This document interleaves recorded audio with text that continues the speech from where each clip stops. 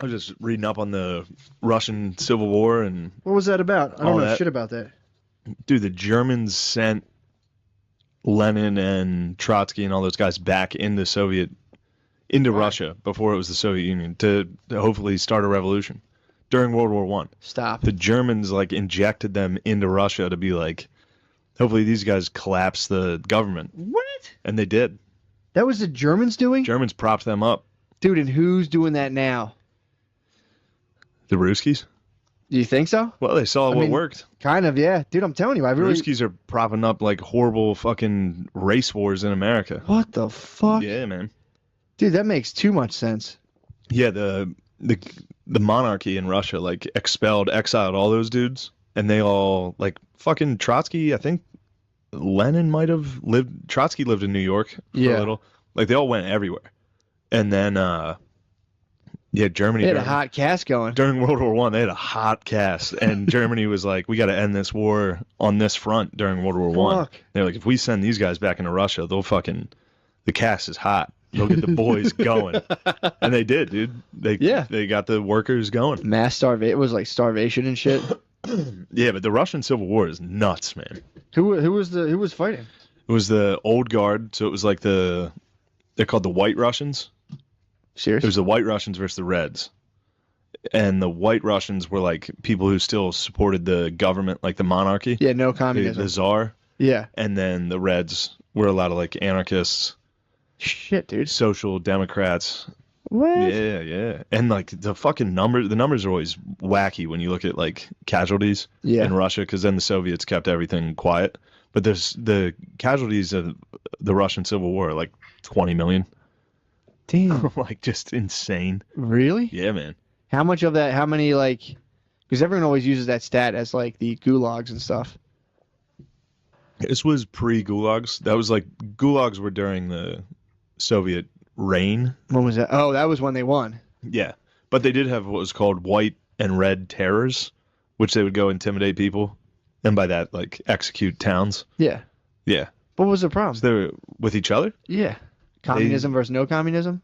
Communism versus, well, not necessarily communism, but like not the czar or with the czar. Fair enough. Yeah. So freedom fight. They're patriots. Kinda. And then they were like, when they were saying good things. When did it slide into like never-ending gym class? That's all I always picture communism, like never-ending gym class. Everyone's just in like a sweatsuit, just like Stalin. That's when he was like Lenin was hooking them up with. Well, what also fucked them is they were using all the workers. Yeah. For their army. Okay. So they were using like peasant armies, and then they were like, "Oh shit, we're out of food." Because all the peasants just died in a war. Quick miscalculation. Yeah, that was an easy one to look back on and be like, "Oh fuck, we're using farmers as soldiers." They just like the bread stopped coming, and they're like, "Huh?" Yeah, they ran out of food.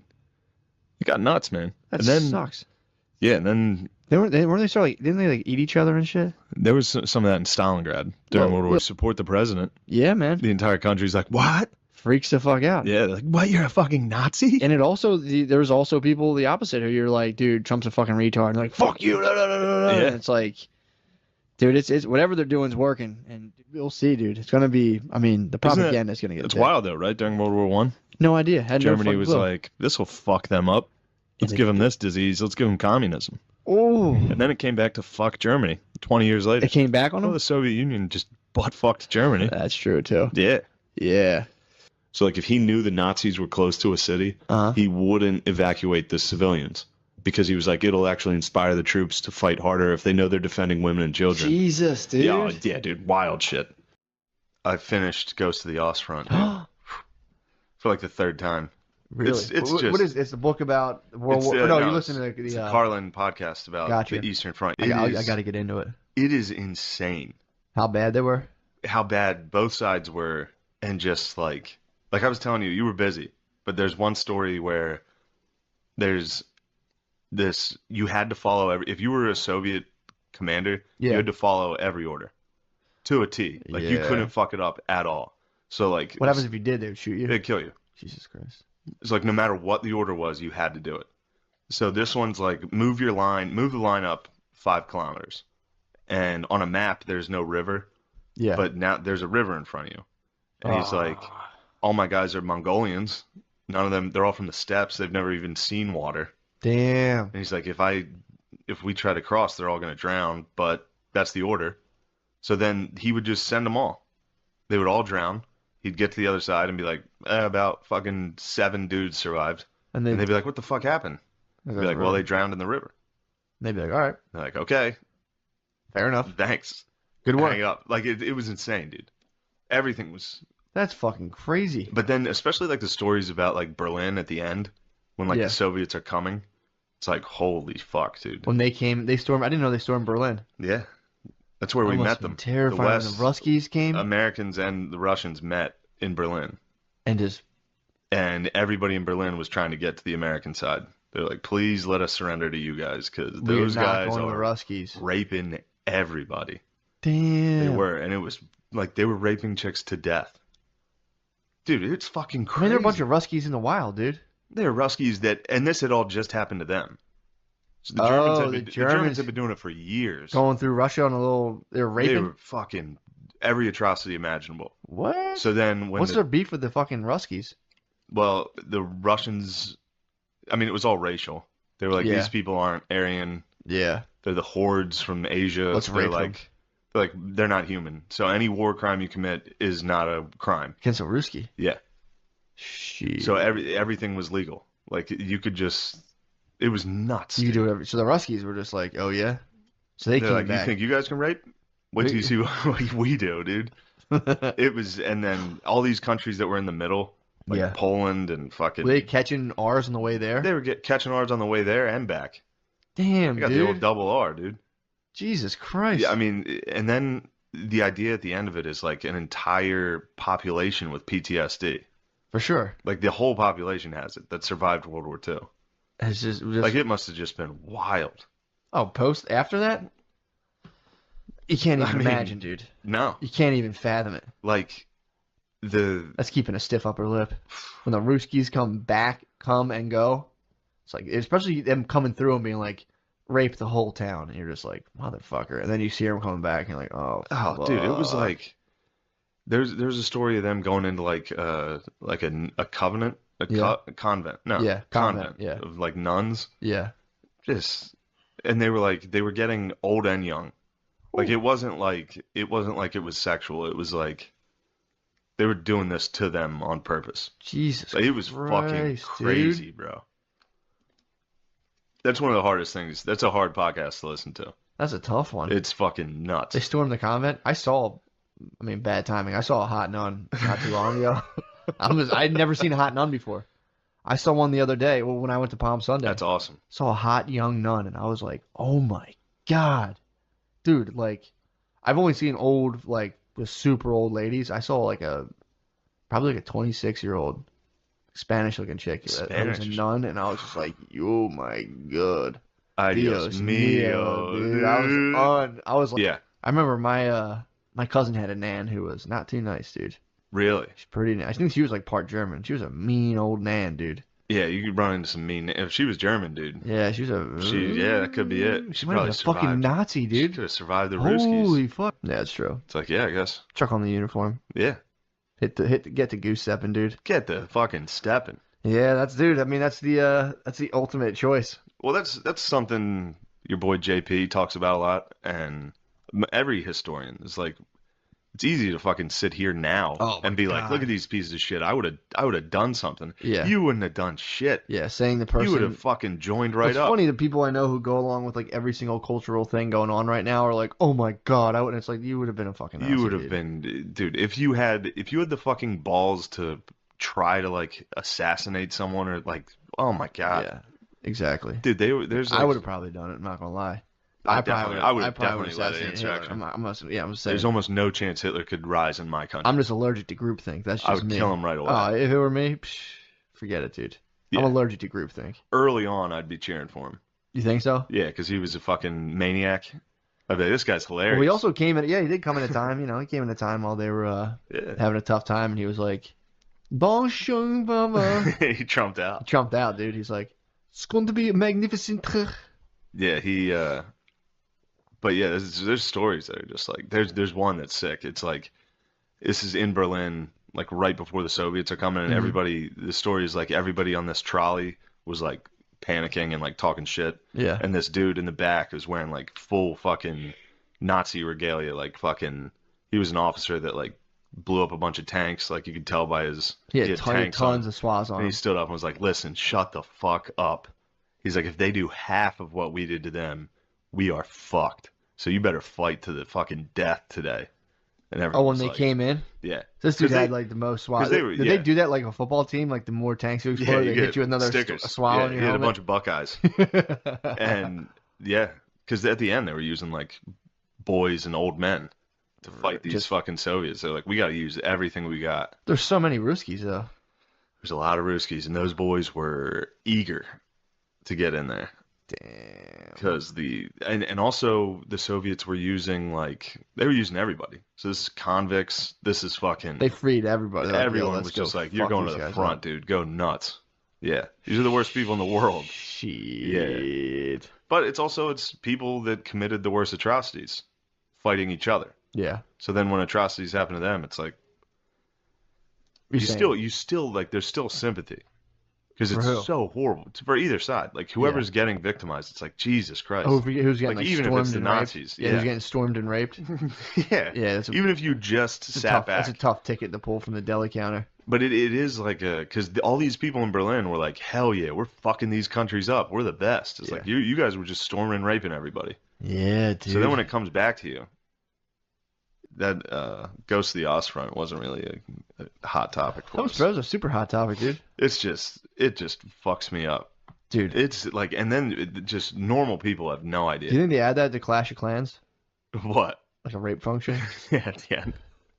That is pretty What was wild about the story about that convent is like the Russian soldiers that were up front were like pretty elite soldiers. Mm-hmm. So they would come in and be like, we're going to take care of you, but you got to get the fuck out of here. Like the guys coming behind us are wild. Savages, yeah. Like you need to go west quick. And so people couldn't. Yeah, exactly. You got a bunch and of this is what was considered he was like the largest like mass retreat in human history. It was millions of people trying to go west. So every road was just packed with it was all women and children because the men are dead. So it's just miles of women drivers trying to get out of the city. Oh my god, dude! Just walking and all that, but it was enough that they were lit up at night, so the bombers could see them, and the Soviets would just blow up women and children. Oh, like dude, they were rightfully so. They were fucking furious, and they were coming in just to kill everyone. It's wild, bro. Jesus Christ! I mean, that's all it takes is one person coming in and like fucking up your village, and it's like, all right, well, this fucking on tag, I'm it, dude. Let's go, dude. There's all these stories of. I'm sorry, I'm doing this. It's just I'm excited about it because it's fucking wild shit. There's these stories about like partisans is what they're called. So like when you invade a country, if you're occupying a country, basically the people resisting. Yeah. And like the Germans came into this town and they were like, get us this fucking gold or we're gonna kill everyone. They were like the Anunnaki. And they're like, we're gonna check in on you later. Yeah. So everybody in the village. So then these soldiers left and like 4 Nazis were left there. Everyone in the village murdered those Nazis, burned down the village, and left, except for one building that all the Nazis were in. And they left a box that just said gold on it. And when they opened it, it was everyone's heads. Oh. And it was like, dude, they how did the Nazis not know? The building.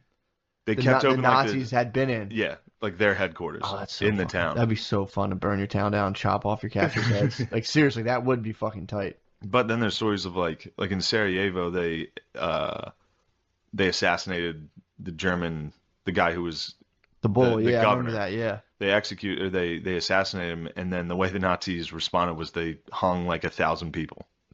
They just hung 1,000 civilians from like the light posts in the cities. What was the direct economic interest they were fighting over back then? So I know now like it's oil and all that stuff. Back then were they just like fuck, I forget what the word for it in German is, but it's something like free land. Yeah. Like Lebensspace, like living space. Mm-hmm. And they wanted to eat it. Russia was big as fuck. So they're like, well, no, this was Germany. They were trying to take over the world. Yeah.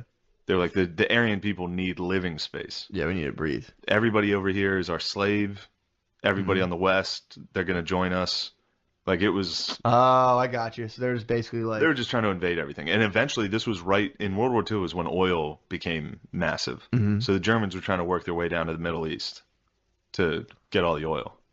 wow. So that was the plan. It was like everyone Head down through like Greece, get into like Turkey. That's why they were also in North Africa.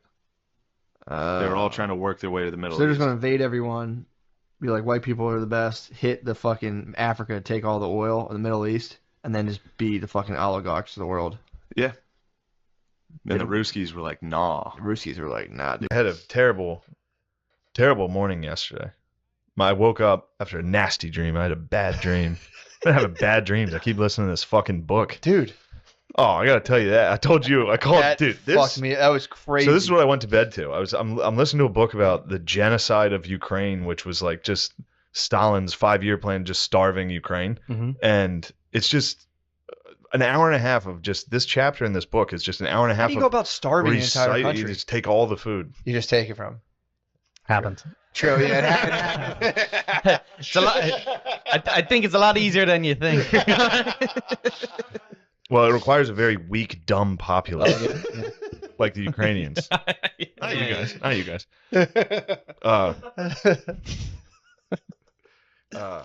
So you Well, take the food. I'm just listening to these stories. Whoever wrote this is just literally telling horrific stories. God. Like they found the like students found their classmate's head without his body in the local pond, When and do its you- family ate the student and killed themselves. When do you like think crazy they shit. like? And this Ukrainian story, slaughter. dude, this story. It's funny. I was like laying in bed, like when you sleep. I sleep on my side with my arm up, and my fat face is motionless while You're just listening. listening to just horrible shit. And then this one story I heard was so bad that I was like, just found myself in bed, just like. It's so funny. But the story was these two ladies, they had an orphanage that was just filled basically with starving children. Yeah. Everyone like bellies bloated, everyone's starving. Yeah.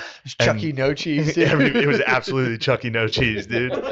Chuck Netzoff, no cheese. So for to help the kid, I don't know, they would lay out, everybody was suffering. All the children were like, they couldn't speak. They were that hungry. They were starving to death. Literally. And they would lay them out, these children out on they said sheets in the grass outside, and let them lay, and they would just constantly be moaning. Like the teachers could leave the kids out because the kids couldn't move. Yeah, they couldn't do And they anything. would just be out there like, There's a ton of moaning just kids. and then the story was that one day they left them out. They're probably like smoking cigarettes or something, and they all of a sudden the kids were quiet, so they're like, oh shit, we got to go check this out. And they went out, and the kids were tearing the flesh off of the smallest one and sucking the blood and eating the meat, and the kid was eating his own skin too. Anyway, Wow. what a fun story. It was like a that's 4-year-old. wicked, dude. Yeah, I was just Four, laying just- there just like Just just in bed, just like They oh fucking ate my him. god. Yeah, Yeah. that's Wow. They had to brutal. pull the kids off. They were like Yeah. literally like biting and sucking they the just blood. one kid just latched onto the And other, then- and then but- they all kind of just Yeah. rolled Yeah. over. Yeah, but the thing that fucked me up the most was the kid was eating himself also.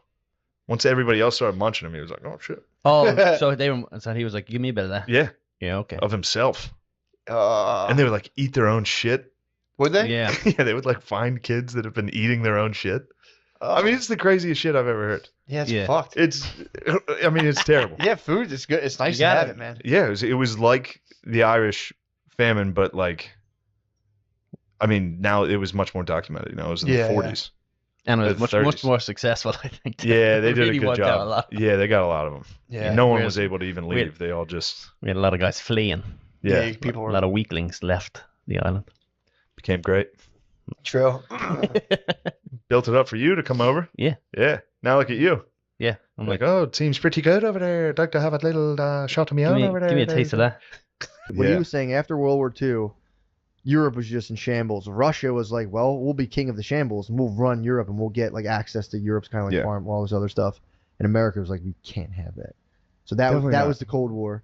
And then once the Soviet Union collapsed, the Soviet Union kept that weird no man's land of Eastern Europe into the Middle East The Iron in Curtain. check. Yeah, kept them in check. Yeah. Because they wouldn't bust it. Because that was all dudes from old civilizations who would be like, the Phoenicians will rise. There were all these weird old civilizations, like, we got to fucking rise again. But Russia would be like, not right now, guys, stop. Yeah. As soon as Russia fell, because we had been training Afghan, the Afghani guys the whole time, Russia fell. And then they were like, oh shit, this is up for grabs now? So it's been a nonstop domino. People were like, oh shit, they collapsed, up for grabs. Yeah. Pretty tight. Yeah.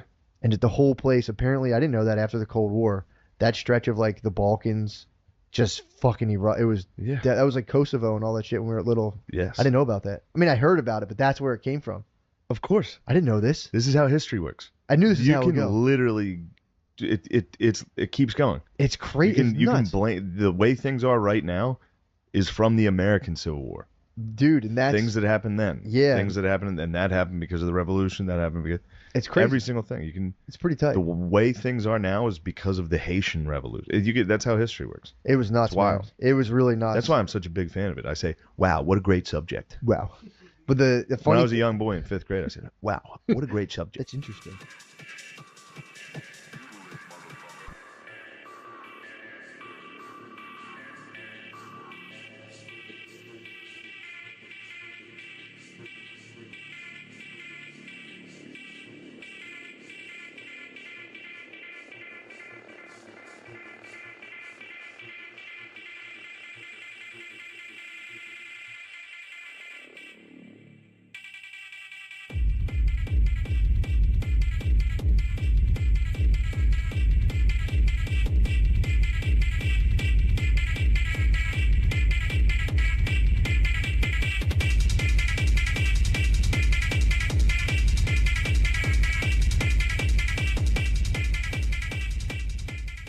What's going on in the Muslim world, here's what's going on in the Christian world. Yeah. He calls it the Latin world the whole time. But so apparently the fucking French, man, are apparently at the center of this. The frogs were over there. Frogs are big time, bro. Because he said Guy de Lucien or whatever in there. Yeah, the one there was that the guy you're saying? That was in the movie. Kingdom of Heaven. You get to the Knights Templar? Not yet. This is they tease you with the Lionheart. They hit you with a little bit of Lionheart, which I'm like, all right, I'm ready for that. But they they go in, and there's just these dukes. Who dat? I don't know. All right, there's these they're explaining like how there was just these knights who were like they're not like the king, but there's just these disparate bands of just like military royalty. Yeah. That just rolled around. What you were saying earlier on basically ponies. Yeah. And they would just like sit around and just like to reiterate, the horses weren't big. Tiny horses. They rode ponies. Ponies, dude, armored ponies. Yeah. And like if you were like there would just be these knights kicking around on like land, like with their vassals and shit, and they'd get hired every now and again to just like charge some dude on a pony. Yeah. Because that was like if you were trying to fight, a dude would just come run you over with a pony, and then he'd be like, all right, dude, fucking I'll pay the king or whatever what I owe him. And they're like, you better, or I'll fucking kill you. Have you seen Kingdom of Heaven? No. Yo, you're gonna love it. I can't wait. It's fucking tight. Do they keep it pony? Ridley Scott, dude. Does he keep it fucking? Nah, he doesn't keep it 100 on a pony. Come on, man. Nobody does. Nobody does. Yeah, you can't do the Braveheart speech on a pony. Why, dude? You can't. It's just, dude, it's such an important detail at the time. It's very important. And they were crazy expensive. To have a pony was like unheard of. Like no one else could afford a pony. So you're a knight. You're on your pony, and you had 4 servants. Although, that could I know also the Arabs may have had stallions. They may have had. I think they're on at least in the beginning. I think they're still on. They're on ponies as well. So it's pony on pony attack. There's nothing you can do. But so they have these guys in the Christian world. It's just the knights kicking around, doing their thing. And there's this one guy from France who was just he's a Frank. This is like 1000, so I don't think it was France was barely even started yet. It was just the Franks people. But he his name was like Smooth Folk or something. I forget the guy's name, but he was a brutal fucking duke and warlord. And he was just fucking people up. And then like towards the end of his life, he was like, he got really into Catholicism or Christianity, Roman Catholic church. So he was like, back then, in order to like make up for your murderous deeds, they would go on these like epic pilgrimages to like Jerusalem. They're saying that's a huge part of how it started. So Pope Urban Pope Gregory started it off as basically you had these like rich elite dudes going into the Holy Land. This guy's like a warlord, and he's like, why the fuck are Muslims in charge of this? This fucking sucks. Yeah. And they were saying they were getting unfairly taxed because they said it's unclear who really started the aggression, because the Christian account is like Pope Urban gave this huge speech in France being like, dude, they want to tax you so bad that like they're worried people are swallowing gold. So if they suspect you of smuggling gold by swallowing it, they'll cut you open and open up your insides to fucking look into what nature has kept hidden, dude. So that's the Christians were coming through like, yo, they're slaughtering Christians. There was one lord who was going over on these pilgrimages who apparently had his eye pulled out. Yeah. They said it was like an apocryphal tale, but he carried his eye back to be like, yo, fuck Muslims, dude, look what they did to my eye. Yeah. So all these dudes were getting, so they had these like, he was like, this used to be in my fucking head. But a fucking Muslim ripped it out. Ripped out my fucking eye. Because he refused to pay taxes. Get your swords, dude. We're going back. They'd be like, we're going on holy. These guys were like never taking shit ever in their life. Yeah. They were just in charge of it, basically everything and everyone they knew.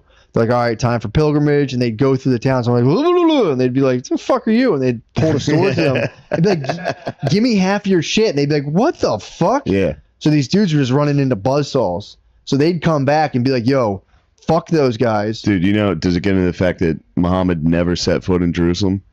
Ever? I thought they said that's where he ascended from. Yeah, they yap about it. They made that up. But he never did. They just were like, no, this is ours. This is where Muhammad came. They're like, dude, Muhammad was never here. They're like, yeah. Really? This is ours. Jerusalem's ours. It's like, they didn't. bro, so they didn't get into that. The Dome of the Rock? Look into it. Really? Yeah, they fibbed, dude. They said he teleported to Jerusalem and then he ascended. It's like, dude, you guys are lying. You're cheating to get Jerusalem. It's obviously Catholics. I would agree. Do is give it up. The least they can do is give it up. The Muslims have no say. Dude. Other than it is in the Arab world. Dude, I don't Other than it is on their land. True. But. I don't even, but dude, they kind of Sprite remixed the religion. They did. And I know I was with Christianity. We already had Coke. We had Coke. Coca-Cola. They were like, no, Coke Zero. We were like, dude, you guys need to shut the fuck up. Dude, they really did mishmash deal, and we got it. I could be completely wrong, but I thought Islam came out of Muhammad being like, I think he was a general, but it was kind of like, because he lived in a heavy trade area, and he kind of came up with like codes of how to, like, it was good. It was like a moral way to make sure everything was cool with trading and how to operate and all that shit. I forget. He went by the way of the sword towards the end. Yeah, he did. I heard a similar thing where, like, if you read the beginning of it, it's like, man, this is great. What beautiful verses. And then he apparently really dialed it up of like, yo, by the way. Well, he was a man. He was a man. He was a man. He was a man. That's the thing. They were, He was just a dude who then teleported. He could fall to it. Then he teleported. He did teleport and ride up on a chariot or some shit. Yeah. That did happen. We worship a god, dude.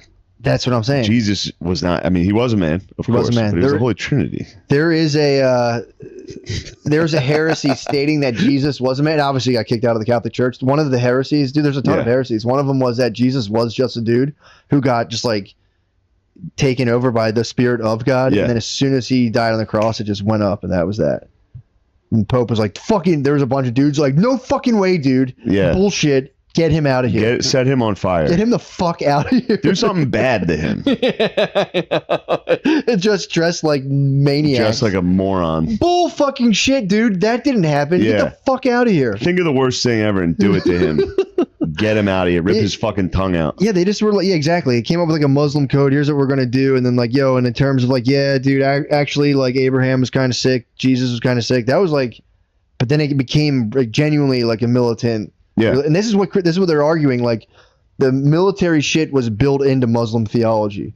That was like an easy. There was no big quarrels to get into that. Yeah.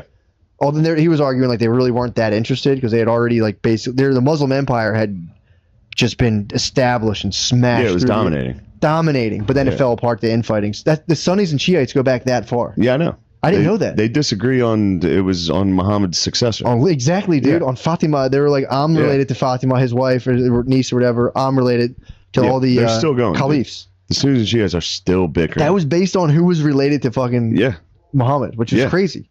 Yeah. I had no idea that's what that was. Oh, really? No clue. Yeah. It went back that far. Yeah. They're like, fuck you, dude. Iran and Saudi Arabia are still tearing the world apart because of that. Because they're like, dude, that was his uncle. It's like, nuh-uh. You fool. You fucking fool. Well, the funny part was, this is what I didn't realize. And it's definitely Saudi Arabia and Iran tearing the world apart, not us. Man, that's all it would take. Them to be like, bro, we've all been dead. That's what I'm reading the Crusades book, and he's like, well, who really was the? It's like, dude, everyone was just being massive dickheads back then. Yeah, you had massive dickheads at the top of society clashing with each other, then recruiting the dumbasses of society to stab each other. So this is all the Crusades, or just the first?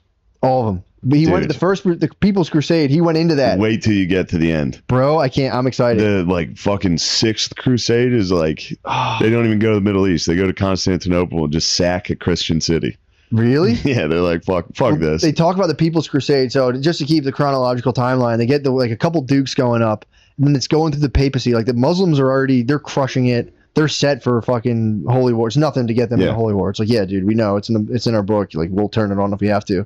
The popes were apparently obscure and didn't have like authority over all of Christianity. Like the Pope had its own struggle to like be the fucking spiritual general of all the Christians or all the Catholics. So there was a thing saying the Pope really stoked the flames of the Crusades. Then that elevated the papacy to like a power position because people were like kind of like, yo, who the fuck? This guy was like, I'm your boss, and they were like, shut the fuck up. Who? Fuck you. Like there's a guy in Italy.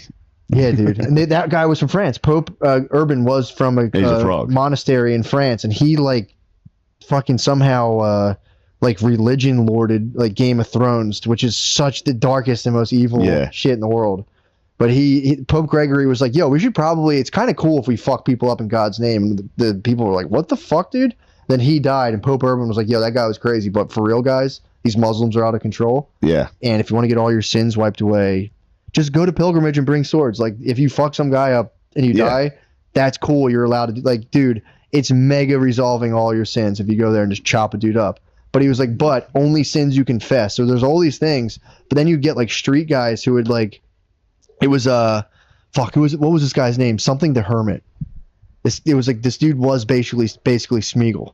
He only ate fish and drank wine, and he was revolted. His appearance was revolting. Probably stunk like shit. Dude, he was a France. He was a frog as well. Northeastern France. I'm blanking. Frogs are nasty. He was a guy apparently who actually sent 15,000 people to just get slaughtered in the First Crusade. Peter the Hermit. Nice, and 15,000 people. He brought his bros, and they all got rocked. He survived. He came back like, oh fuck. Yeah. But he would come back. Was it the Mamelukes who fucked them up? Yeah, I think so. I think the Turgeluk. What were the Turks? Yeah. Some shit. Turgelukes or some shit. Yeah, they were nasty. They got taken into the Sunni, I think, fold. The Shiites, I think, were in the south towards North Africa, and I think the Sunnis migrated closer to the west, which I think they then formed like those countries that ended up traditionally like trading more with the west, and the Shiites are like, fuck those guys. Nice. If I'm not mistaken. But yeah, so he brought the bros over, and it was like just. You've talked about this before. They both went out. The First Crusade was just dudes wandering and getting fucked up. Yeah, unanimously. Just I'm excited they for look you different.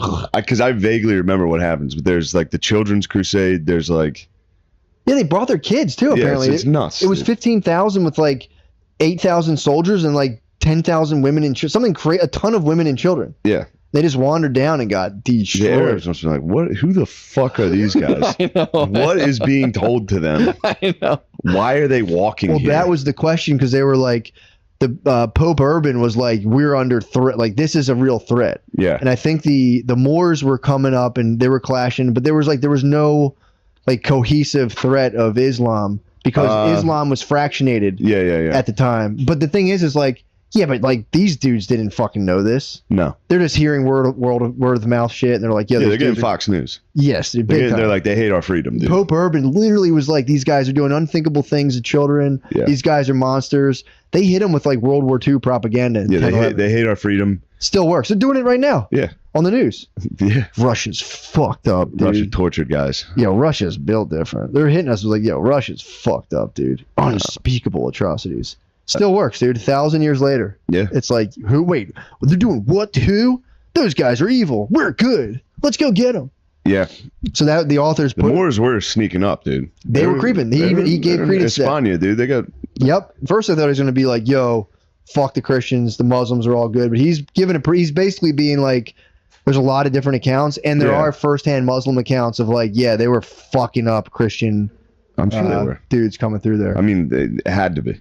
Yeah, dude. Like, I mean, they still hold it down like that. They still tax.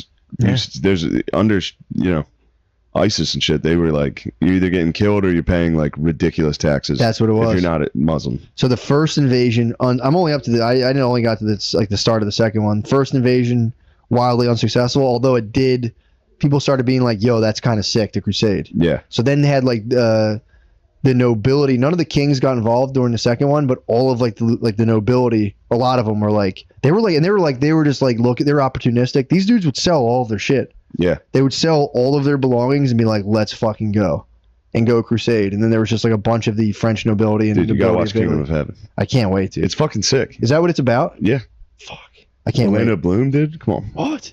Yeah. But yeah, that's where I'm at right now in the book. The dudes are like now like the real deals are going down there to be like, all right, the guys with like actual military experience fighting the Muslims are like, we're going down there. And then they talk about all the infighting going on. And dude, the Muslims killed it and then all started grabbing for power, which it happens to everything. Yeah, of course. But yeah, that's when the Sunnis and Shiites started beefing. It's pretty sick, man.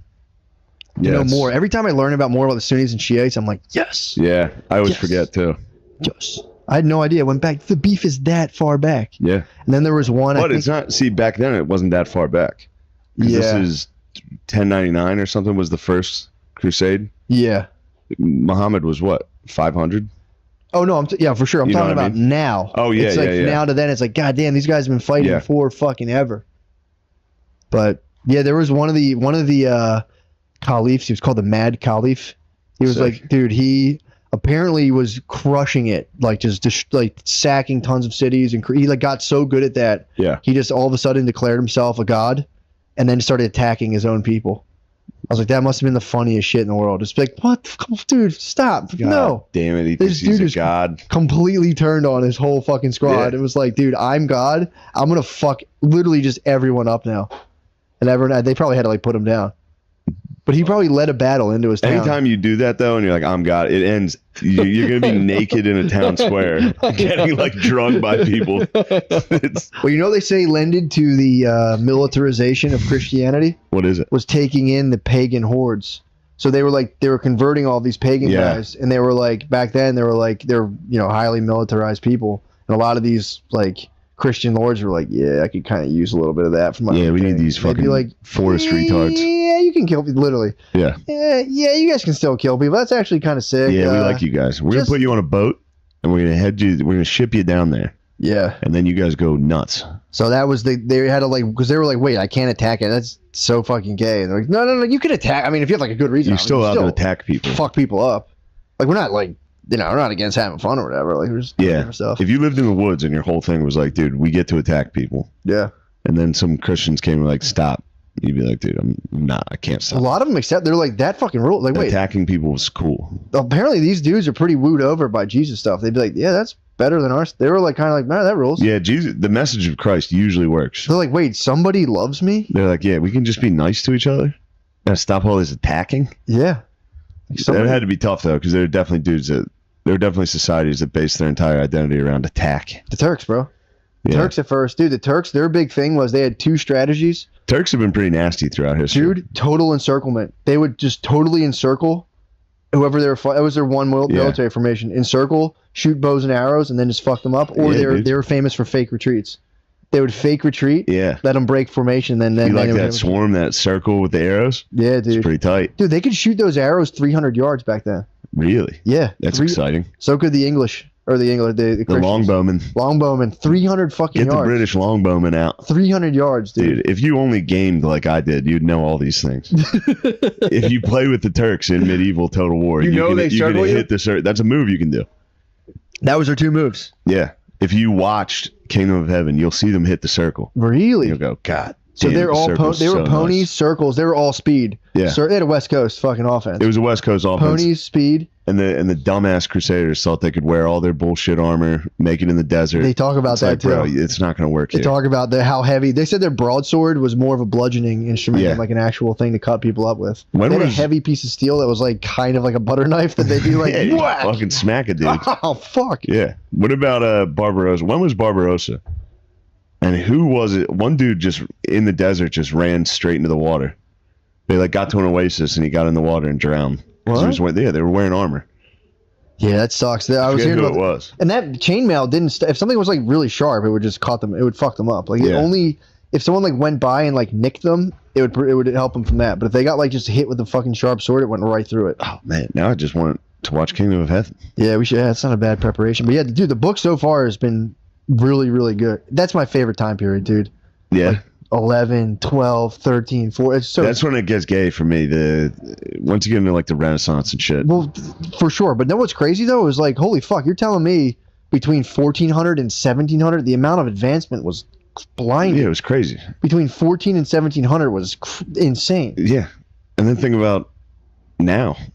Dude, that's what Now is ridiculous. That's what I got tripped up on. I was like, oh my god, that's the exponential curve. Yeah. Like 1400s, 1700s, 21, whatever fucking year it is. I always embarrassingly forget.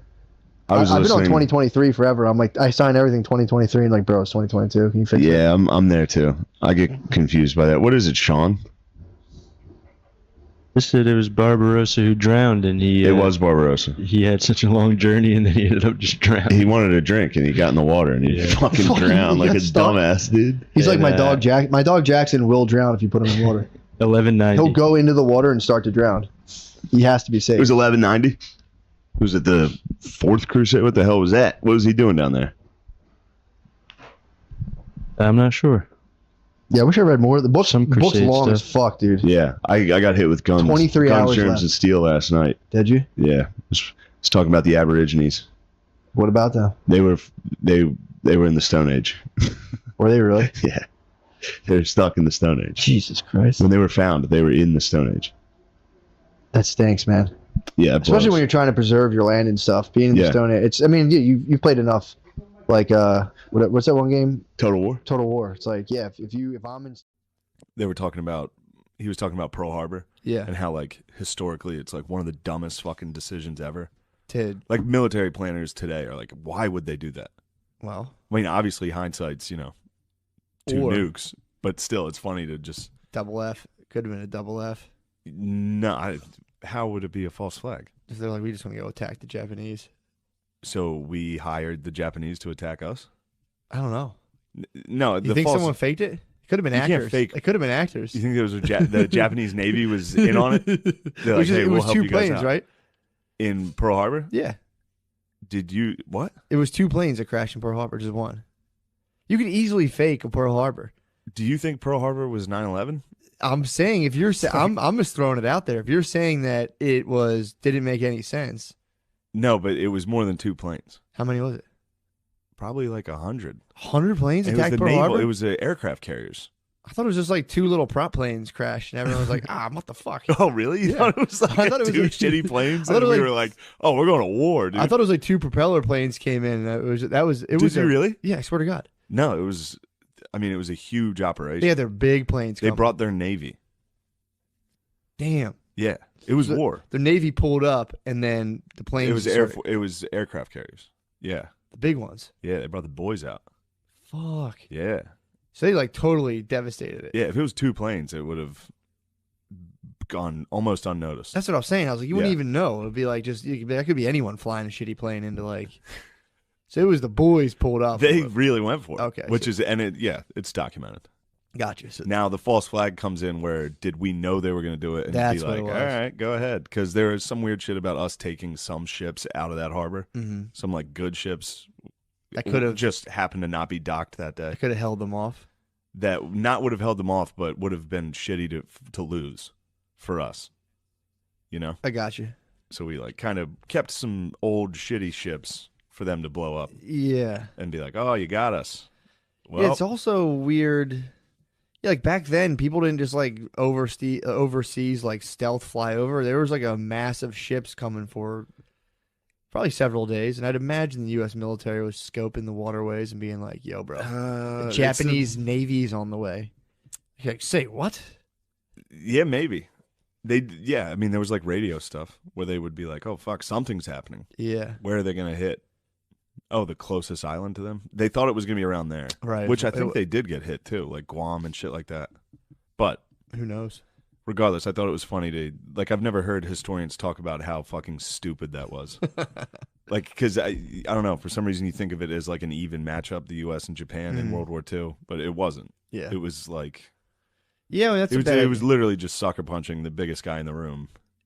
It was and then being like, oh, fuck. Yeah. Oh, fuck, he's still up. And then like, why did you think you were going to knock him out?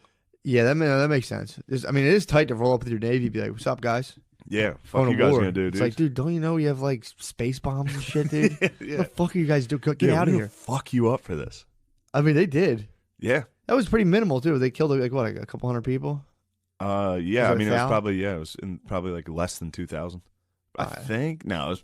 Yeah. So Probably around that. they about 9/11. They hit us with a good 9/11. All right, so they give us a classic 9/11. First pitch though. That's the good first punch was a 9/11, and then yeah, sit back. like They were winning up front the first like year or two. that year of They that were war. fucking us up. Yeah. Yes, we're just loading just huge bombs and being like, Yeah, whatever you guys yeah. think you're doing, Yeah. It it's sucks. about to become a humongous. They were attacking us with like swords and whistles, and just charging. And it was like, all right, well, we're gonna just have some like, just- Jewish dude build a nuke. Fucking, I listened to Carlin's hardcore history on Japan. It's Pearl Harbor? scorching. You What might they get did? you going, dude. What'd they do? It ought to get you going. What'd they do? Yeah, it was just fucking snuck attack, dude. Very dishonorable. That is pretty dishonorable. That was something they debated. It wasn't honorable. Who debated? Oh, The when they're Japanese. planning the Yeah, when the sneak admiral he fucking proposed Pearl Harbor, and they were like, "This isn't honorable. It's not how Japanese warriors fight." So did they kamikaze Pearl Harbor? No, I don't think they were kamikazes. Okay, so they just flew planes. just- Well, that was It was, Japan's it was, weird. it was a sneak attack. The war was there was no war. They just attacked us, not necessarily unprovoked. Well, the but funny part is how like Japan was just like a pure. They were isolationists, right? not And at that point. We can't. I thought we came up. Yeah, we came up to them basically. They were isolationists, and we came up and we're like, "Open your fucking ports and die." That's like 17th century. So that's way back when. Yeah, Which is crazy The 'cause Dutch and The Dutch are another people, dude, who were motherfuckers, the Dutch dude. in Europe were pretty isolated. Yeah. but they had the India, the Dutch East Trading the Company, yeah. Indies. Yeah. they fucking they were wild. Yeah, they're down in Africa too, aren't trade. they? Yeah, all trade. Yeah, But dude, apparently America discovered Japan, or they went to Japan like, yo, like no more whatever the fuck weird costume shit you guys have going on here. You're gonna open the ports and trade with us. yeah, and they They're were like, like, we'll all right. open one port. That's And what they did. they just fucking got all of our technology, figured it out. Next thing you know, they just flew a plane. We're like, we're dropping bombs on you guys. Fuck you Yeah, guys. yeah, They're like, yeah. you want to play? Well, what happened was they were really fucking up China. Okay, They were destroying, like raping. just They were butt fucking China, Literally. and they were Yeah, damn. quite a few documented butt fucks. what the But fuck? they were also they were just taking other islands, and they were Sure. expanding. Like their empire was huge, and we were supplying their oil. What year was this roughly? This is the 30s. So the 30s, it was massively This was accepted to go into another country and just literally fuck people into submission. It wasn't accepted. By the Japanese, though, it was like, Oh yeah, they didn't give a fuck. yeah, they were like completely on Yeah, board with this. They were like, "Why are you guys like?" Well, their opinion was it was better that they were colonizing than white people. so like, we got to fuck these guys They're faster. like, we're taking all of Asia. It's ours. Okay.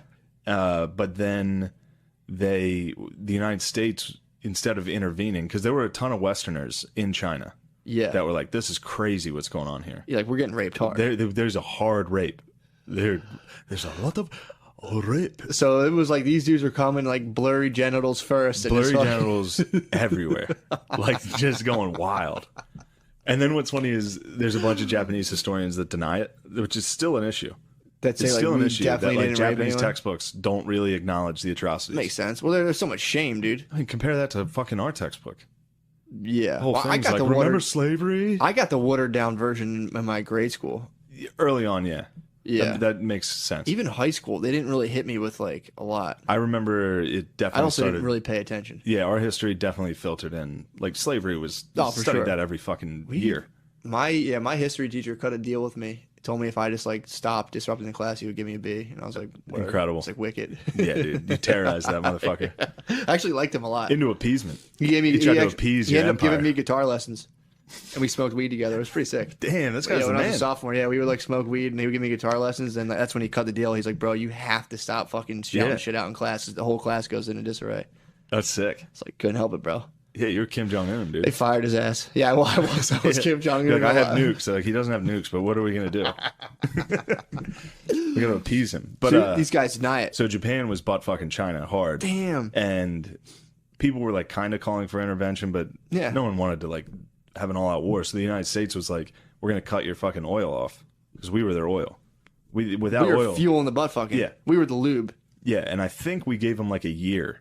Stop We butt were fucking. like, stop butt fucking, and if you don't stop butt fucking this year, we're done. So I'm just imagining all my little like Roman computer legions like running in and fucking butt fucking. Yeah, the Romans were. Yeah. So they we were butt like, fucking. no, what we sanctioned them. We were like, we're gonna cut your oil off in a year. Damn. And if we did that, they were fucked. Nothing would work if they did that. For sure. So that's why they attacked Pearl Harbor.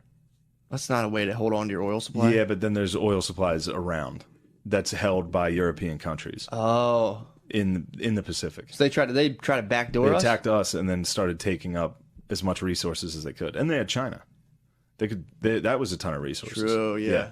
Fuck. Those But bastards. they fucking snuck attack, dude. Well, that was full Game of Thrones back then.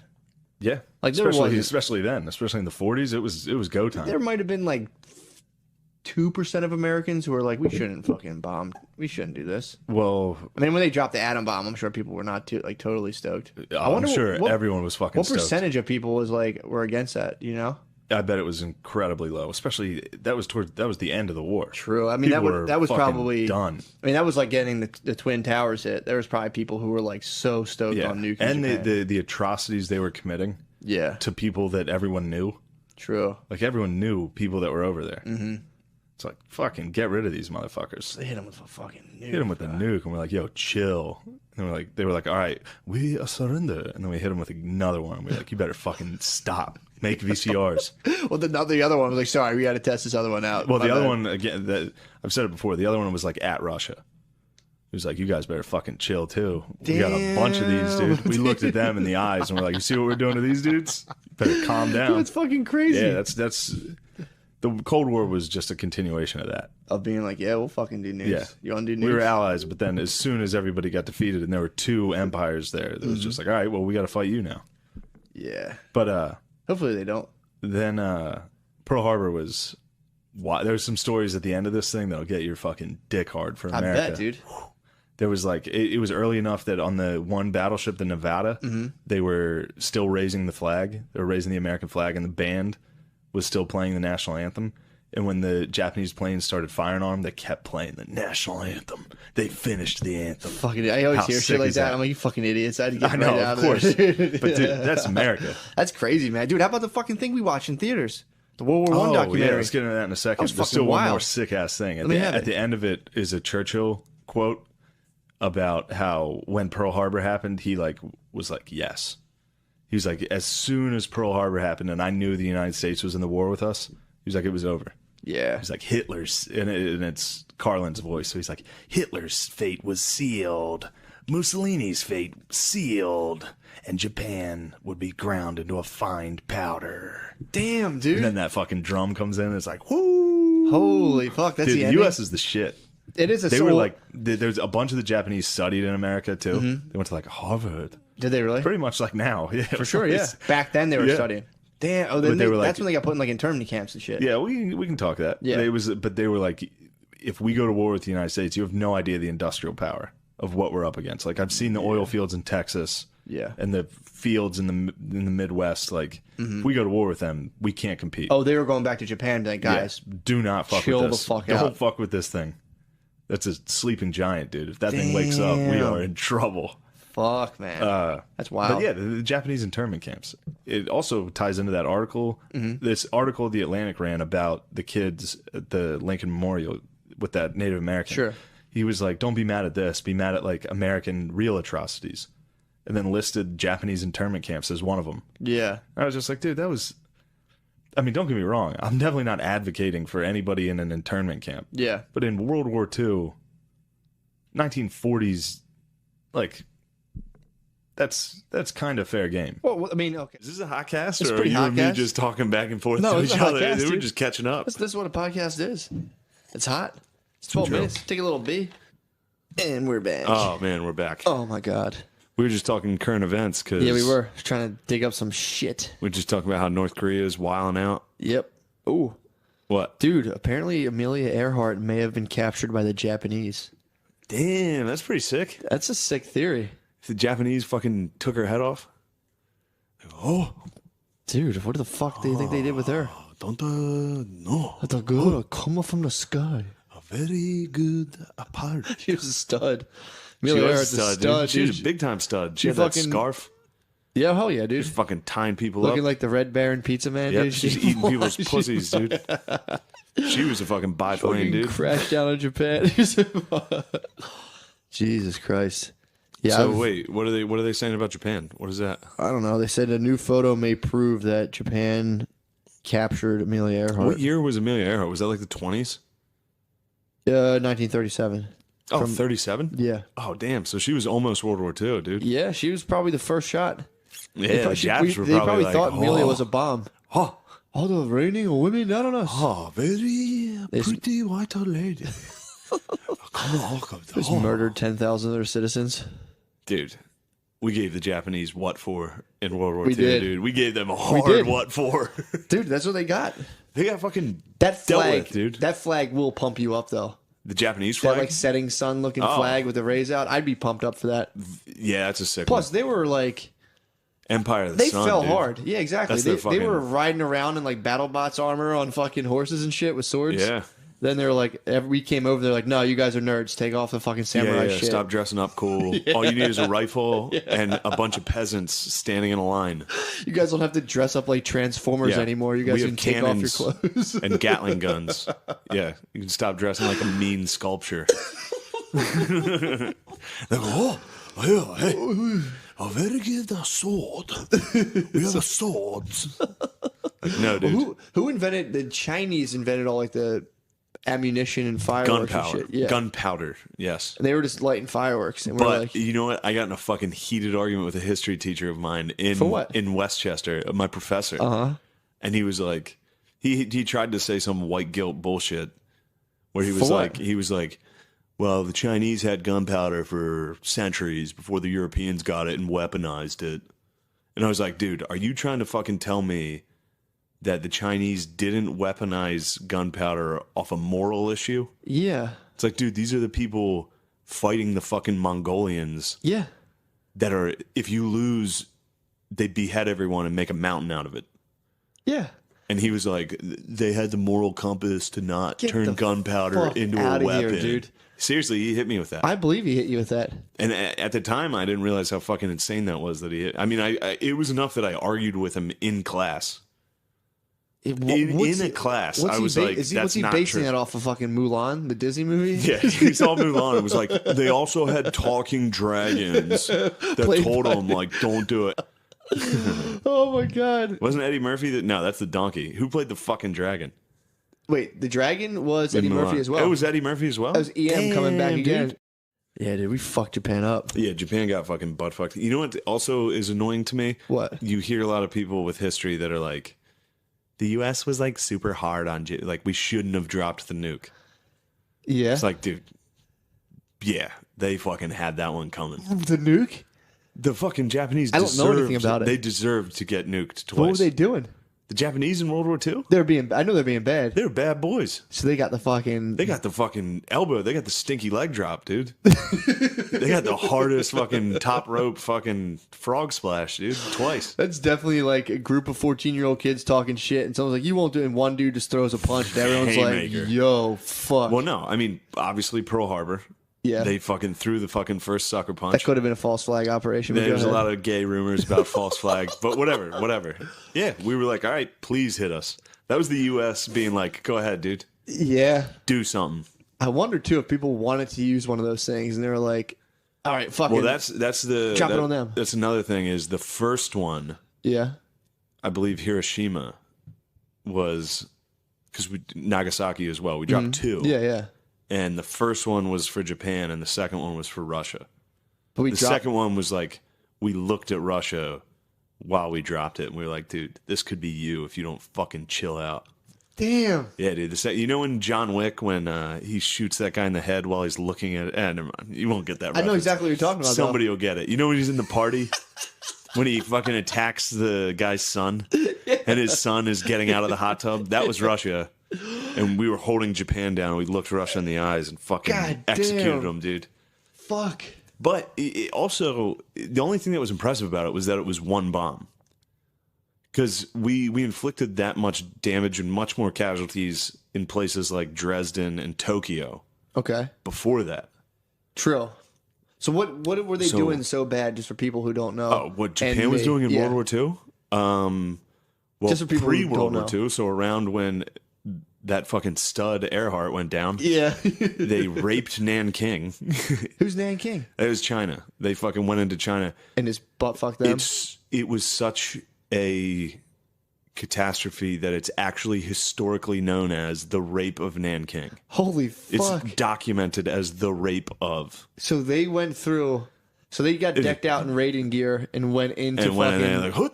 there like, and just raped everyone? dude, it was all Japanese men too, just fucking, all their pussies were blurred out.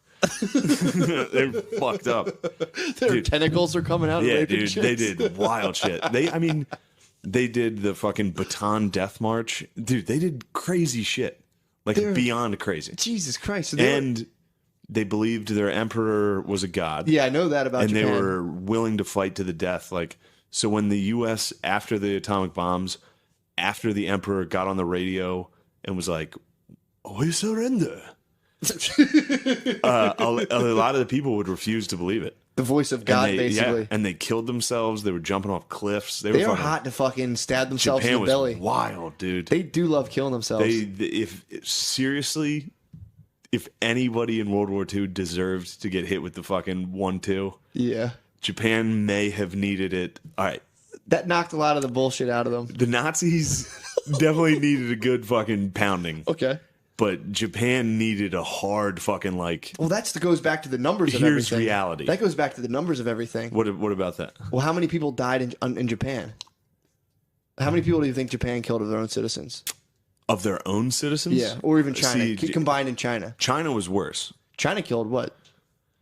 In World War II, 50,000 people? I believe China is number 2 in casualties. A lot of people don't know that. It's Soviet Union number 1 far and away. What is that, 100,000 or 100 million peeps? Yeah, you're talking millions. You're not talking. No, in Soviet Union,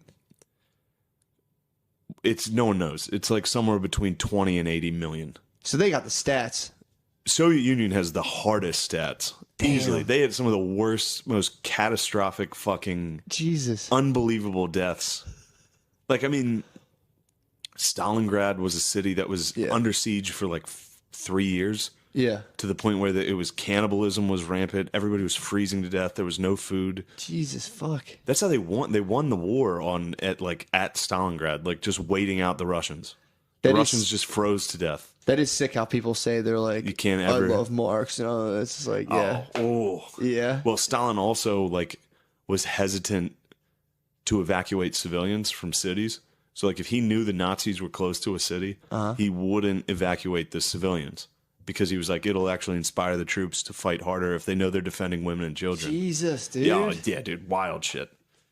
But back to the Japanese. Yeah. They got everything. They Those fucking rascals, dude. Believe it or not. So the bomb. How many people died in the bomb? Not as many as you think. I think like 80,000. Okay. At once. Yeah, in one flash. One quick Polaroid, just fucking everyone's gone. God damn, that's like the Goosebumps book, Say Cheese and Die. I'll say cheese. That's what at least one person in Japan said. When the flash happened, he just turned and was like, "Oh, cheese." Oh my god. No, dude, damn. Yeah, that was again. That's fucking hardcore history. Again. That's so funny. But I watched. There's a documentary on HBO on the bombs, and it's like Black Rain, I think. I saw some of that. Really fucking good, but really fucked up. Yeah, I saw people like melting and shit. Oh yeah, everybody melted and burned, and it like if you were at the epicenter of the bombs, it was okay because it was just fucking you're evaporated. Yeah, but then, that was Say Cheese and Die. Yeah, that was Say Cheese. Like, cheese, fucking gone, dude. That's nice. That's a good way to go. Yeah, it's a flat. You know what's cool? Yeah. A lot of people don't know this. The bomb goes off about a mile up from the ground. Really? The atomic bomb doesn't hit the ground. Not a mile. I think a mile might be exaggerating, but no, it doesn't hit the ground.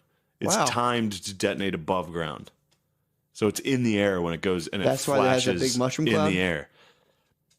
I don't know if they're correlated. Those two. That's fucking crazy. We gotta get one. We gotta get an We can atomic get some bomb. nukes, yeah. You sound like North Korea right now. That's what he was saying, dude. Kim Jong Un was like, "Oh, very cool. I need one." That's how everyone's gonna get rid of nukes. I've heard about them now. I'm like, damn, these things sound fucking He's like, sick. it'd be super sweet if I had one. It is hard to be. We should get rid of all of them, and it's like, all right, you get rid of them first. It's like Exactly. That's what Nah. happened. That's what happened. Well, as soon as if one person has them, they're in control of the whole world. Exactly. So it's like we did all that weird shit too, where we were like, all right, guys, we can't have these things anymore. Russia, come on, get rid of them. Like, yeah. what about you guys? And we're like, we'll get rid of them too, but fucking come on. Yeah, but first, don't even try to make one. And they're like, "Well, you guys have one, so get rid of yours, and we'll stop." Like no. And it was like, "We know you're not going to stop, dude." We knew they weren't going to stop. Yeah. They wouldn't have stopped. They're True. fucking dickheads. Oh, that's true.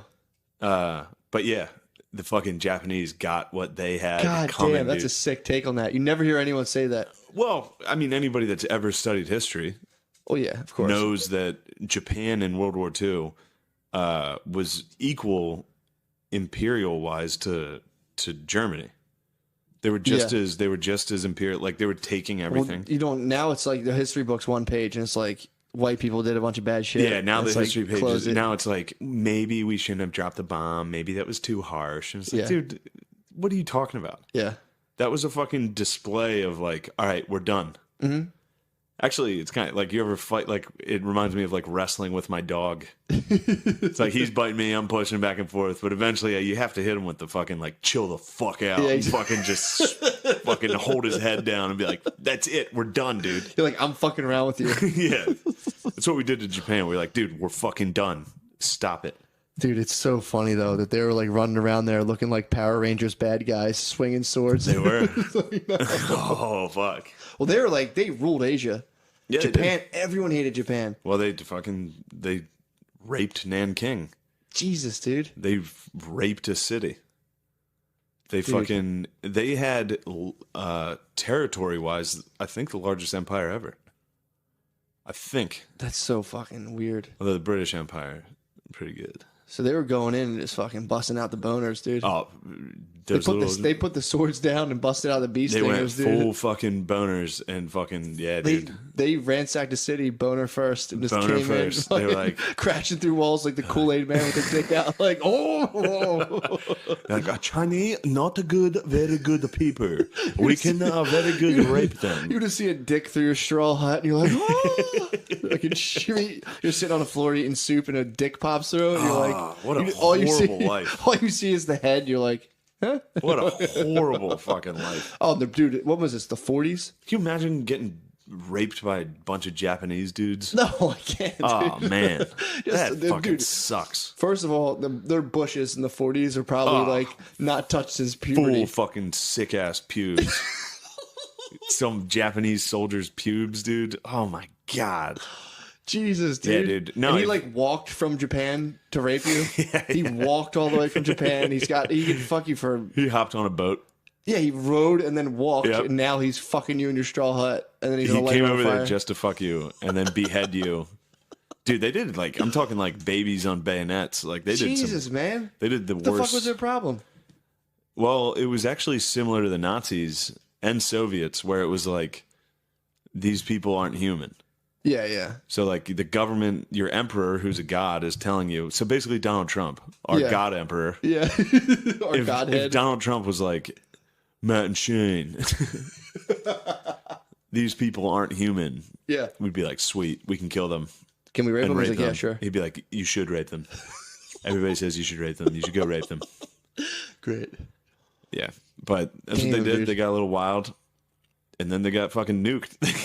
They got so wild that a nuke was like Well, a reasonable. I would say raping an entire city, Yeah, you get nuked. you get nuked. That's the Eastern law of karma at display, really. true. That's the biggest dick Yep. of all, coming down and just being like, It's a hard dick. It's a flash in the sky. Next thing you know, you're melted. you're a fucking skeleton, dude, holding a cup of tea, just like, Oh, the fucking yeah. All right. So I was watching this documentary. Yeah. and I was a little more liberal about it at the time. I was at like when you watch the documentary yeah. about the bombing. You showed me some of Yeah, it. dude, it gets a little like, damn, I wish we didn't do that. Yeah. Like, I mean, of course. Yeah, You don't want to fucking do that. of course. You don't want that. I hope not. Yeah. But I was watching it, and there's a story in that about a house that was on fire, and this guy's brother was inside burning to death, and he had to hold back his own mother, who was trying to kill herself in the fire with her son, who was like, let me die with him. And I was sitting there like, I was a little hungover. I was like, holy fuck, this is fucking so fucking depressing. Well, And then you think you're depressed, yeah. And then my dad was in the kitchen, and he just walked by and was like, good. And I was like, fuck you, Dad. I was like, you don't understand, Dad. Like, you're a fucking idiot. And he was exactly right, dude. He was exactly right, dude. That was the most American fucking thing he could have said. Good. He was like, yeah, fucking good. He probably had some light blue dungarees on, dude. some white grass He had a stained sneakers. fucking tucked in polo into his fucking dungarees that were not, they just straight cut. God damn, dude. This like... Not even paying attention. How sick is that? He just saw a fucking Asian person like, and the fire was a very great. And my dad just good and kept walking. I was like, God damn it. Oh my God, that's so fucking funny. Dude, ask an old man about any, obviously, what's the old man policy on the Middle East? That's my dad, Middle East. I remember a long time, he's dead serious. Parking lot. We eating dinner, he was just like, they should blow that whole thing up and just start over. Yeah, that's an old man like, parking lot debate. Man, there's people who live there. He's like, well. Yeah, literally. Maybe they shouldn't. Yeah, he's like, Matt, it's never gonna get fixed.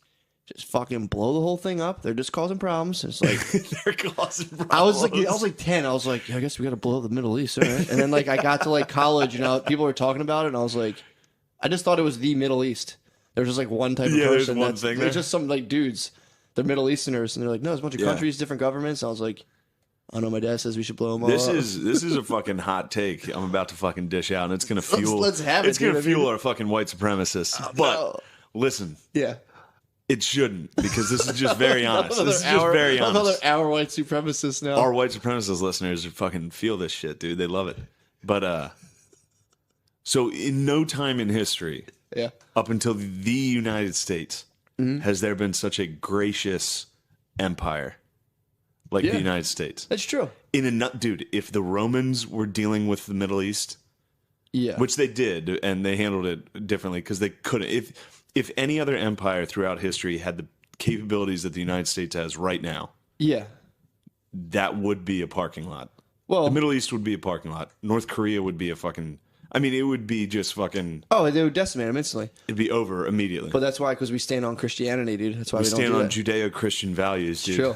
That's what our empire was founded upon. That's why. Moral compass. Dude, there's nothing wrong with that. Treat others as the way you wish to be treated. That dude...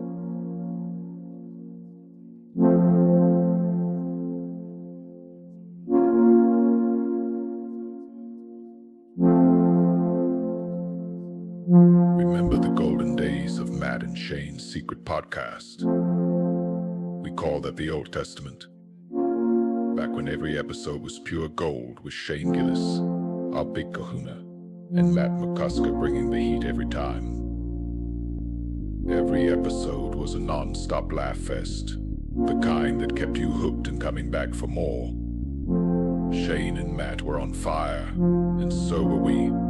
But now, it's a different story. What used to be a comedy powerhouse is now just another cash grab.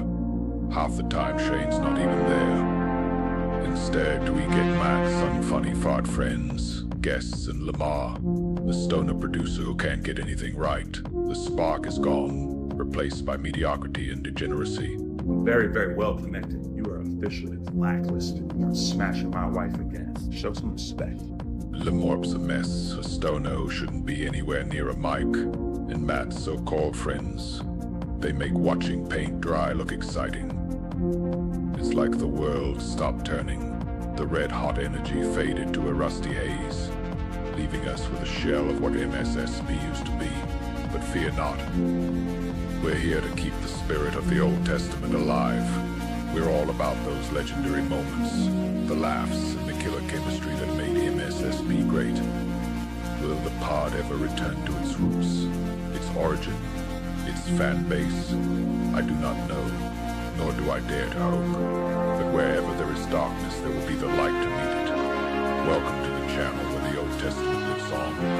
Relive the magic, the man, genius of Shane Gillis and Matt McCusker. Enjoy, my brothers, enjoy.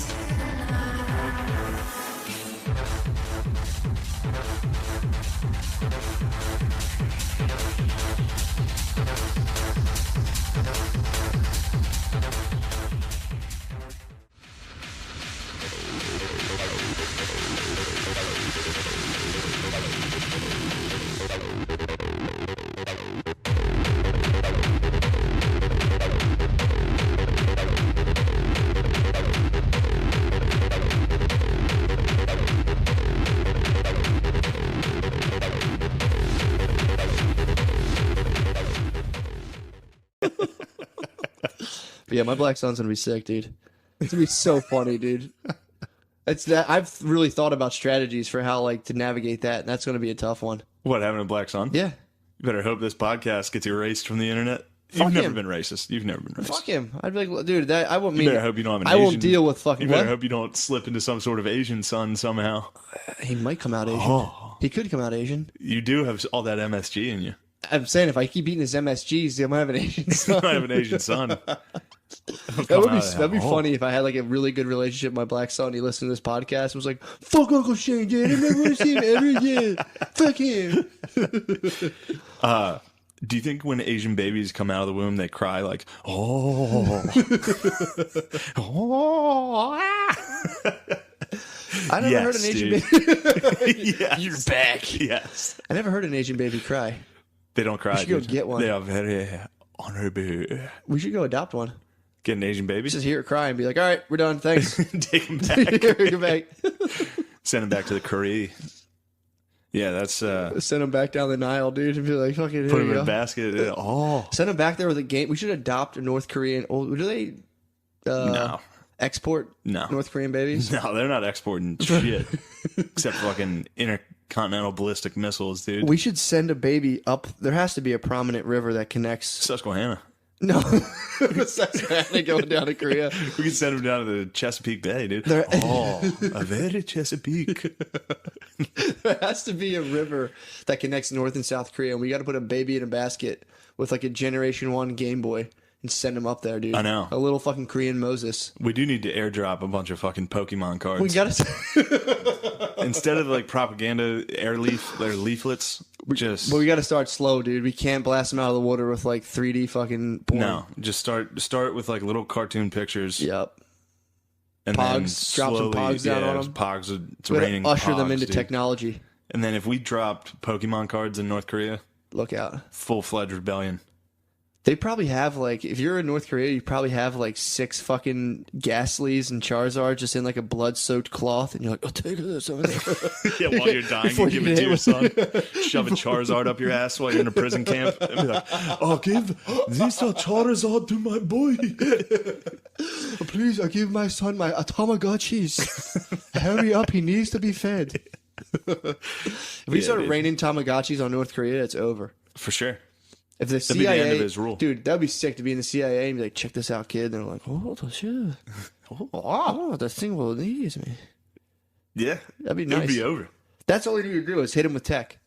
North Korea. Yeah, hit him with some blue jeans, dude. That's all they need. They did it to Russia. They hit Russia with some fucking Levi's, dude. Yep. And they were like, "Fuck." Hit him with some fucking That wall came right down, punk dude. music, rock Yeah. and roll, and fucking dungarees, dude. And they were like, "Why the fuck are we talking about communism, dude? Yep. We need some dungies." They just fucking. They were leaning. They had their dungarees on. They leaned so hard with one foot against that wall, it just fell down. Exactly. That's how the Berlin Wall came Yep. down. Is that Berlin? Exactly. That's in They were Germany. all fucking That's but in that was Germany. still Same Soviet. thing.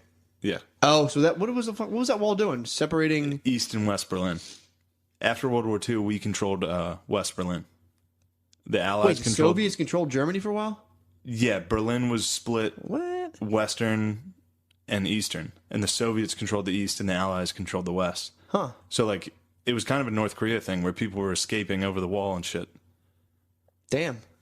This is actually, I heard recently, someone told me, some Irish guy told me a weird random tip that you can buy like real estate for dirt cheap in some part of Berlin, East or West. So any hot investors out there, Yeah. get yourself to Berlin. And also get ready for North Korea to open up once we get those Tamagotchis flying. You're going to touch down on North Korea and it's going to be a bunch of dudes dressed like Bruce Springsteen playing like fucking Game Boy and being like, oh, that was really good. Oh, yeah. Kim Jong, dude. The boss is number one. All of music. You storm Kim Jong's mansion, he's just like throwing fireballs at you like Bowser's. Dude, Kim Someone's Jong, got to jump on him. what do you think he's doing, dude? Right now, He's probably fucking. His life is probably just hilarious. he probably just watches Ballers and is like, oh, this a week we have to do. And he just Yeah, does dude. what The Rock does. His life must be so funny. If you could just film him for one day, Dude, I'm telling you. and It's, just the mandates he must put. Like I saw one thing where they all have to have his haircut now. I don't know how true that is. It was on like fucking Good Morning America, but I could see that. it was like mandated that his haircut was called like the Chinese smuggler, like where the Stop, sides are dude. shaved. Yeah, it's called the Chinese smuggler. He has like the Chinese Macklemore. Yeah, he's the man. And he made everyone get his And haircut. I think it's mandatory now that men have it. People get Yeah. arrested. Like, remember when Kim Jong Il died? Uh-huh. Their fucking like funeral processions were like everybody was sobbing, like Yeah. like black ladies at a funeral. Like that's how they were sobbing. They were up on 10. Like everybody was like the mom when she like jumps on the casket. Uncontrollable. Like people were carrying them Well, out. if you weren't, you probably got fucked up. Exactly. So people would get in trouble for not being sad enough. So everybody was faking as hard as they could to be sad. Fuck. You also get in trouble for not applauding enough. So like at those parades and shit, dude, those parades are lit. Everyone's just on 11, going as hard as they can. And I guess on some weird perverse level, it's probably a lot of fun. Yeah, So but it's fun after as a while, shit. they're like, yeah, I am having fun. This guy fucking rules. Yeah. This is great. Well, also, it's like a thing in like Nazi Germany where they did the same thing, like the same like government mandated enthusiasm. Basically, like if you started to dissent against the party, they would arrest you. So like every single person you're with is like, dude, North Korea is the best. This is awesome. So like everyone around you is saying that, even if they all are thinking like this sucks. But you're saying, like, if you and me were in North Korea right now, we'd be like, oh, Kim Jong is so cool. I'm so happy to have a new cool haircut. So if this was our podcast right now, Yeah. oh, I got one today. It's a very good. Oh, today a very funny joke happened. Very funny. American pigs. A Chinese military too fat and racist. Kim Jong said. Dude, imagine if Kim Jong was listening, dude. He's the best, dude. He would be, his life, I can't even fathom what the fuck Yeah. he does.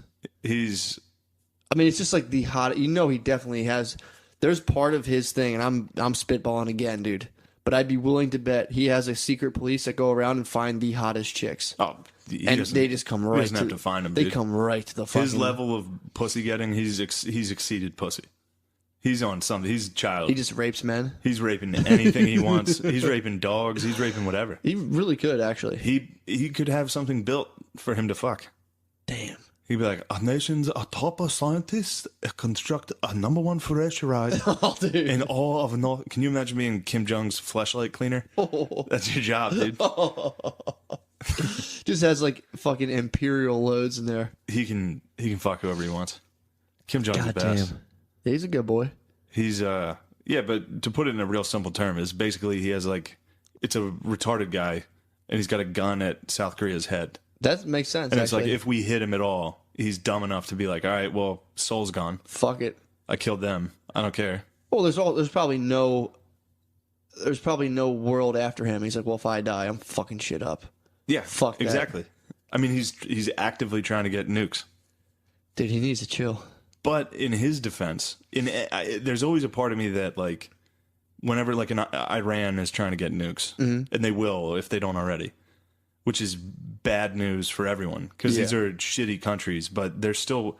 I understand why they would want to have them.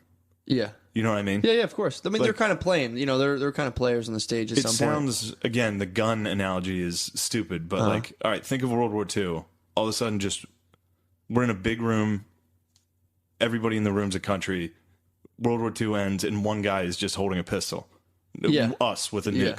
And it's like, all right, everyone, fucking chill the fuck out. And then Yeah. Russia, who's also a big guy, is like, well, I want one of those. Of course. And we're like, dude, shut the fuck up. Nobody should have one of these. And they're like, all right, well, then drop yours. We're going to get rid of them, dude. It's like, no, we're going to hang on to ours because we think you're going to get one. yeah. And then Russia builds a gun.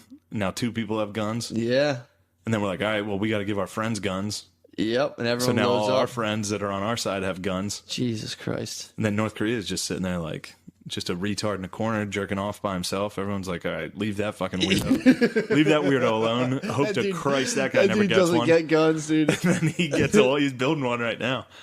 He's got a slingshot right now, but He'll he's figure it out. He's eventually. building his way Yeah, up. he'll figure it out eventually. They said it'll be within like 5 years. Fuck. He'll have intercontinental ballistic missiles, so like he'll be able to hit We could reach like L.A. I like think. right now. Yeah, but like by the end of the year or by the end of the next couple of years, he should be able to hit like New York, and D.C. Should be able to hit wherever he wants. Jesus Christ. It's a good guy to have that power. Kim It's a Jong-un. fat fucking Asian retard. But just he's a sitting wild there. card, no doubt. Yeah, thank God we got Trump in the office. Equal wild card, dude. Exactly, dude. What do you say? He's gonna meet him with hell and fury Yeah, like or something? Fury and Fire, dude. Classic Trump ski, dude. Trump's about to fire up the boys, dude. Who knows? That's Yeah. insane. That's yeah, Whatever. that's not good. Yeah, I mean that would be a sick way to go out. Just everyone dies at once. Yeah, I mean, if, The whole world. Whenever I die, I hope everyone dies with me. That's what I'm saying. So if like everyone dies at once, it's like I'm not missing anything. Fuck it. just the whole thing restarts. Yeah. And The only reason I'm staying alive right now is because I don't want to miss a party in like 10 years. There's going to be a good one eventually. I'm going to have a good day soon. in about 1 billion years, the fucking universe collapses back in on itself we and get to start explodes. over. We're right back here, being like episode 44. I feel like I've been here before. This weird fat Chinese guys or Korean guy. Yeah. Excuse me. Yeah, don't be racist. Sorry. Man. Especially not with your future. Sorry. Oh, my black son. Your black son. My black son can make fun of Chinese people. Oh, your black son can. Dude, I'm gonna be in his ear like, dude, say this. Oh. France dragged us into this to the point I had that's no idea. like, oh, France owned Vietnam. Mhm. It was a colony. Japan took it when they got a little wild. Yeah. And then the United States liberated it. Okay. And that was the thing. Ho Chi Minh, the guy who ended up being the leader of the Viet Cong, was like, I love America. That's he was right. like, he was That's right. He was writing letters to Truman That's saying right. like, I love you. Thank you. They were like, Americans are the only free people on earth. Yes. These are incredible people. The leader of them Yeah. loved America. Yeah. And then he started, this is the craziest part. So France goes back in after the war and is like, we're taking it back. And America was like, Man. don't do that. Yeah. And we were kind of siding with Ho Chi Minh and the Vietnamese. And then France was like, this is the beginning of the Cold War. So France is like, hey, if you guys don't support us, maybe we'll start listening to fucking Russia. And then America was like, all right, we'll fucking help you out. Damn. Anyway. That is interesting. And by the way, speaking of Ho Chi Minh writing letters to Truman, all those letters were redacted and like Yeah. till like 1970 something. And half of them Truman never got because the Secret Service was like, Wow. he I doesn't didn't need know to that. see these. Yeah. Yeah, making those decisions. It's almost In like those days, everybody made, but that's the whole thing about Vietnam too. Everybody's making their own decisions, determining.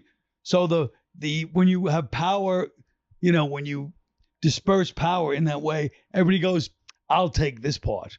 And they're all just like, And because of the Cold War, the Secret Service and the CIA were like, this is more important. Like the CIA versus the KGB in Russia and the Soviet Union, that became the two superpowers. Yeah. Yeah. And they were doing stuff like undermining the fucking president to be like, the war against Russia is more. I mean, I don't like Vietnam because of how frustrating and stupid it is.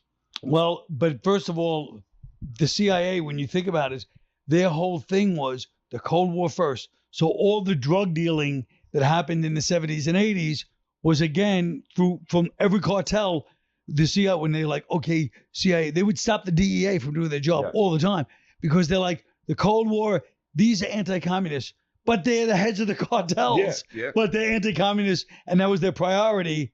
So they made that choice, and I'm sure the president didn't want to make the choice, whoever it was during all those times.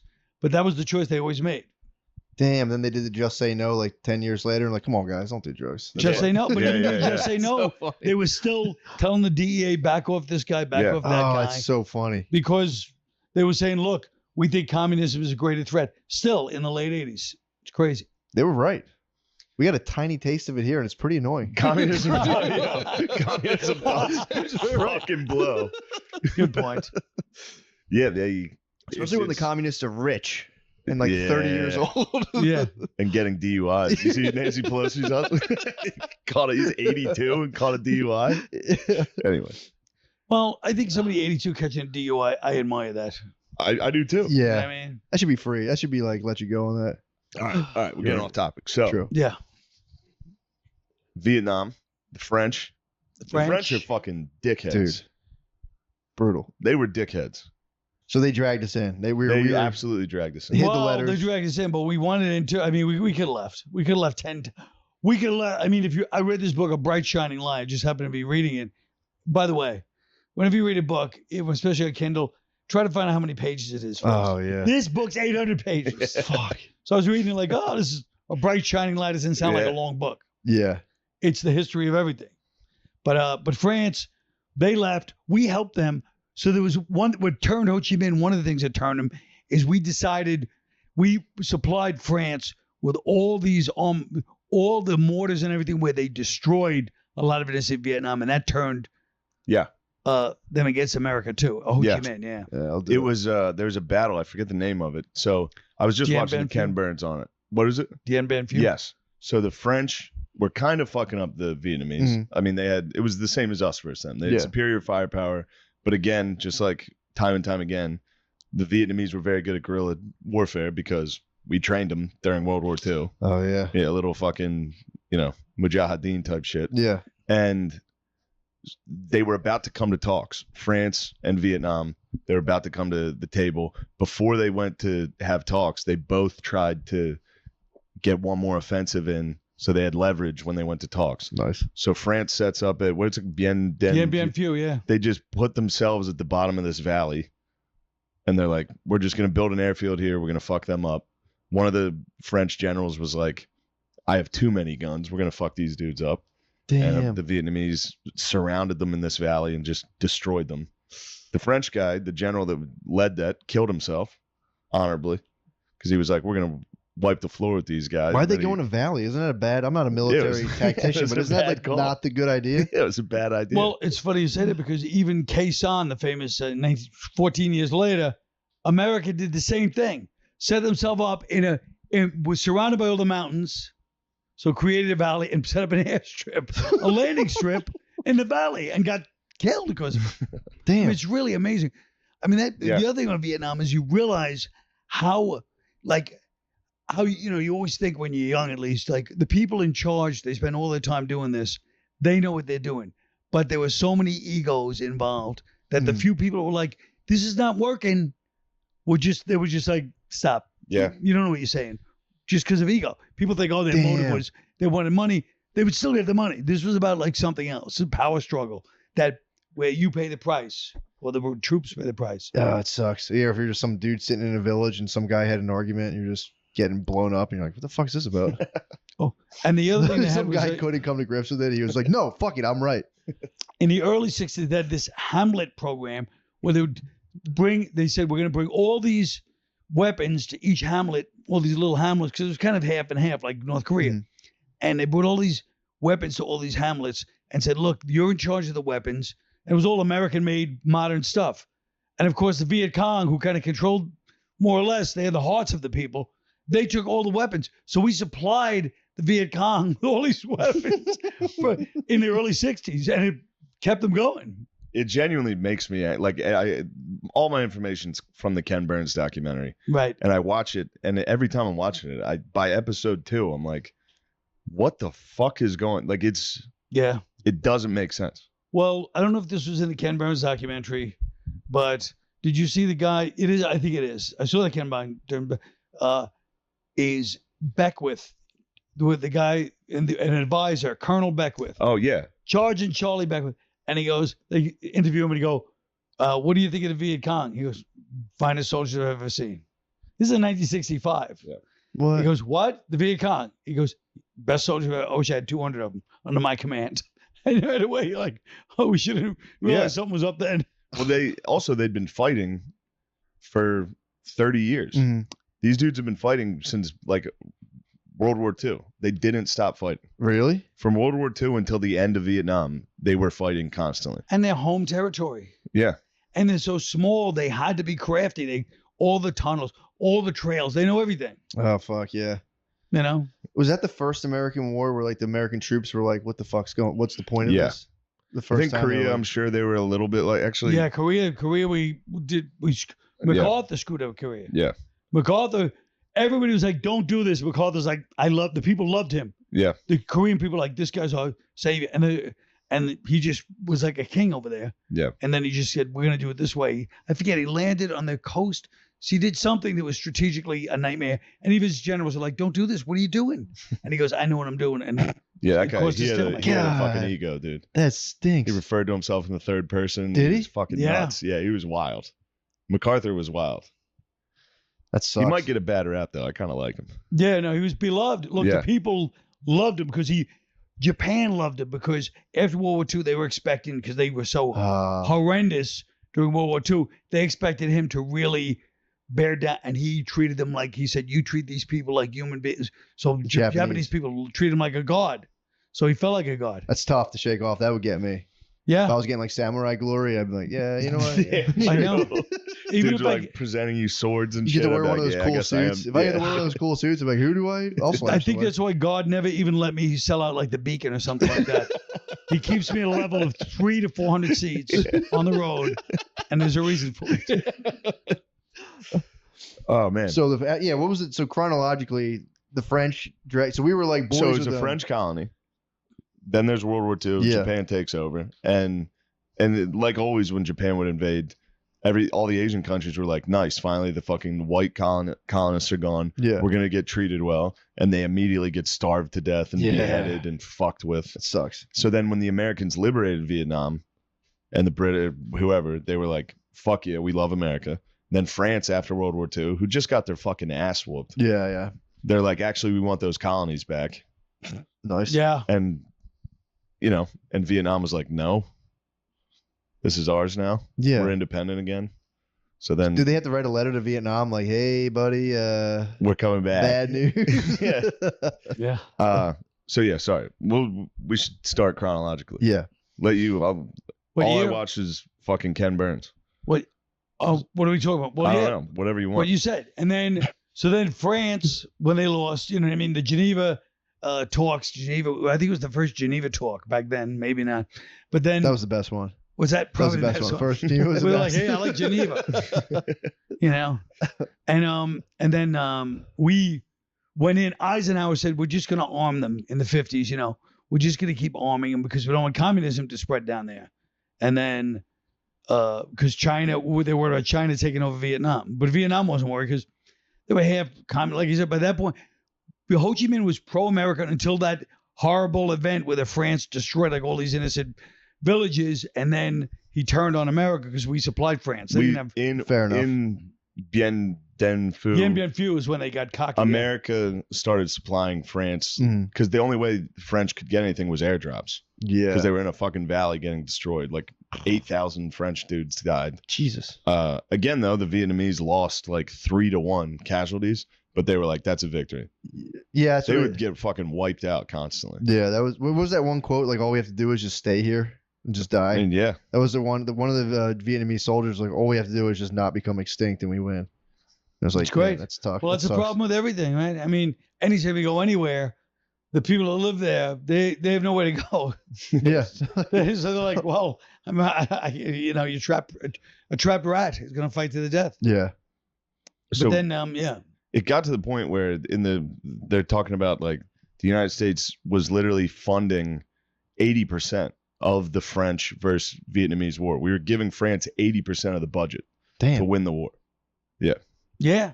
France sucks. France did a bad job, and then they left, and then we decided it's such a weird. I look at it so like psychologically, like what I understand about the domino theory was part of it, but Yeah. the psychological mindset you put yourself into. There was this guy Harkins, the general. He was the guy that ran it. He is really responsible in many ways because we go back and tell the president and these guys it's going good. But even then, the presidents, the ambassadors, they all went along. It just goes to show. I mean, I quote my mother all the time. I rest her soul, but she used to always say, "People," and I see this deeper and deeper in everything. And this is a perfect example. People are attracted to bullshit, and if you offer them something that's quality or truthful and bullshit, they go for the bullshit every time. And I said to my mother at the time, I go, that's true most of the time. She goes, I didn't say most of the time. I said every time. And Vietnam's a perfect example because he was this guy, Van. This whole book, Bright Shine Lights, about this guy, Van. It was in Vietnam. He was the early guy. And he's like, look, we're going to lose. Here's what's happening. The Hamlets, we're giving away our guns. The communists are taking, we're bombing village. We were search and destroy in 1963. Jesus. And he goes, we're losing everybody. We got to either win them over through like social revolution, the corruption of the South Vietnamese. They're taking everything. Their special forces that we trained are destroying people. This is terrible. We're losing. And everybody, even the people that kind of knew better, just went like, oh. And then somebody was like, no, we're just going to do this. And they're like, okay, let's do that. And it wasn't that it was easier. And they almost like willed themselves into like, if you ever been involved in like a TV or movie project, right? And everyone's sitting there and you start out going, it's got to be this. And then slowly you start to go, oh, yeah, no, that. And then somebody that wasn't involved in the first month walks in and goes, are you guys all gone crazy? And yes, you have. And no that's one wants what I to say feel like. it sucks. They're like, no, this is good. You start to believe it. Yeah. You get in this stupor. And that's what I think happened in Vietnam with our military. You're on the set of Aquaman 6 and you're like, this still's good. This might be the best picture. And you ever go to a screening of a movie? No. And then I've gone to screenings of movies and you'll sit there and be like, that movie was really good. If you're around the movie, Sure, you know the cast, you know, from the people, you're like, it was good, it was bad. And then if I've been with people that go, are you crazy? That was shit. And then later I'm like, I was in a state of temporary insanity. And I feel like that's what happened. For Also, years. the domino effect bothers me. It just annoys me. You don't It's like dominoes? Obviously, You I crush dominoes. No, you don't. I'll tell you, you don't like that slippery slope theory. That's basically the domino effect, Yeah. right? I agree. I don't like it. When it comes to why we were in Vietnam, was they were like, well, if China's influence and the Soviet influence gets Vietnam, they're going to get all of Southeast Asia. Yeah, and it's like, so well, but at the time, Russia had just taken all of Eastern Europe in the early 50s. But I'll take Vietnam. That's fine now. What the fuck happened? What happened? Vietnam? Yes. Well, that's what I'm saying. It was. Well, I said it was a weird narcotic state where you know, it's been kind of a thing after World War II. It's gone now, but where we're like, no, we don't really fail. Everybody wants this because it works so well. Not just World War II, the Marshall Plan even worked because we're dealing with all these countries and suddenly they're coming back. By 1960s, 50s, Germany's even back. So we're like the benign guys that we control things, but everybody's kind of like getting their thing who wants to be on the team. And then, you know, we didn't realize there was a whole undercurrent. So like the overcurrent is Europe, then the undercurrent is the colonies. So all the colonies were rebelling starting in the late 50s. Oh, yeah. From Africa to, you know, South America. And, so there was that whole thing going on, you know. The vacay spots were popping off. There was so much going on. Isn't it weird? All the sandals. The sandals resorts. All the sandals resorts were, they've had it up to here. Yeah. That makes sense. So it was kind of a weird, it was an interesting time. I can see communism appealing to that. Yeah. You're down. Of course. You guys share the fucking DAC. Pissing around the cheese. Absolutely. Yeah.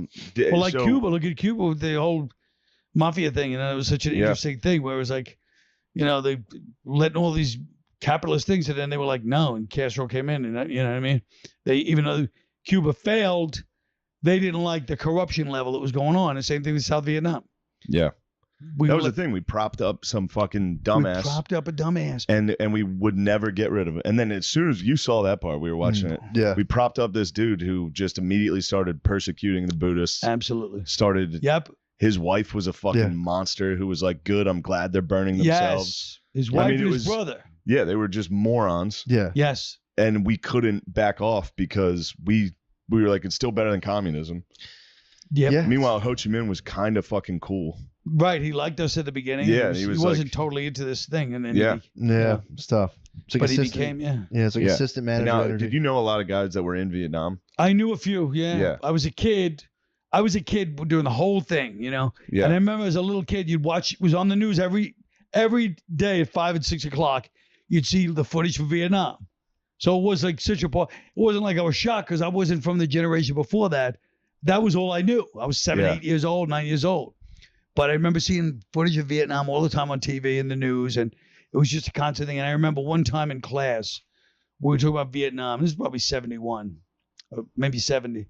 And the teacher or the kids were going, yeah, Vietnam is bad. And this girl in our class starts screaming and crying because her brother got killed in Vietnam. And so I knew probably 3 guys, older guys, that didn't hang out with me, but I mean, I knew 3 guys that were Marines in Vietnam that got wounded, that came home, and they all had those cliche Marine personalities. I mean, Vietnam vet personality. The Army jacket by themselves, the big beards when they're home, heavy drinker, heavy smoker, you know, prone to outbursts, but still good guys. Like they were guys we like, you know, they weren't like people hung out with them and talked to them, but they had that other side to them, partly from being in the war, partly from what they did, partly from what Vietnam did, and partly from their reaction when they came home. It wasn't like you walk around, people weren't going, thank you for your service either, you know. Yikes. That stinks. Yeah, so I knew a few guys, yeah. Yeah, that was the thing we were talking about. O'Connor brought this up. We were talking about last night. He's like, imagine today's fucking college student. Imagine Jesus being a dude who got drafted and had to go live through fucking hell. And then you get home and one of these fuckers throws like a bag of piss at you and is like, baby killer. Fuck you. Like, yeah. Right. Oh my God. That's when I would join the Ohio National Guard and I would head down to Kent State and say, fuck you guys. Yeah, true. That's yeah.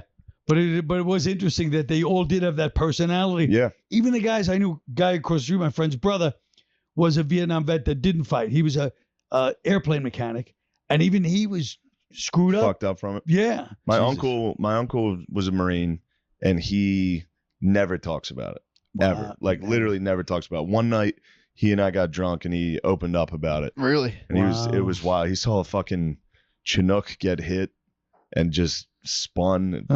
Dudes flew everywhere. I mean, it was. Now my other uncle was in Vietnam, and he is a little more. He's a little more sociopath, like psycho. That's like, I killed a guy. Yeah. And I was like, how was that? And it was just me and him, and he goes, it's fucking incredible. I was like, yo. I told you, I knew a guy who was a sniper, and he was saying, he's like, you get addicted to the feeling of killing people. And he's like, and he was a nice dude. He's like, I didn't have like ill will towards people, but he's like, I like would watch people eat dinner, and as soon as they finish, right in the head. He's like, by like the 12th one, he's like, you get like a god complex, and you're like, I'm ending this. God done. Damn. Yeah. So you just watch people hang out. The guy in Vietnam. I've told you this before. It was like a 90-degree trail, and you couldn't see around the corner. So he's walking one way. A Viet Cong was walking up the path. He said they literally bumped into each other in the jungle, and then it was just a race to see who could get who could get their gun out faster, and he got his out. Woo! Jesus Christ! Now he's still. I mean, and then he got fucked up. He got hit with a rocket propelled grenade, and he blew. His nipples missing, his calves off. Yeah, and he had to lay there because they're in the middle of a firefight. He had to lay there for 3 hours on the jungle floor, like, I'm dead. I'm dying for sure. Yeah. I mean, he's a hero. Yeah. Yeah. Yeah, but I mean, and is it that different from war? Like, my father was in Korea and Korean and war, and he said the most disturbing part was, which is still chilling, that the lieutenants or the officers would nightly bring in the Korean prisoners and beat the living shit out of them, and always like, hey, Brooklyn, you want a piece? And he's like, no, thanks. And it would just like just torture the guys, just beat them for fun. So it was already starting to lose the the glamour of World War II. And then, but Vietnam is a different. Like I feel like this setup, even though it happened in World War II, it happens in every war. The setup of search and destroy is what fucked them all up. Because here you are, you grow up in the 50s, you're watching these movies, you have a little bit, even if you're not innocent, you know you're capable of, but you still, and then suddenly you're in the middle of this thing where they go, no, you have to burn all these Hamlets, because like I said, the Hamlet program, the Vietnamese took over the Hamlets. So they go, and the Vietnamese are in there. And whether they are or not, they're in enough where you're like, okay, it's them or me. And so you're torturing all these peasants out of their house, torching their village, burning their fucking. That's like the strategy. How long do they do that for? Strategy. How long do they do that the whole for? time? The whole entire from when they're burning villages down. Yeah, from 1963. Jesus Christ. And they said even that's what Morley Safer was. The guy from 60 Minutes. I always thought this fucking annoying guy, But meanwhile, he was a reporter, and they filmed in 1965 torching of a Hamlet. 1965, early in the war, and that's when everyone started protesting the Vietnam War, because they watched on TV. They're like, "Wait, this is like liberating France. What's going on here?" It was just all these peasants running. They're torching the house and shooting the pigs. Like that was on the national news. Jesus, on the evening news. That's what you were watching. Well, I don't remember that, but I'm saying. But people, it shocked the whole country. That's when the protest began. Because we were the good guys. We were always the good guys. But we were always the good guys. You showing it like, check us out. Never like, boo, or like, fuck. No, the news was like, hey, this is crazy. That's because the news was doing their fucking job. True, yeah. And they're like, here's what's actually happening. No, right. They just shot. And Morley Safer had to leave. Like, they were threatening him because they were saying he took it out of context. He didn't, which he probably he took did it too. out of context. Well, I'm saying they weren't saying that they had been getting shot, like Marines had gotten shot from that village. Yeah. Oh, yeah. So I'm saying it wasn't like, it's not just us evil and everybody else is good either. But I mean, no, they were bad. It was a stupid strategy. But see, this is what happened. It was crazy because the French had just done it before us. Yes. So they did this thing called pacification where they were like, they tried to do the social set. Like they were like, we're going to help build your rice paddies up. We're going to give you food. We're going to build schools. And during the day it worked. And then at night the Viet Cong would come in. Take the food, take the fucking guns, That's right. hide guns in the villages, hide weapons, hide soldiers. So then during the day they'd come back and they'd just keep getting supplies and they'd do raids from the villages with the weapons and shit the French gave them. Yeah. And then so the French would come back and be like, we know you're harboring communists. Oh, geez. And they would burn the fucking village down. Yeah. And then we did that. We did the exact same thing. And then under the thing of like, we don't want communism to spread, which is funny to be like, we don't want you want to be free, guys. Trust me. And like burning villages down. Like, trust me, this is better. And I think we did the same thing kind of in Afghanistan, right? Mm-hmm. In Iraq, where it would be like, we're going to give you guys money, work with us. And then the Taliban comes in at night and is like, puts a gun to their head and is like, well, you work with us. Yeah. I mean, that's the whole problem with everything, right? Yeah. If you go to some, if the cops go to a neighborhood bar, the only analogy I ever use and everything is a neighborhood bar. And but if they go to a neighborhood bar and go, listen, we want you guys to do a couple of troublemakers in here, and the troublemakers are in there, or they're outside waiting for these guys to leave. Yeah. They're not there. They're only going to be there part. They know you're going. Yeah. You're not there to stay forever. So it always ends up screwing you. Yeah, and if we don't kill them at night, they're gonna come get fucking beheaded. Well, isn't that what happened in Vietnam? I mean, once they took over, exactly, they Cambodia, all that stuff, they just destroyed. Genocide, got rid of everybody that bugged them. And everybody with a pair of glasses. You know what I mean? Yeah, I mean, it's like how'd you get those? They literally went. Well, just anybody who was sort of fancy themselves intellectual. It was like it's like the army came in and literally just rampaged through Bushwick, Williamsburg, and Greenpoint in the past 3 years. Nice. And just said, everybody here who's been to a show at a bookstore, just line up. Just burn the bookstores. Yeah, it's I mean, that's the thing that's why I never really got into Vietnam. I like the Civil War and World War II, where it's like, it's kind of noble. Right. It seems like, and then Vietnam is the first one that's like, well, it's so, but even Korea was like a harbinger. It's all like Korea, so psychological, right? Yeah. And another uncle who fought in World War II and fought with Audie Murphy. Do you know who Audie Murphy was? No, who's that? He's the most famous World War II hero. Okay. Like they made him a movie star. He wasn't a good actor, but he was this legendary World War II. My uncle happened to be in his unit, Oh wow. and he said that all the hype, to show you the difference in the war, all the hype about him was true. He goes, this guy was the bravest. He goes, he was so crazy. He'd run right into battle. Yeah. They were at Anzio. They were at Battle of the Bulge. All these places. He goes, he would just run right into battle. He's nuts. and in those days, they'd celebrate. Now Like, in man, World that's a War II, hero. even you know, any movie about Iraq, there's still an undertone of darkness. All the World War II movies, they're like, hey, there's no problem here. Yeah. Kick their ass. Yeah, like That's this guy's funny. great. You know, it had like a positive Like tone to it. John Basilone. You know What's guy? that?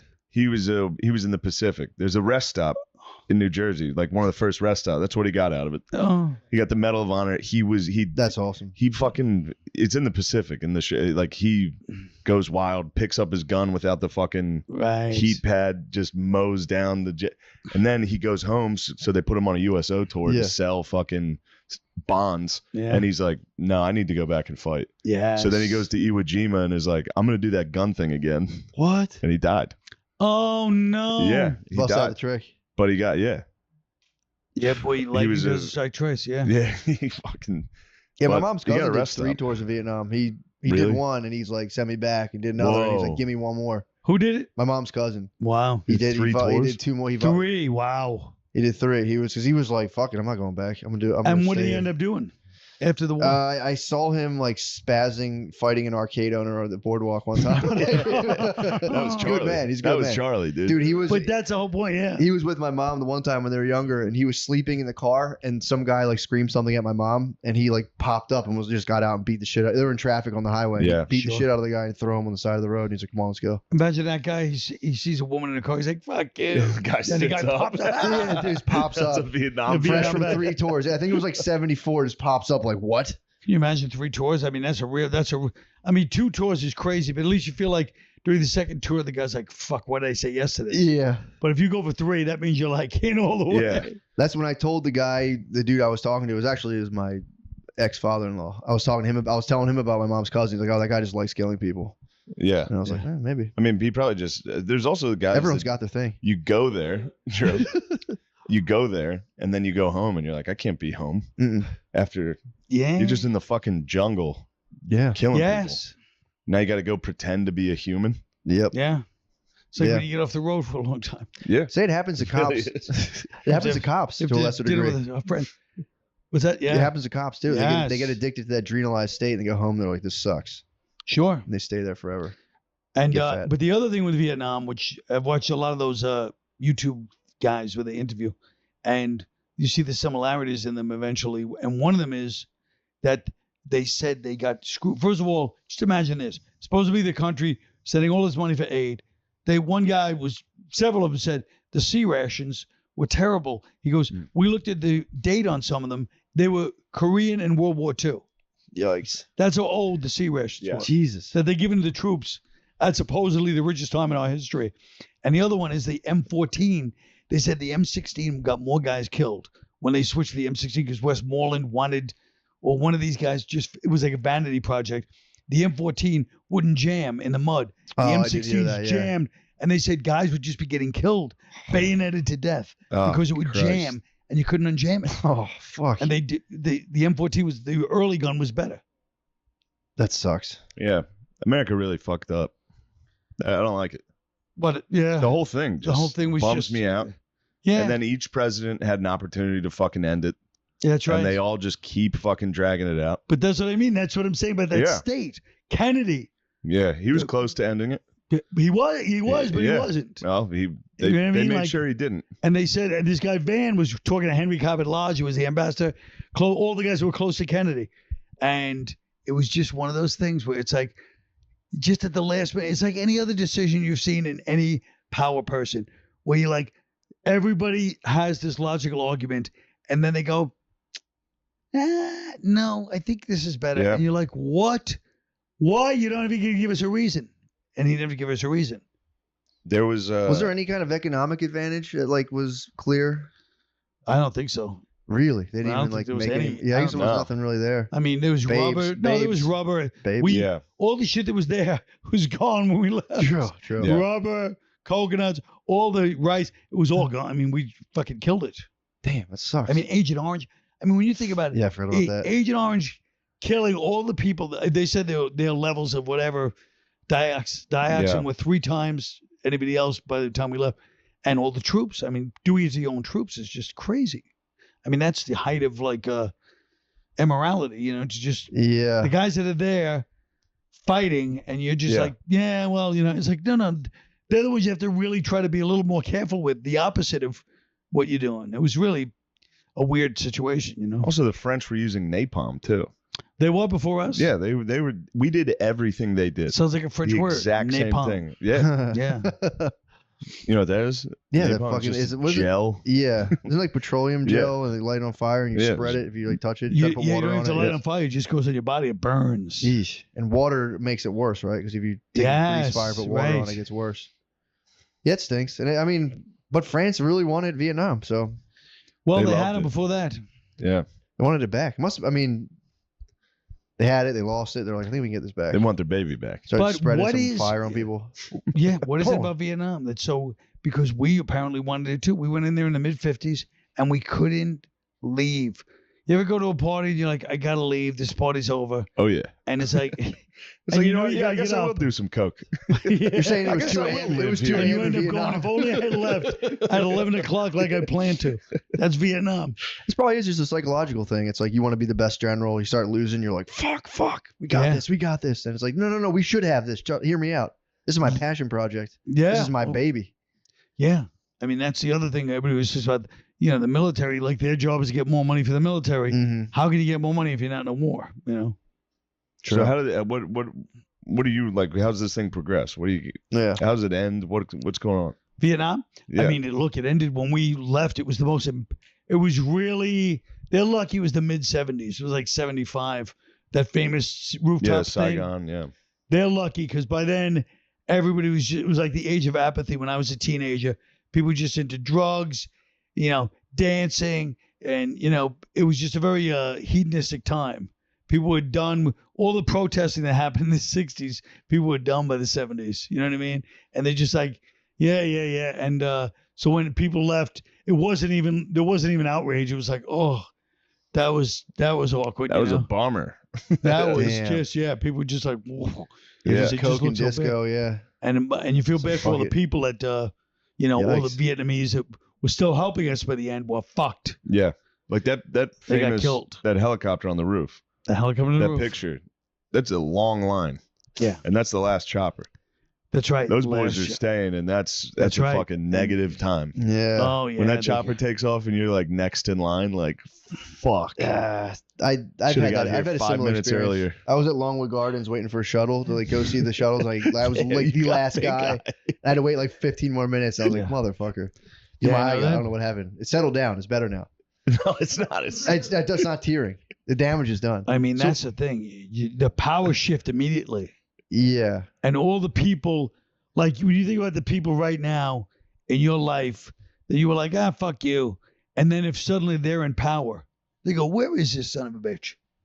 Astoria? Where does he live again? Yeah. And then, you know, you just hope they, you know, accidentally mistake you for Mike Feeney and kill him. Yeah, but what's it like? So you grew up watching Vietnam, and then what was it like for you to see like the Iraq War and all? Because the older I get, the more I'm like, I already saw this before. I believed that there were weapons of mass destruction. They got you too. They got me. I believed it all the way. I said, there's got to be weapons of mass destruction. It wouldn't be this, you know, they wouldn't be going to this extreme after Vietnam. Yeah, they wouldn't be if it our wasn't leaders. true. They're not going to be fooled twice. Wouldn't be this diabolical. I said they can't be that stupid, you know, or diabolical. Either way, I said there's no way there's not weapons of mass destruction. There wasn't. I mean, I was a kid. Me and the Senate believed this. Yeah, you and Hillary Clinton. All of us, yeah. Only a few didn't. I was a kid, and it was 2003. Yeah. So I was fresh off 9/11. I was an 8th grade fucking patriot. I had a bone to pick. Yeah. I was pretty much a troop. Yeah, they had you. 4 years later, I'd be going to West Point. Yeah, they had you. I was ready. Yeah. But yeah, Vietnam, my seat up. Iraq, I was pumped. I was watching you remember when you I like watched the fact that he thinks you get into West Point. You know, that's a hard school to get into. I got it. He was in. You did? Yeah. Wow, I'm very impressed. You did? Yeah, well, I quit right away, but I went. Oh, that's impressive. Yeah. What do you have to get on your fucking SATs to get into a place like that? I played football. That helped. Oh. Yeah, they got me in for that. You know what's interesting about Vietnam, which I realized we all had army jackets in the mid-70s, early 70s to mid-70s. everybody wore Vietnam the green army jacket. Like that was the biggest style, and it was Vietnam vet. It was Vietnam clothes. So even though nobody really welcomed them home, that was a really important part of the style. That's funny because people dress like construction workers now here. Yeah. So That's it's kinda right. Like, yeah, it's weird. Yeah. You dress like somebody who works harder than you. True. That's right.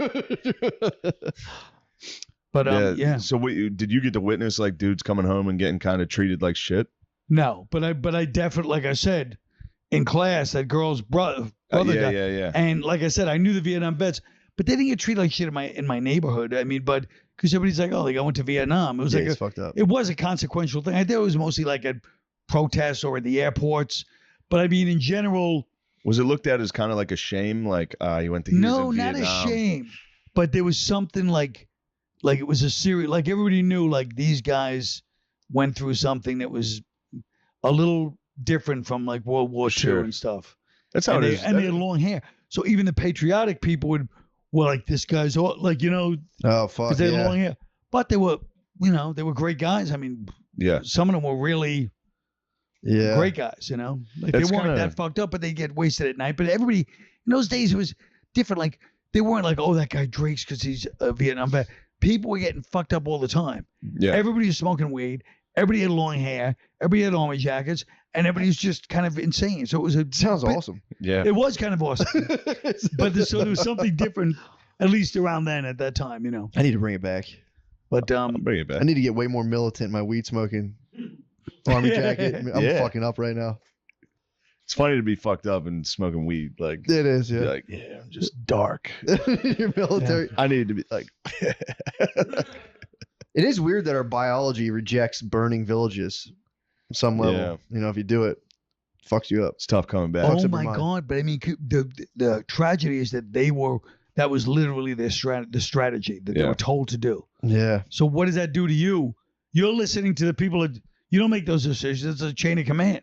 Yeah. And they're saying burn the villages. You can't really half-ass it, really. It's Oh like my set, God. like, I one thing on read fire. a horrible book. It was just guys that had done atrocities in Vietnam. It was just an oral history Ugh. from guys that have done things in Vietnam. And I'll tell you, I remember one quote somebody said, you'll never be surprised.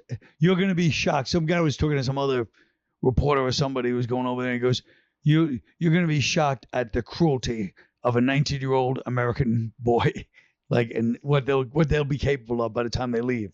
I mean, that's and the the guy thing. goes, that's what happened. Yeah. That's the thing. Every one of these wars, every one of these atrocities is 19-year-old, 20-year-old boys they've been killing people for a year. Sure. They're gonna go wild. Yeah, once one of your friends gets shot, it's like, all right, well, fuck Yeah, this. we'd be the same fucking way. Yeah, of course. I mean, to varying degrees. Some people would love it more than other people. We'd all be the same way. Yeah, you would love it. What, war? Yeah, no, committing atrocities. Yeah, well, like, I'd hate it. You would be the I'd hate it. worst. Fuck me up. I'd be in a long hair and a jacket so quick. Just like, what the fuck's going on?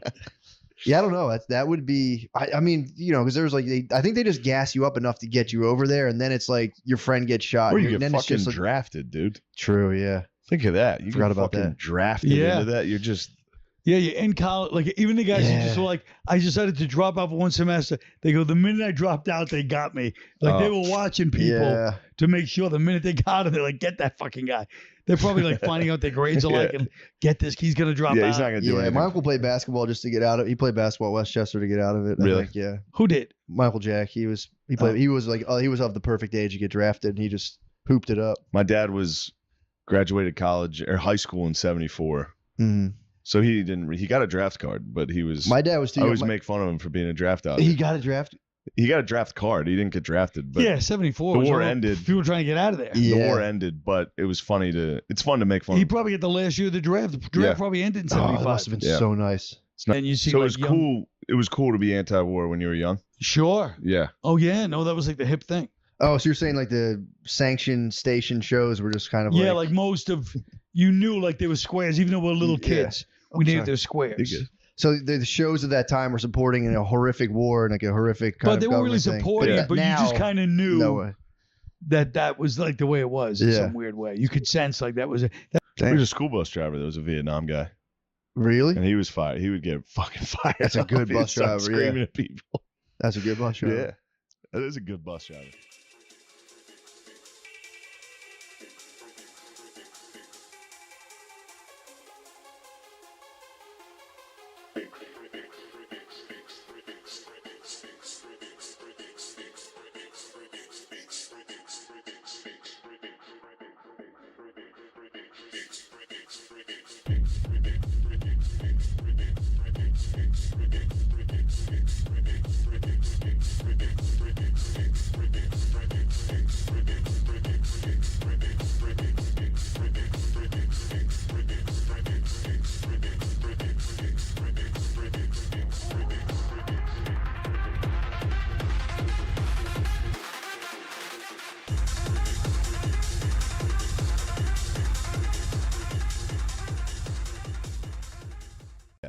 Yeah, so John Quincy Adams was Secretary of State. John Quincy Adams had a big role in Florida. Yeah. And he had a big role in that compromise. That was a big part. He was a statesman. John Quincy Adams, fucking fascinating guy. I read his biography. The thing about him and his father is that they wrote copious, really long diary entries, so we know a lot about those guys. But he traveled with his father to England. He was like the last link to the Great Revolution. Yeah. Because he was with his father wherever he went, and he took him to France. He ended up being a diplomat. He was the first American ambassador to Russia. He lived in St. Petersburg, Russia. And him and his... Oh, wait, was he the one who helped them kind of revolutionize? I don't... Or was that before? Remember that. Okay. I mean, but he was in Russia way back then, and he'd take like a sleigh to countries that aren't there anymore, like Prussia. And he traveled all over. He traveled more than any like human being back then. Yeah. And he went across the ocean several times. So like something like 12 times back and forth. Now amazing guy, incredible guy. His opponent was Jackson in this election. Yeah. Jackson dominated. He won the popular vote by a greater margin than Reagan beat Carter. It was a landslide victory for him. But Jackson, in the Battle of New Orleans, came out and said all the guys from Kentucky were being fucking cowards. What? So then when it comes to the Electoral College, the guy counting the votes happened to be like a senator or something from Kentucky. What? And I was like, fuck this guy. And he just swung like 10 states. Because back then the Electoral College made perfect sense. Nobody in any state had ever heard of one of these guys. Mm-hmm. There was no news. There was no fucking anything. Now you needed somebody. Yeah, you needed super delegates. You needed to sort to of just handle get your things. local guy and be like, you go figure it out. Yes. Yeah. But that was enough for this guy to swing all these dudes in the meetings to be like, dude, Jackson's a fucking dickhead. We need John Quincy Adams. So he swung. I mean, it was John Quincy Adams was another nerd, one-term nerd. Yes. Who just couldn't get, I mean, as a president, he couldn't get, and he got almost nothing done, partly because Jackson and his people just thwarted every single thing Jackson he tried. The whole country loved Jackson. Everybody fucking loved that dude. He was Trump. So much. He was Trump. He was Trump. Imagine if Trump like dueled as much as Jesus Christ. Jackson died Jackson with dudes. something like 12 bullets in his body. Yeah. What? That never left his body. He dueled all the time. Yeah, let's just go straight to Jackson. Jackson, he's the next Wait, president. he can't not be mentioned, John Quincy. JQA. Yeah, fuck John Quincy. Go John ahead. Quincy Adams, well, after his presidency, he was in Congress forever from Massachusetts. He died at his seat in Congress. Wow. He died at his desk. He was because his thing, he was a huge abolitionist. He was like the only guy in the Congress willing to be an out and out. The slave states had so much power that they passed a gag law that said you can't say the word slavery in Congress. It used to be, there was a thing in Congress back then called petitioning. Anyone could send a petition to their congressperson and they had to say it, they had to mention it. So like you could send a thing to Congress saying, I want retards to be allowed to drive, whatever you would do. I want retarded people to have driver's license. Yes. And he would say, he'd have to go, okay, the petition from Shane Gillis, he wants retards to drive. The honorable. And everyone would go, I move to table it. And then they just table it. But they passed a law saying you couldn't even mention a petition that said the word slavery. Because that's how electrified that it was. Like, we don't want anybody. We know you're trying to get rid of slavery. We don't even want you to say. And they passed it. So Quincy Adams would do it, and he would just break the law, and he would just say it over and over again. He would read petitions about slavery, and he would get sent. Then they would all vote, the whole Congress, to censure him for going against the rules, and he got censured over and over again. And he represented the Amistad slaves and got them set free. Yeah, did you know that? No. Yeah, he was the slave ship that was taken over by slaves and was grounded in Massachusetts, I think. So he was saying the S word. He got in trouble. Yeah. He got not only in trouble, those slaves asked him to represent that. He was their lawyer. What? Because they were Virginia slave masters who were they were Haitian slaves that they were waiting for, that they had paid for. But he found a way it wasn't like a slavery is wrong trial. It was, you guys don't have a receipt. trial. It was like, you ain't got the paperwork, go fuck yourselves. So they Nice, were dude. free.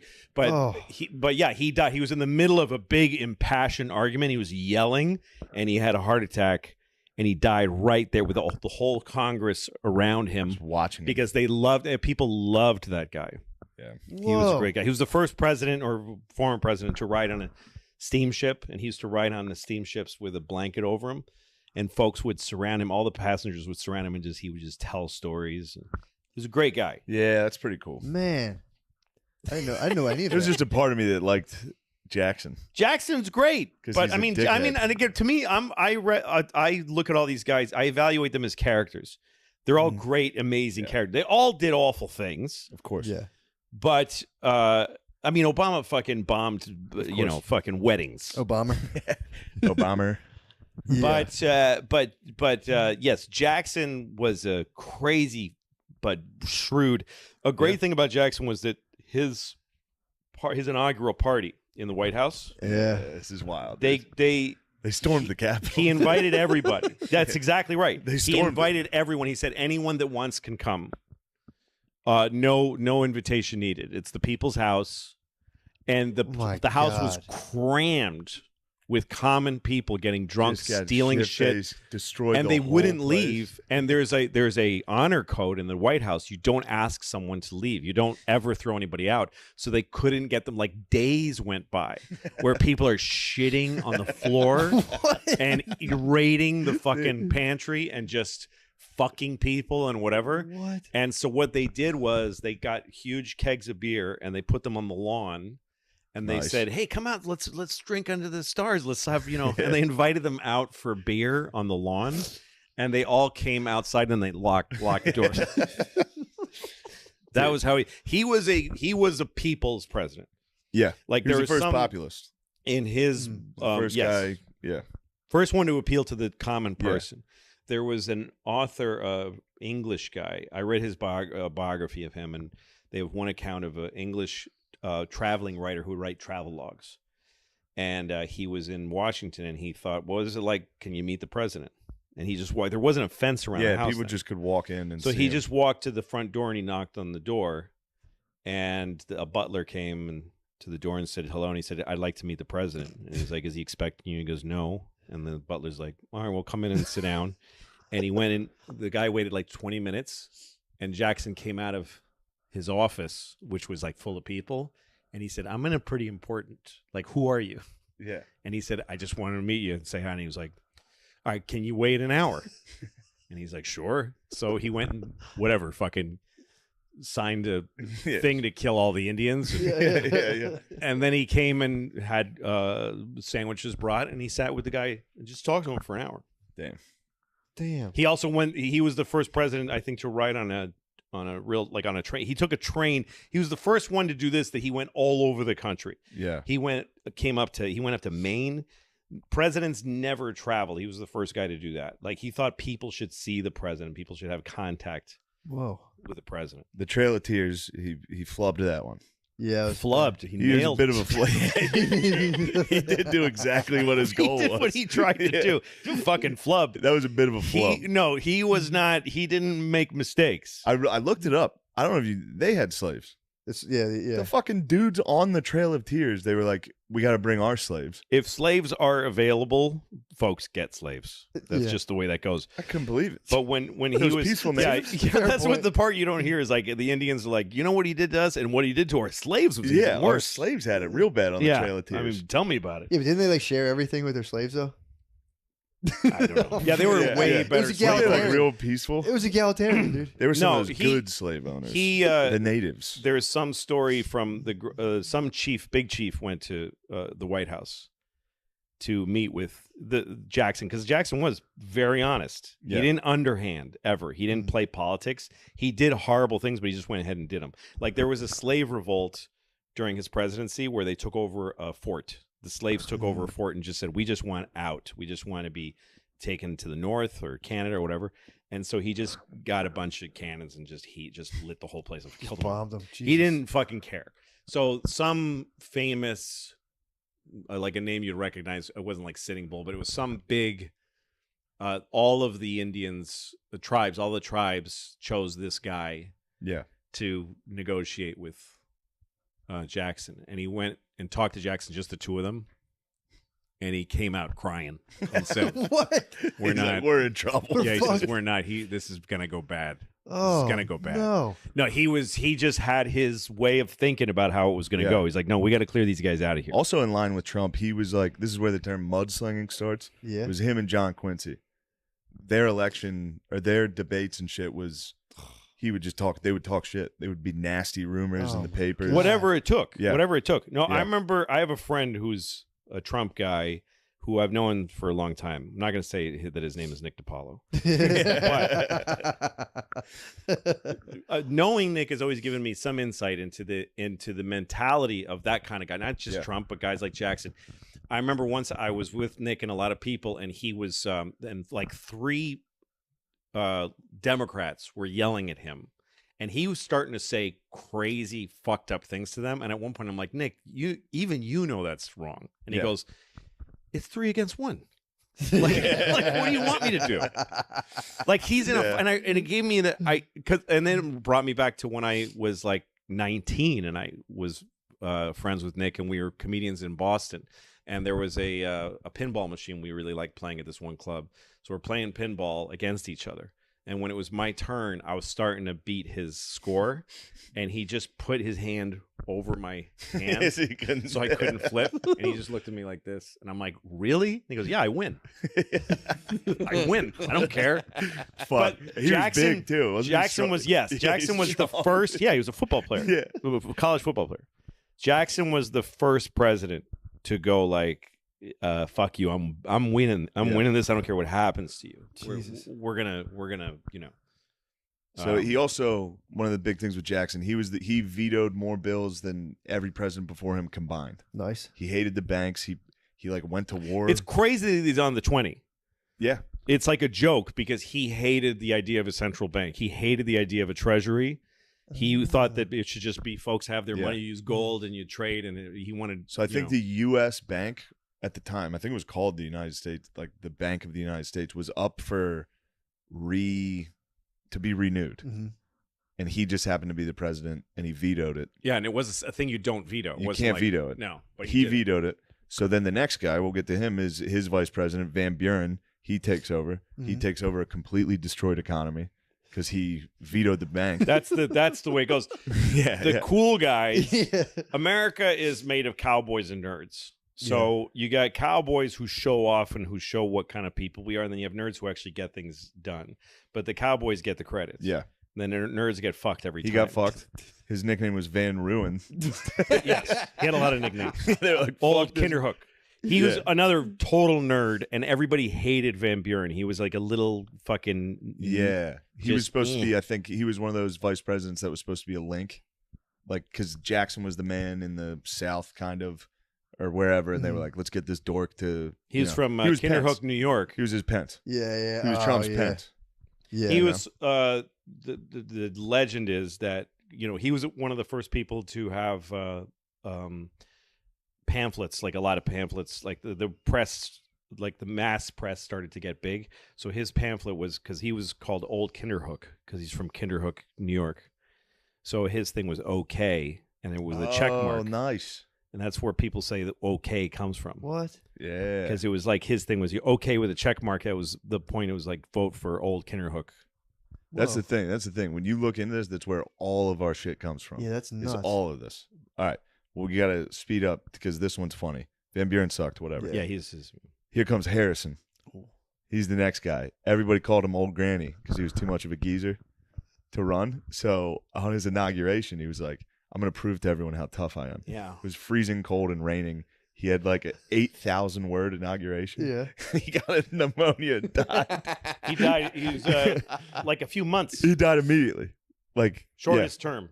Damn. Shortest term. Didn't have a minute of acting as trying to president. prove he was tough. Got sick the first day. Died immediately. And died a few months later. What? Yep. G. That brings us to Tyler. He did nothing. Tyler was his general, party abandoned right? him. No, I'm thinking of Taylor. He was Harrison's vice president. So Harrison stepped dies. The one thing he did do is set the precedent that the vice president stays as president. Nice. So everyone was like, "What? We don't know what to do here. The president's never died. Do you take over as an interim guy until we find a new guy?" And he was like, "No, I'm just the president." I'm the president. And enough that his party hated him for that. So his own party abandoned him. They didn't put him up for re-election. Well, because they thought they should choose another guy. They wanted to be able to put another stronger guy. Yeah. So he stayed. He had no parties supported him. He got nothing done. He was never up for re-election again. It must have been awkward. That brings us to our guy, though. This is who I wanted to get to. Polk, dude. Turns out Polk's the man. Really? Yeah. I know nothing about Polk. No. He was one term because he was a dark horse out of nowhere, and he promised everybody in his party, "I'll only do one term. That way, some of you guys that are good, that are getting ready, you can take over. I promise to do one term." When he was running, his opponent's slogan was, "Who is James K. Polk?" Like, people were talking shit.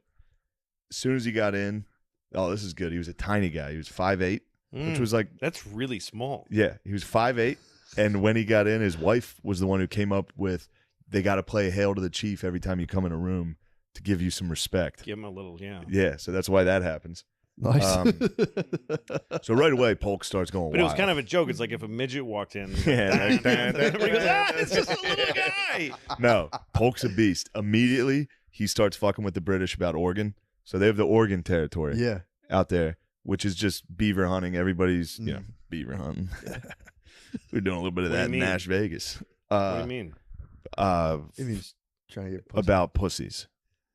Hunting in Oregon for... They were in Oregon, Oregon, hunting. pussy hunting. So the British were pussy hunting. The British and Americans were both pussy hunting on the same territory. And Polk was like, "Nah, we're done with that." And he set the latitude and longitude was 54 and 40. So he came out with the slogan 54 and 40 or fight.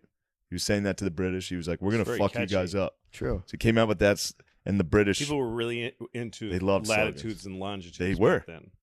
So he called that. And the British were afraid to call his bluff. They were just like, "Fine, take They're it." like, that slogan is so good. Yeah, like, just take it. Fuck, dude, this guy's Dude, nuts. you came up with the fucking. You used the longitude and latitude. So he takes that territory, which is huge, and then it's not just Oregon, it's Washington, all that. You know why Oregon is Portland is called Portland? I bet you I do. It was kind of. Do you? No, it's not. It was going to be Boston. What? Because the two guys, is it Lewis and Clark? Yeah. So one of them is That was Jefferson. One Give of him them is credit on from that. Boston, and one of them is from Portland, Maine. And they both wanted to name it after their hometown. Oh. And they flipped a coin and named it Portland. And there is a Boston in Oregon. There's a town called Boston, Oregon. Anyway, go on. So after he gets Oregon, Yeah. he's like, "All right, it's time for me to get Texas." He starts fucking with the Mexicans. Like, say they would send troops down just to see if the Mexicans would shoot first. Finally, they did. He Fucking immediately lazy Mexicans. Finally, they shot so a bunch many of times He- to get off their fucking frijoles and fire a shot. So they go to war. Here they come again. I don't want to fire. He I'm too fired busy the last drinking Probably one of them was like- tequila. 70,000 troops poured in. Oh no! So we immediately took California, Arizona, New Mexico, Utah, Texas. And This then is all who was the Polk general? in 4 years. Who was the general that penetrated all the way to Mexico City? That's later, right? This was the next guy who was Zachary Taylor. Yeah, Zachary Taylor was Zachary the big Taylor. Mexican American war guy. Yeah, he was the war hero. What? Zachary Taylor was dominating. So they them, but this is- gathered- He went into Mexico City, and if you go to in Mexico City, the big thing is Los Niños. These 6, I think it's 4 or 6 kids. So they stormed. They went all the way to Mexico City, and the citadel, the Chapultepec, the palace. The army was so decimated that it was finally just the cadets of the military school were the only ones Yikes. defending the capital, and they were just 4 kids firing on the American army is just coming. And they wrapped themselves in Mexican flags and jumped and dove and killed themselves. That was how they ended the war. Awesome. And the moment is Zachary Taylor's holding one of them, and he's saying they were just kids. Like, he had no idea they were like fucking 12, 15 years old. Man. And in Chapultepec, there's 4 big pillars that are still, they're like war heroes. That's pretty awesome. Yeah. What did Mexico have back then? Was it like a king or like A lot of they had massive. So what was going on all these years, Napoleon assumed that the South would win the Civil War eventually. That there would be Europe always bet on the South because the South was a aristocratic America. It was about plantations and old families, and that's a European. And they loved Europe in the South. The North was always against Europe and wanting to start something new. So during the Civil War, Maximilian was just a Habsburg. But the way kings worked back then, there were some royalty factories. So the Habsburg family, who I think were like Flemish or whatever the fuck, they just had like somebody, a cousin of a king. They went, Maximilian and his wife, they're like, you guys take Mexico. So Napoleon sent French troops to Mexico and installed Maximilian, but then which is what Cinco de Mayo is. Yes, and then the Mexicans finally overran because when we lost the Civil War, when we lost the Civil War, I don't know what made me say that. No, when the South lost the Civil War, Napoleon was like, all right, fuck this. Well, wait, Napoleon was gone for this. Or whoever the French pulled their well, there was like 3 Napoleons. Oh, true. Right. I think it was a later Napoleon. Wow. Yes. Pulled support. Yeah. And Maximilian, they beheaded him. Fuck. They fed peyote to his wife. What? And sent her home.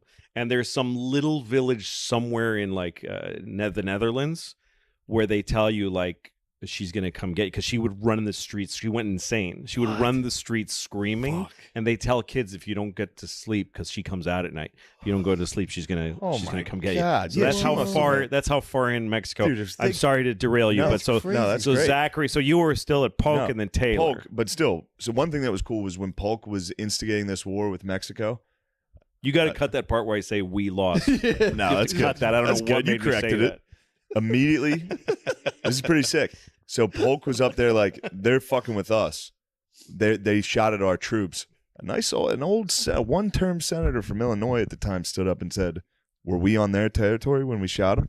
There was one guy that was opposed to the Mexican-American War, a guy by the name of Abraham Lincoln. Really? Abraham Lincoln, and people were like, hey, shut up, pussy. Yeah, dude. We're trying to take Texas. Shut the fuck up. He's like, you guys, were we? And like, he was like, sorry. See, I think this was wrong. Like, anyway, that's why Polk's kind of the man. He added 1/3 of the entire United States in a 4-year term. Damn. Pretty good. Well, in territory. I know, but still. It's like those big states. But you got Texas and California. And they were just sitting probably on half our population. They're sitting on the border. I wish he hadn't added them, especially Texas. The but troops again, are sitting then we there like, Mexico sucks. Mexico fucking sucks.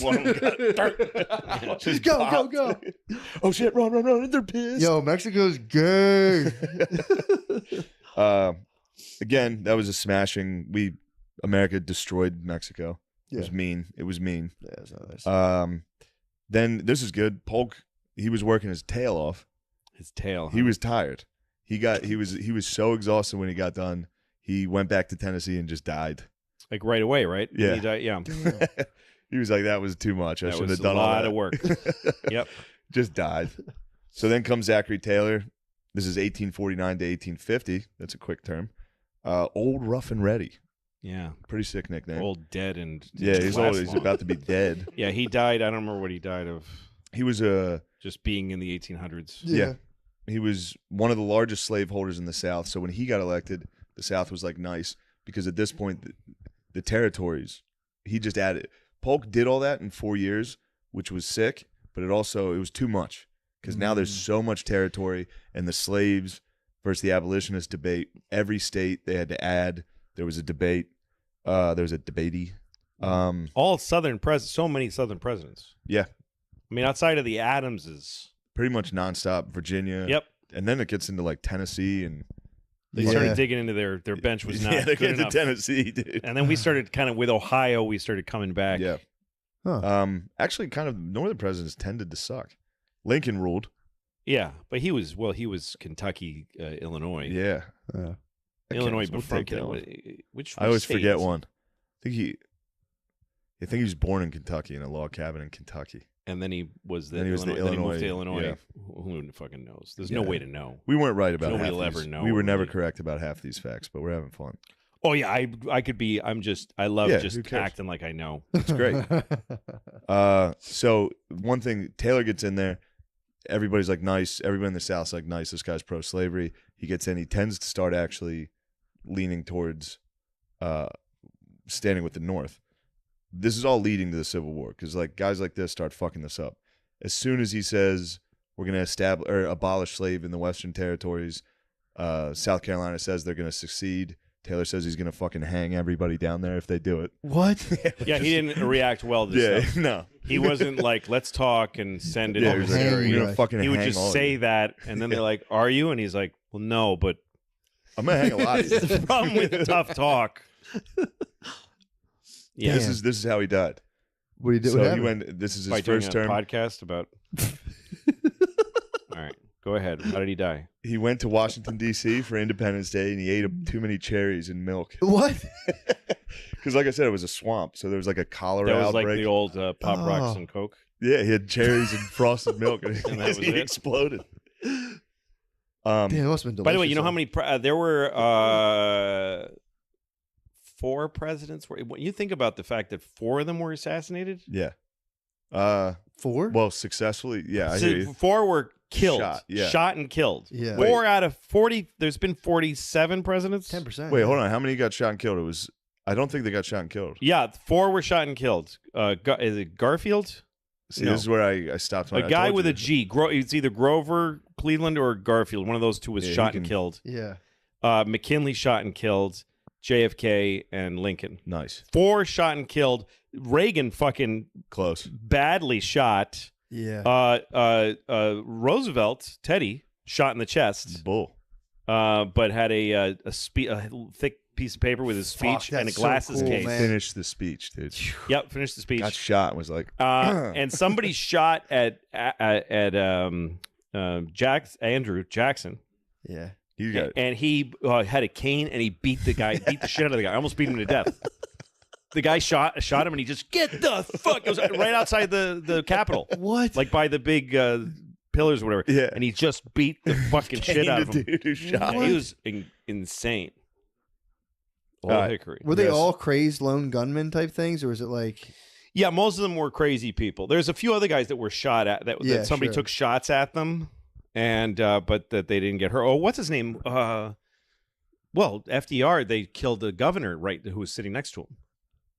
A spray of bullets, and he wasn't hurt, but the governor sitting next to him was killed. Jesus. Governor of Georgia or Florida, I don't fucking know. Anyway, go on. But yeah, like over 10%, like 12% of them have been shot. Yeah. At. So it's an crazy. intense job. It's a pretty intense It job, takes. There's a dude. good chance. It is like a higher rate than actual soldiers in war. Oh yeah.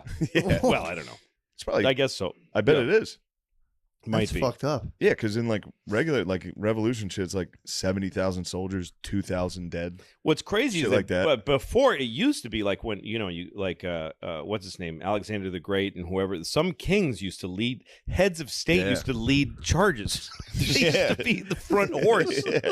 like going right headlong into an army. That'd be nice to be a Yeah, a guy lot of holding Roman a spear. Like, Roman guys did that. And, jackpot.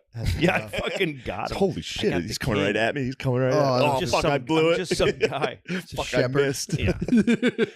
All right, so now we're at Fillmore. The thing that sucks about fucking Taylor dying is he was like kind of a beast that could have maybe prevented the Civil War that was looming. And then Fillmore was just a schlub. Fillmore was a schlub. He signed. This is where it all starts to fuck up. Every single one of these guys up to Lincoln is just fucking up immensely.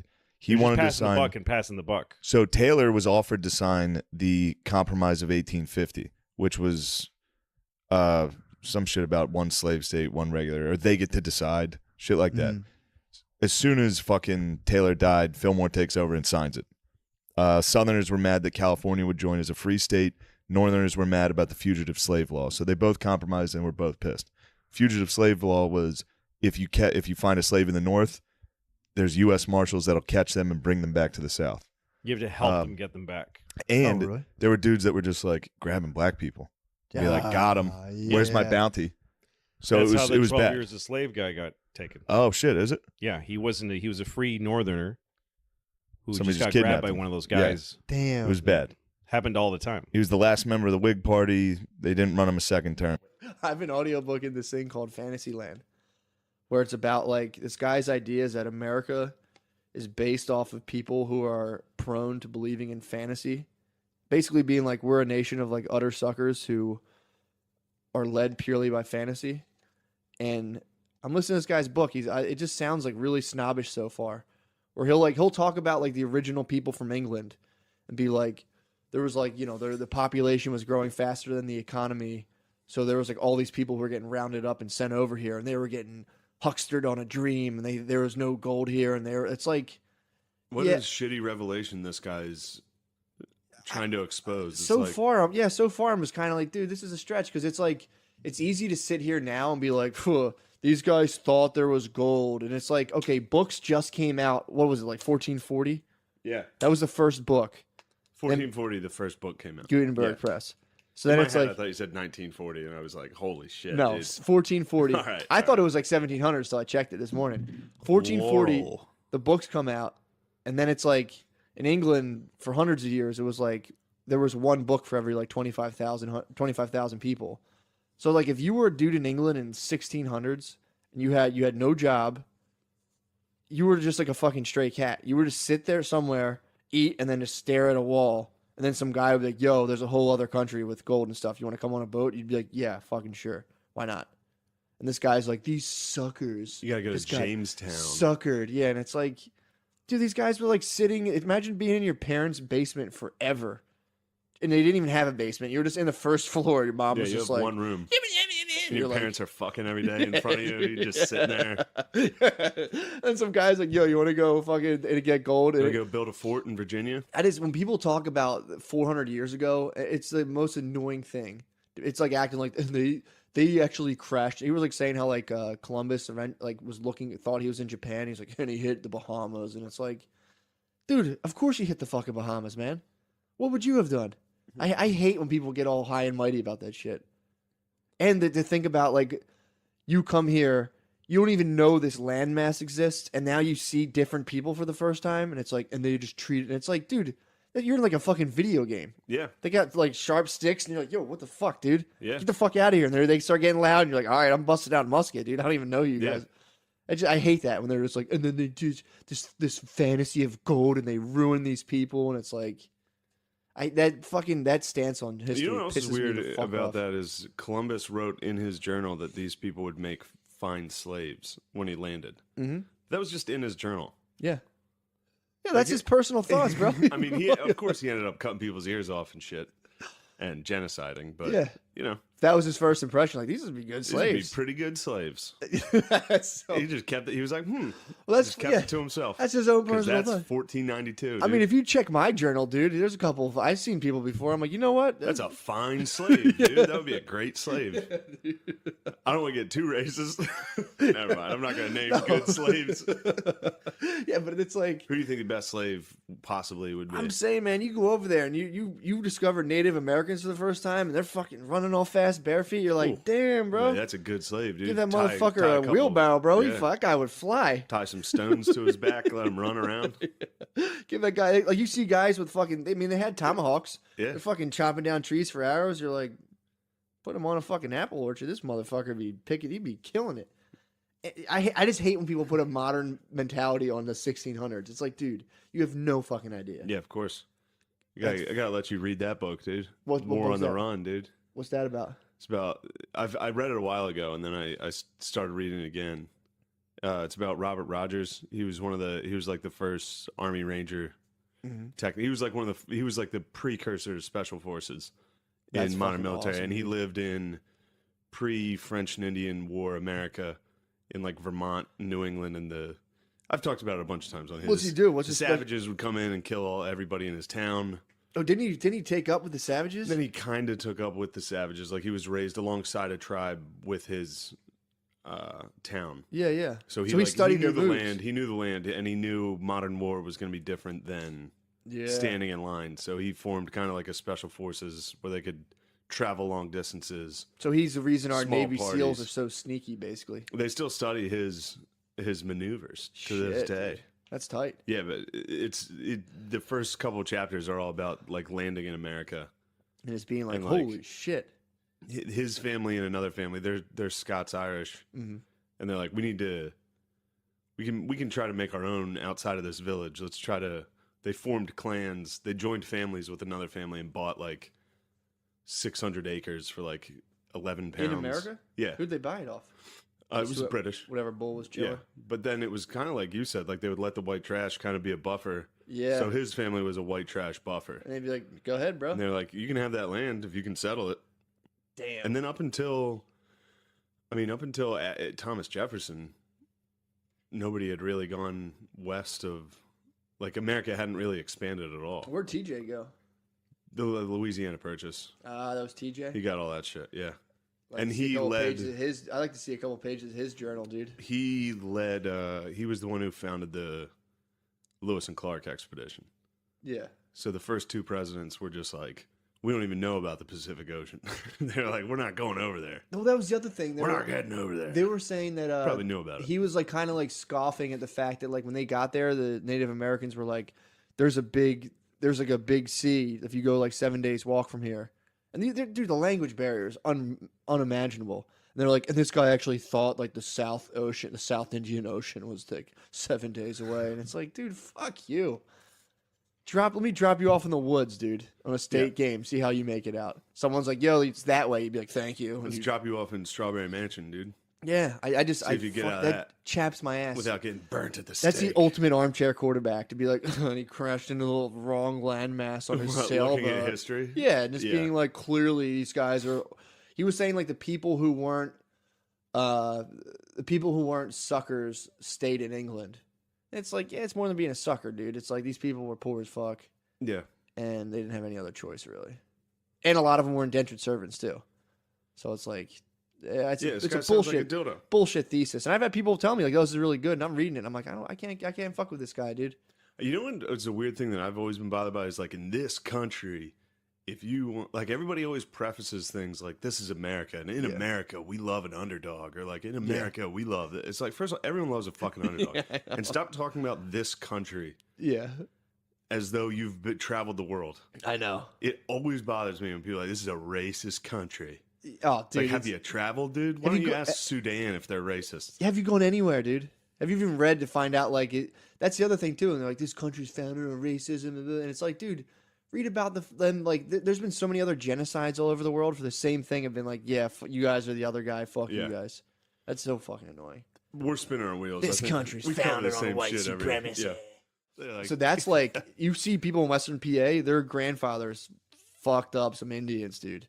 Not long ago either, dude. I'm talking like 1920. No, more than that. Whatever. 1800s. Yeah. Went and bucked up some Indians, dude. It was longer than that in PA. Whatever it was. PA got settled a long time ago. But that was the boys who came in, and they were just buffering them around. Whenever Indians were like in Ohio. You got to clear out some Indians, though.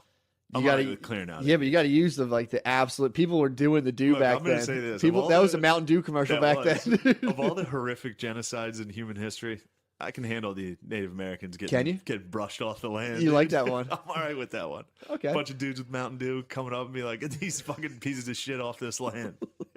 That must have been wild, dude. Well, it's funny. It's such a weird double standard to have. I mean, I get it if you are like, I can't believe America did this. Yeah. If you don't know history at all. Well, and you think America is such a nice, it's like you can't have a nice empire. Yeah, well, you don't meet Turks and be like, evil bastard. No, of course not. They genocided the Armenians. Yeah, that's the show, The Young Turks. Every country. Yeah, that's true. Every country genocided somebody. It's true. It's like, and another thing with the Indians is like, how do you think they got that land? Yeah. They genocided some other fucking tribe. They definitely did. They were at war with each other constantly. Forever, dude. It's always been that way. And they weren't like sophisticated, nice people. Yeah. I've done this like so many times. But no, it's such a funny, like if you look at history at all and if you look at history with like rose glasses where you're like, America's this beautiful place. It's like, obviously you're wrong. Yeah. So when people bring up like the atrocities committed against Native Americans, it's like, yeah, I mean, this is shocking when I was in 7th grade. Mm-hmm. I'm an adult now. in 7th grade, they fed me the cornucopia story where like they split a turkey and they're like, "Hey, let's teach you some I know. skills." And then later you find out it's like, oh shit, You're we like, killed all those guys. And then after for dessert, dude, they were like, yeah, you want some Mountain Dew? It's got smallpox.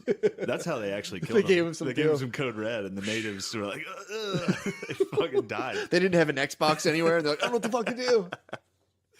But yeah, it's funny to think about, like, people just showed up and were like, this is pretty nice land. Well, dude, when you read that Who book, the fuck are these idiots? When Get them out of here. When you read White Trash, it was like the English government was just rounding up the poorest of fucking shitty, like literally taking orphans. Do you have that in hard copy?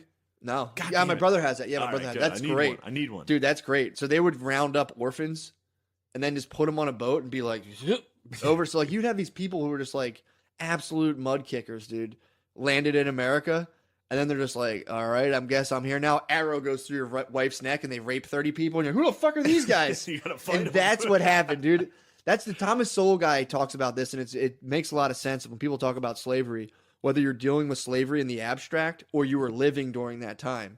When people were like, they get mad at Lincoln being like, well, when he freed the slaves, he was kind of cold and calculated. He should have been more moralistic about it. And it's like, you can say that now, but it's like if you were the president, imagine if you were the president back then. Like if these people there was millions of slaves in the South. So they were really worried about like, if you free them, are they going to come fuck you up and kill you? Yeah. Like the Thomas Jefferson has a famous quote of being like, you had the wolf by the ears, dude. He's like, what do? Do you fucking let it go?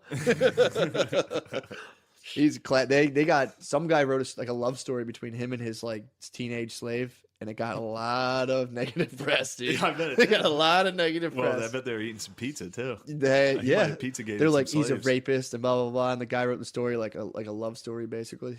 And that's you brought up an interesting point when we were talking about this book earlier about how I keep wanting to say Sowell, Thomas Sowell. Yeah, it's Sowell. Yeah, how he talked about how like. They also the Western Europeans also abolished slavery. They did. Like this. No one talks about that. This is an institution that it built the pyramids. Yeah. This is an institution that's been around since as long as humans were even remotely civilized. Yeah. They've had caste systems and slavery, and then it led up in human history. It took the great white man to say, "Knock it off." It was the English, dude. Yeah. Even the French were like, "Nah, slavery's still chill," and then they finally folded. Yeah, dude. I think it was like the Portuguese were the last ones. Yep. I think in Brazil it was still going. Yep. But then there was the US and Brazil. There was the Arabs in Asia, man, and they were still going. rocking in the free They're world. Still going. They got stamped out hard though, and then they would fly French flags, and the British government wasted millions of pounds on abolishing slavery worldwide. So it's How like, about yeah, that? I What know. do you think of that? They were the biggest slave exporter too. That's like, dude, that's while they also kind of enslaved the Irish people. That's true too. The Irish were slaves Well, dude, too. that should be the name of our podcast. The Irish slaves. The Irish were slaves. Well, dude, the Stormy Daniels issue with like Trump's. Every time we talk about this, I'm like, God damn, I'm gonna hear this later and be like, we sound like retards. No, this is the conclusion I've reached though, because it's like you have like the Stormy Daniels thing to where now they're being like they can't like what the fuck how are they trying to put this? They're like, she still deserves respect, right? As a prostitute. And it's like as a slut.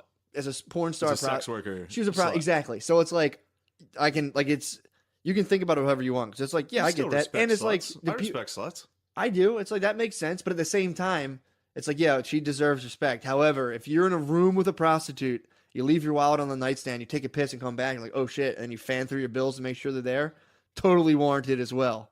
So it's like everything has a double what does that nature. have to do with? Because it's like they're being just like if saying like, well, you know, why are we taking her testimony seriously? She's a fucking prostitute. Where's Stormy Daniels coming out? They're lawyers now. It's pushing being like, we were just talking about slavery. Because this is my thing where it's like how there's just a double-edged thing to everything. How you can just be like you can pull out stories and focus it towards like, and then Thomas Jefferson did this, and it's like, dude. So you're saying that's like, fucked up. But then slavery was warranted. No, I'm just saying it depends on how broad or narrow you put your telescope, dude. Because then it's like Stormy Daniels. It's the same thing now, where people are like, she deserves respect, and they're like, well, how much can we really take her testimony serious? She's a fucking whore. Oh, that's a little strong. Yeah, but she's a criminal basically. So when you're, it's like taking a cop. She was a porn star. She's a fucking prostitute. He was paying her to fuck him. That's whatever. Porn stars are hookers. They go around on the fucking circuit. Understand, but it's like you can't fucking That's crazy to be like, You how take can we cops- take her testimony You seriously? take She's a cops' whore. testimony like more seriously than a civilian, so it makes sense. And if you get caught committing, I don't. if you get caught committing felonies and Fuck shit, the police. if you're like a dude. CI, a lot of times that gets thrown out because you're a criminal, and they're in court, and they're like, well, we're not. This person's a fucking like 6-time felon. They could have ulterior motives. You know what I mean? So like it also, it's like, yeah, you should respect people's humanity, but also if you're a prostitute, I got a different scope on you, dude. You know what I mean? Like if you're around my wallet, I'm kind of like, where the fuck's my wallet at? You think Stormy's gonna snatch your wallet? She could. Steal $5 from you? She's gonna steal a fucking double sol out of She's my gonna get a wallet. fin out of you. Yeah, dude. No, I'm just thinking. But in my it's head. annoying because if you point out, like you were saying, the fact that like, yeah, well, you know, white people did end. That's the guy Sowell being like, no one talks about the fact that it was Western Europeans stopped slavery globally, Yeah. and it's like, It's a pretty good but to thing. say that is like, how dare you? Why would you say that? It's like, hey, we were bad boys and we were good boys, dude. Yeah. of all Everybody was bad of boys. if you want to break it down like a psycho into races and geography, Mhm. of all the areas in the world that were bad boys throughout human history, which they all were, Yeah. the one that was like, we should knock this off, Mhm. was the fucking British, wasn't it? Yeah. But that goes on, dude. That's at any time. Like it happened with I'm just back to thinking about white trash kicking Indians off the land. It's making me laugh because I'm just thinking everybody looked like my cousin Frankie. Well, everyone it's funny that everyone thinks like quote unquote white people were just like a race of like just pure conquistadors who came over here and like, shoo, you fucking beast. And it was just this guy being like looking through one eye and like, what the hell's that? Yeah, it was like in The Revenant. It was like Tom Hardy in The Revenant. It was like this balding, like flea infested dipshit fighting a shirtless fucking Indian. I mean, dude, it's really like, did you ever when you were little trap like 2 bugs under a glass and watch them fight? Yeah. Pretty much what it's like, dude. You're like a spider and you a were bee, the and you're just British. like, there you go. The British captured 2 retards, put them in a jar. I was like, whoever wins, we're going to take over. Yeah, it's pretty fucking wild. Yeah, Black Panther. The one point, I was watching it and I was like, all right, whatever. And then at the very end, when King Killmonger, I didn't even want to tell you about him, Dude. because I was like, you were like, what do they do? They bark. I'm like, yeah, Shane, they bark. I'm not even going to tell you about this. yeah, King Killmonger was I mean, the storyline could have been sick. If they, I don't know. It was the most intricate storyline of a They Marvel had some movie blood ever. in there and some violence. I know they would have made $1 billion if they. How about the included that. girls like fighting their boyfriends? And it The was girls like, versus the men part was a little fucking lame. Yeah. I'd rather watch Timothy Chalamet or whatever get fucking butt pounded by Armie Hammer than watch that shit again. I'd rather watch Timothy come into a fucking peach and watch old Armie eat it. Oh my god! Which is fucking insane that they put that on. That was just Oh, fucking God. insane. But the very end when he's like Killmonger got stabbed. Yeah, I saw that. And- oh wait, and he's like- Killmonger Killmonger's a bad guy. I was thinking of the other guys who live in the cold. No, I like those guys. That's what was making The me gorilla laugh. big When dudes. you asked me, Yeah. I was like, wait, they were like barking at those guys. I was on one episode. I was like, yeah, Shane, Oh, they yeah, were you they didn't were wanna- they were barking. They you were didn't wanna making. give me the gorilla Yeah, noise? yeah. I You was didn't like, wanna give me I that was like, yeah, information? Shane, they were barking like dogs. Anyway, Yeah, that made me laugh when I I saw that and I was like, what the fuck? When are I they saw doing? their village, I was like, yes. Yeah, hilarious. Wait, so Killmonger was Yeah, he's Michael like, B. Jordan. He's like, yeah, we can get you help. And he's like, nah. I'd rather die. He's like, I'd rather die, just like my ancestors who jumped off the boats rather than Yeah. live a life of servitude. Yeah. And I was just like, why? Come on, dude. Yeah. Like, I'm trying. Come on, dude. I'm watching a fucking comic book movie. Yeah, You come toss slavery at me, you cocksuckers. Yeah, that was pretty bizarre. And I mean, it's like, you know, it'd be funny if like there was just like that white pilot in there, be like, yeah, you know, the Nigerians had a pretty good slave trade going on there for a while. And Yeah, they're like, yeah. He's like, you know, the Irish were slaves too, right? They're like, oh. He's like, yeah, that's usually what happens. That's always whenever I see that, I'm like, yeah, you know, totally, you know, that's white people's fault. But it was a conspiracy of many doing that. And it's like, I don't know, that's just an age old thing, but it's kind of like, I'd rather die. And it's like, yeah, man, it's cool. I'm glad, you know, I'd like to think I'd jump off of a slave ship too, but I probably you wouldn't. wouldn't. I probably fucking wouldn't, dude. Hell no. I'm not gonna get eaten by a shark. I'd be on there like, I'm gonna get out of here. This will probably be a couple years or so, and I'll be gone. Oh man, to jump off a slave ship, you'd have to be. That'd be fucking to just die at sea. That sucks. True that. I'd be fucking Django, dude. Be fucking Shango Yeah, but unchained. you gotta get freed. You gotta get freed. If I was sitting there, free. I mean, if I was sitting there just like shit, and like you're like packed against you're packed against everyone. You're just like in your own shit and piss. You can't wear your manhood, dude. They fucking take that off. Strip your manhood. Strip your manhood. Just like you're like. Well, you wouldn't need a manhood if you were from Africa. It depends. Some of it, some Not a lot of circed bulls. not until the fucking sub-Saharan. Muslims. Yeah, that's true. Sub-Saharan. True. Huh? Muslims came in and started Let's cutting talk birds. slaves. You want to talk slaves? We already covered gay bullshit. Let's cover some slavery. What you want to talk about? What do you think of slaves, dude? Not for me. Not for me either. Not for me, dude. Couldn't agree I don't more. want. I don't want them. I would hate That would be awkward as fuck if just someone showed up at your house with a slave and you'd be like, dude, what the fuck? You can't have a fucking slave. Like, get out of here, dude. You can't have a slave in here. It's like, oh, come on, dude. What the fuck? I'll be so uptight. Like, dude, you can't have like a southern dude bringing a slave to Just like someone came. Like during the I bet that had to have happened. Oh, no doubt. In like the Civil War time, like right when the North was like abolitionists, no more slavery. There's still people who are just like, fuck it, you can't tell me not to have a slave. And they had a couple, they had like a little head stash. They're like, I got a couple fucking kicking around. I got some guys back there. They have fun. What am I gonna do? Dude, when I first started, when I was 17, I remember when I was working for a pool company when I was 17, I remember when at least to my view, when it was like Mexicans just came out on the scene. And I was working for this pool guy and his brother was talking to him being like, yo, this Mexican guy's right next to him. He was talking about him like he was his slave. He's like, you got to get you one of these, man. I got a Mexican. Psh, these Mexicans are great. And he'd be like, I'll let you use my Mexican for the day. And would talk about him like he was a fucking slave. While he was standing there? Standing right fucking next to him. I was 17 years old. I remember the three of us had to pave. We had to do asphalt, a whole big driveway. And he's like, I'll take my Mexican for the day. So I'm telling you, bud, you need to get rid of these guys, get you some of these. I was just sitting there like, what the fuck? You would have thought it was his. It was just standing next to him. He's like, "Go with him."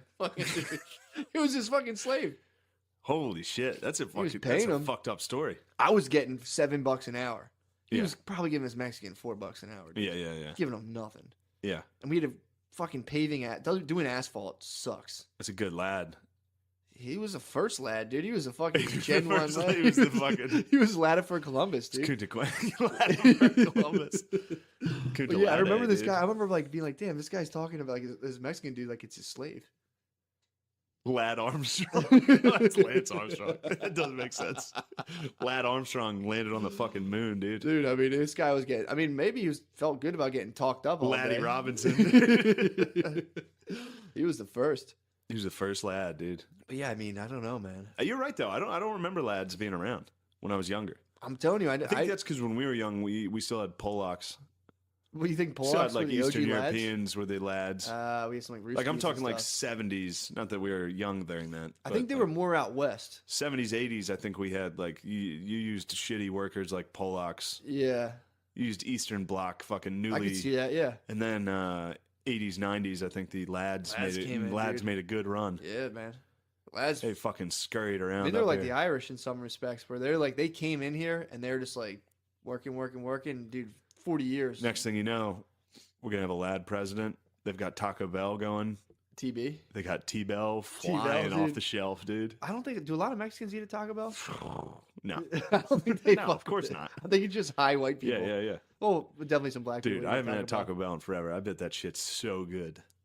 I can feel those soft tacos in my mouth right now. Dude, they were delicious. They're fucking They make great. you shit right away. My uncle still eats a Taco Bell pretty regularly. He's like, you can't beat it. For the money. It's it's the cheapest food. He tries to logistically. He tries to real honestly be like, honestly, you cannot beat Taco Bell. It's like, yeah, you can, dude. Yeah, go to anywhere. Go to fucking 7-Eleven. It is fucking good though. All right. What up? What are we at? 50.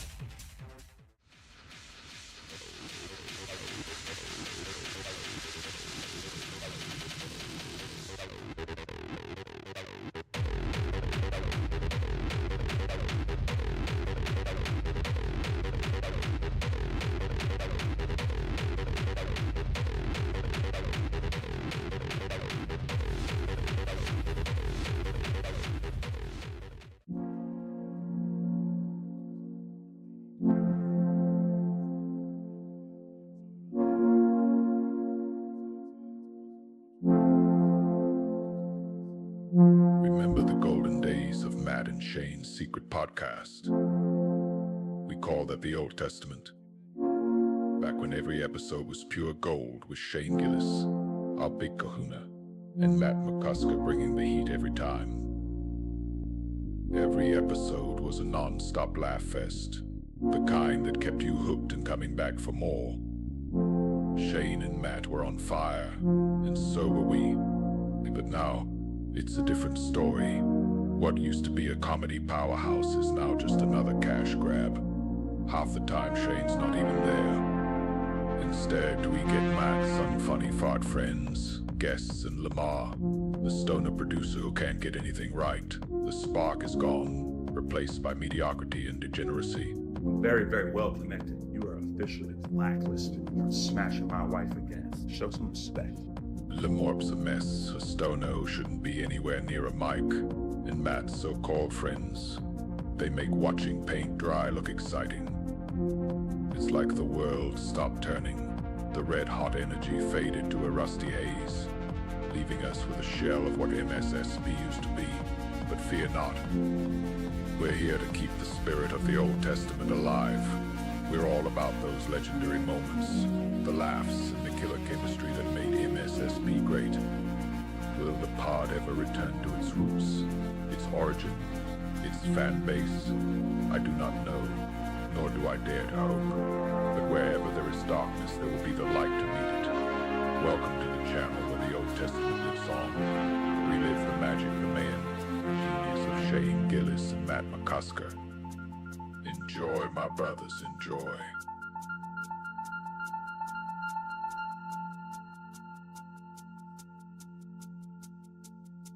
Hitler was like, yo, I'm going to fucking go for it. I'm going all in. It was like, it backfired. That must have been, oh my God, that must have been nuts when he was like, I'm winning. Fuck, this is not going well. He's like, all right, guys, we got to kill ourselves. Let's roll. Dude, there's a fucking sick-ass movie about that. It's Really? I think it's called Downfall. About Hitler. Damn, you need to fucking watch that. I got about Hitler being like, Hitler's final days in like his bunker in Berlin. Jesus, and it's man. just like, it's just full on fucking like the most morbid fucking, like, all right, well, send in this battalion. And then people are like, that battalion's gone. They got killed. And he's like, all right, send in this division. And they're like, that division's gone. He's like, I just need some time to think. Like, everybody would leave the room and like, he just shoots his wife. He did get married in his final days to old Ava Braun. Imagine going down as Hitler's wife. Oh, especially at the last minute. He married her in the bunker, like before they killed themselves. She's asking her she friend, like, should I do it? And he's like, yeah, they're gonna win. It'd be pretty good. You'll be the king of the world. You get to hang out with Hitler. That's great. It's like, next thing you know, you're eating a suicide pill. It's like, God damn it. You just wake up in hell. You're like, fuck. Oh, man. That's such a funny, like, banking on your, like, because girls do that sometimes, and men do that, obviously, but girls do that where it's like, I believe in my man. Yeah. I think I believe in his vision. I think he's doing something good here. Like, Eva Braun had to be like, I think Hitler's going to win. I love this guy. There was some girl jealous of her being like, Hitler never looked at me. Hitler. He had his dog, dude. He had to kill his fucking dog in the bunker. What kind of dog do you have? Guess. German Shepherd. Yeah. All right. Damn, he put down a German Shepherd? Yeah. Put down an old Shep. It's funny that, like, all right, he gave his wife a cyanide pill, and I'm like, he fucking gave a dog a pill to I fucking know asshole. he fucking gave a cyanide pill to a dog. Norm Macdonald has a great joke on Does he Hitler's really? dog. Hitler's dog is like, Oh my god. he's like, dogs are great. He's like, even Hitler's dog had to be like, this guy's the best. Like Hitler's dog had to be like, I love Hitler. I fucking love him. Dude, that's too funny. It's so funny. He's like, dogs love you. And he's like, Goebbels, I think you're great. I think all the stuff you guys are up to is great. I just love Hitler. Where's Hitler? I got to see Hitler. I love Hitler. Dude, that's so funny. And he's like, hopefully they don't edit this like to where he's not impersonating the dog. God damn it, that's fucking funny. Yeah, but it's called Downfall. Check it out, dude. It's real. That's just fucked. Hitler turning up on It's his last such day. a fucking like, such a weird like. Goebbels is fucking nuts, and it's all these like real fucked up dudes. And then obviously there was rational guys. Yeah. Like Yeah, of within their course. military command, there was still like smart, intelligent guys that were like, all right, we lost. We got to fucking figure out how to talk to these guys, talk to the allies. And then a fucking staunch fucking Nazi would stand up and be like, the Reich will never fucking fail. And it's like, That would get you hyped. Chill the fuck out, man. Yeah, it's like, dude, come on. It's like, but we apparently, lost. Shut the fuck up, dude. what happened with those guys, like the normal guys who got like caught up in that, is like they would take you in, they train you, you do stuff, and eventually they're like, all right, like we're gonna capture some Jews, we're gonna make them do chores. Well, they didn't add that. The Jewish thing was late. I think in order to get people to do that shit though, they were like, we're just gonna make them do chores, and people are like, I'll make Jews do some chores, whatever, it's fine. And then, Jews do some chores, like, dude. yeah, you know, fucking fuck those Well, guys. yeah, they had. They did it little by little, then eventually they did it to where they're like, you got to shoot one of these guys, and then like they would make these guys. They would be like, you guys can leave if you want. You don't have to do this. Oh, this is And then they would make them shoot these guys, and then the guys ended up sticking around and doing it just because they didn't want to be the one who left and leave their brother or soldier behind. Yeah. That's crazy to think about. No, they did. They were actually kind of being, it's fucked up but nice. Because they didn't want to leave there. They were like, I don't want to put this psychic load on my friend. My who I'm in the comrade. army. Yeah, like I don't want to be the You're one who talking bails about like on them. SS officers that were executing civilians. Yeah, because they did it slowly. They didn't just be like, all right, boys, let's go. Of course. That's fucking crazy. They to started think about. out like this is a righteous war. We're doing a good thing. We're liberating Austria. We're liberating Poland and Czechoslovakia. Yeah.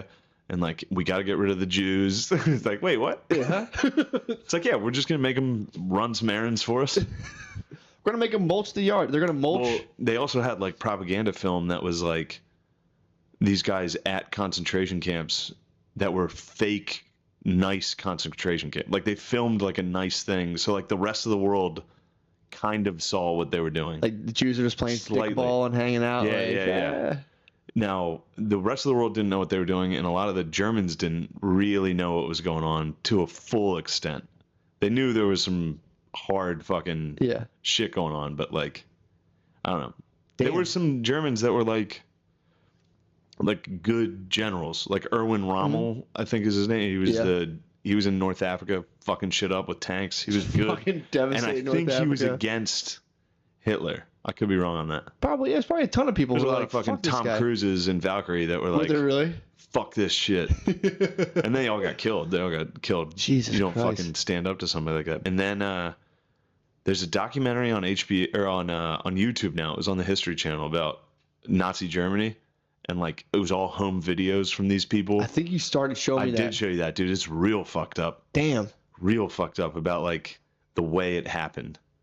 So kind of Yeah, you showed me that. kind of Actually, like how a country can fall into that crazy fucking bullshit. that's fucking nuts. Like fascism, how you can fucking slip into that. I love how the people now would be like, that's so. I mean, and it is fucked up, but like, they totally would have done that. Oh, People exactly. like, if you say now you're a male feminist, you would definitely been fucking. You would've been a Nazi. You'd been running the concentration Yeah, camp. you would have been a Nazi. You'd have been hitting that fucking button, and Level would have been like, "Yep." Yep, you would have been like, wow, whatever's socially acceptable right now Exactly. and socially cool, I should do that. I will do that. Yeah. I'm a male feminist. You're an SS officer. Just know that if you're a male feminist in another life, you were fucking hitting the button. Take it easy over there. You were ringing the bell.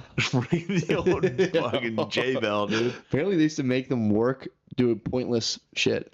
So they'd like carry They do that a lot of rock from there to there, and you would just carry a rock all day and drop it, and they'd carry it back, and you carry the rock back, and they're like, all right, go to bed. It's like Jesus fucking Christ. Well, they had there were certain camps that were designed just for death camps. Yeah. But there were a lot. I mean, they relied heavily on labor. Yeah, It but was they would like- make them do pointless labor too, just to fuck with them. That would probably be to the break death them. camp. Yeah, just be like carry these rocks, and you would just carry a rock to the one end and drop it, and like back to the other end. You'd be This is like, a good World War II podcast This we're is putting sick, together dude. today. "This is nice. Yeah, fuck it. We got to branch out. I like it, dude. We do. This is good. This is nice. I'll fucking talk all day about it. I love this shit. I love throwing in the tiny slivers. I know. It's good that you do. I know. It's good. I like My it. tiny little slivers. But it's also, I think it's important for the listener to know history. It is true though, because it's fucking ridiculous how everyone's like, they are doing it now. Where it's basically like you take the evil Jew stereotype and just replace it with a white guy, and it's like, yeah, Yeah, for So, sure. And that's something you got to worry about. And like, white guy, and it's like, all right. And when it comes to like the fascism and stuff that a lot of people on the left are accusing Donald Trump of Yeah, like he's Hitler, or not. I mean, that's a fucking cliche. but it's true though. They do say that a lot, but also if They chill with the Hitler speak actually. a lot of the fucking like fascism is kind of a very far left.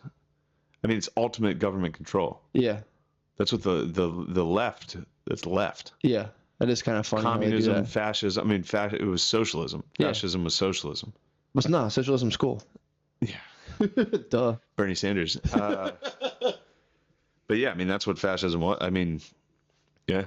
That's fun. It is fun. I read that the swastika was supposed to be originally, it was a cross that was also a hammer and sickle. The hammer It and was a sickle's cool the hammer too. and sickle and the cross Dude, if is you what want to the get original. yeah, but if you want to get pussy on a college campus, dude, be like, yeah, dude, fucking hammer and sickle rules. Oh, Like, dude, I told you that when I was in Spain and I went to that fucking teachers march in Madrid.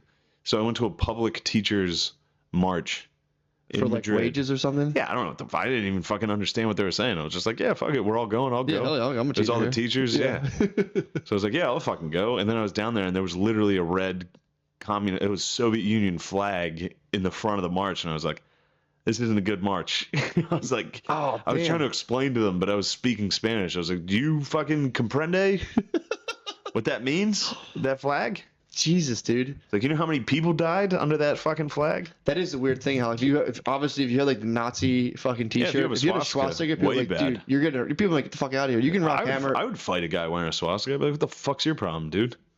I wouldn't fight him, but I'd be like, you're a fucking idiot. Of course, yeah. You'd be like, what You're the an fuck are you idiot, doing? dude. But you can Fuck rock you. this hammer and sickle, and everyone's like, fuck yeah, dude. I like free market type stuff. Like, that's cool, man. Like, yeah, we should all like share. And it's like, you think that's what that is, boy? Yeah, that's a couple of piggies. That's a couple of snowballs and Napoleons, dude.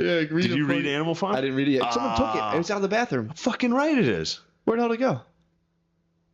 I didn't take it. All right, I gotta find it. Someone took it out of the So I had bathroom. Animal Farm in our bathroom. I was reading it while I shit. That's why I read it, and then I watched. There's the old cartoon on. It's an old BBC. It's an old damn, British dude. cartoon of the Animal Farm's fucking lit. It is good. It's a good description of what happens. It's fucking tight. It's what happens. Yeah. It's like a couple people get power. One of them's mean. He runs off Leon Trotsky. He becomes Stalin. Yep. Next thing you know, and it's funny too because the sheep in the like whenever the guy's trying to make a point, whenever like Stalin, it's a pig named Napoleon. And when he's like making a point, and like some of the other animals are kind of like, wait a second, that's not really what we started with. The sheep always start screaming and overpower everyone. Like the sheep always That's kind of funny. drown everyone out with their chants With their bullshit, yeah. of 4 legs good, 2 legs bad.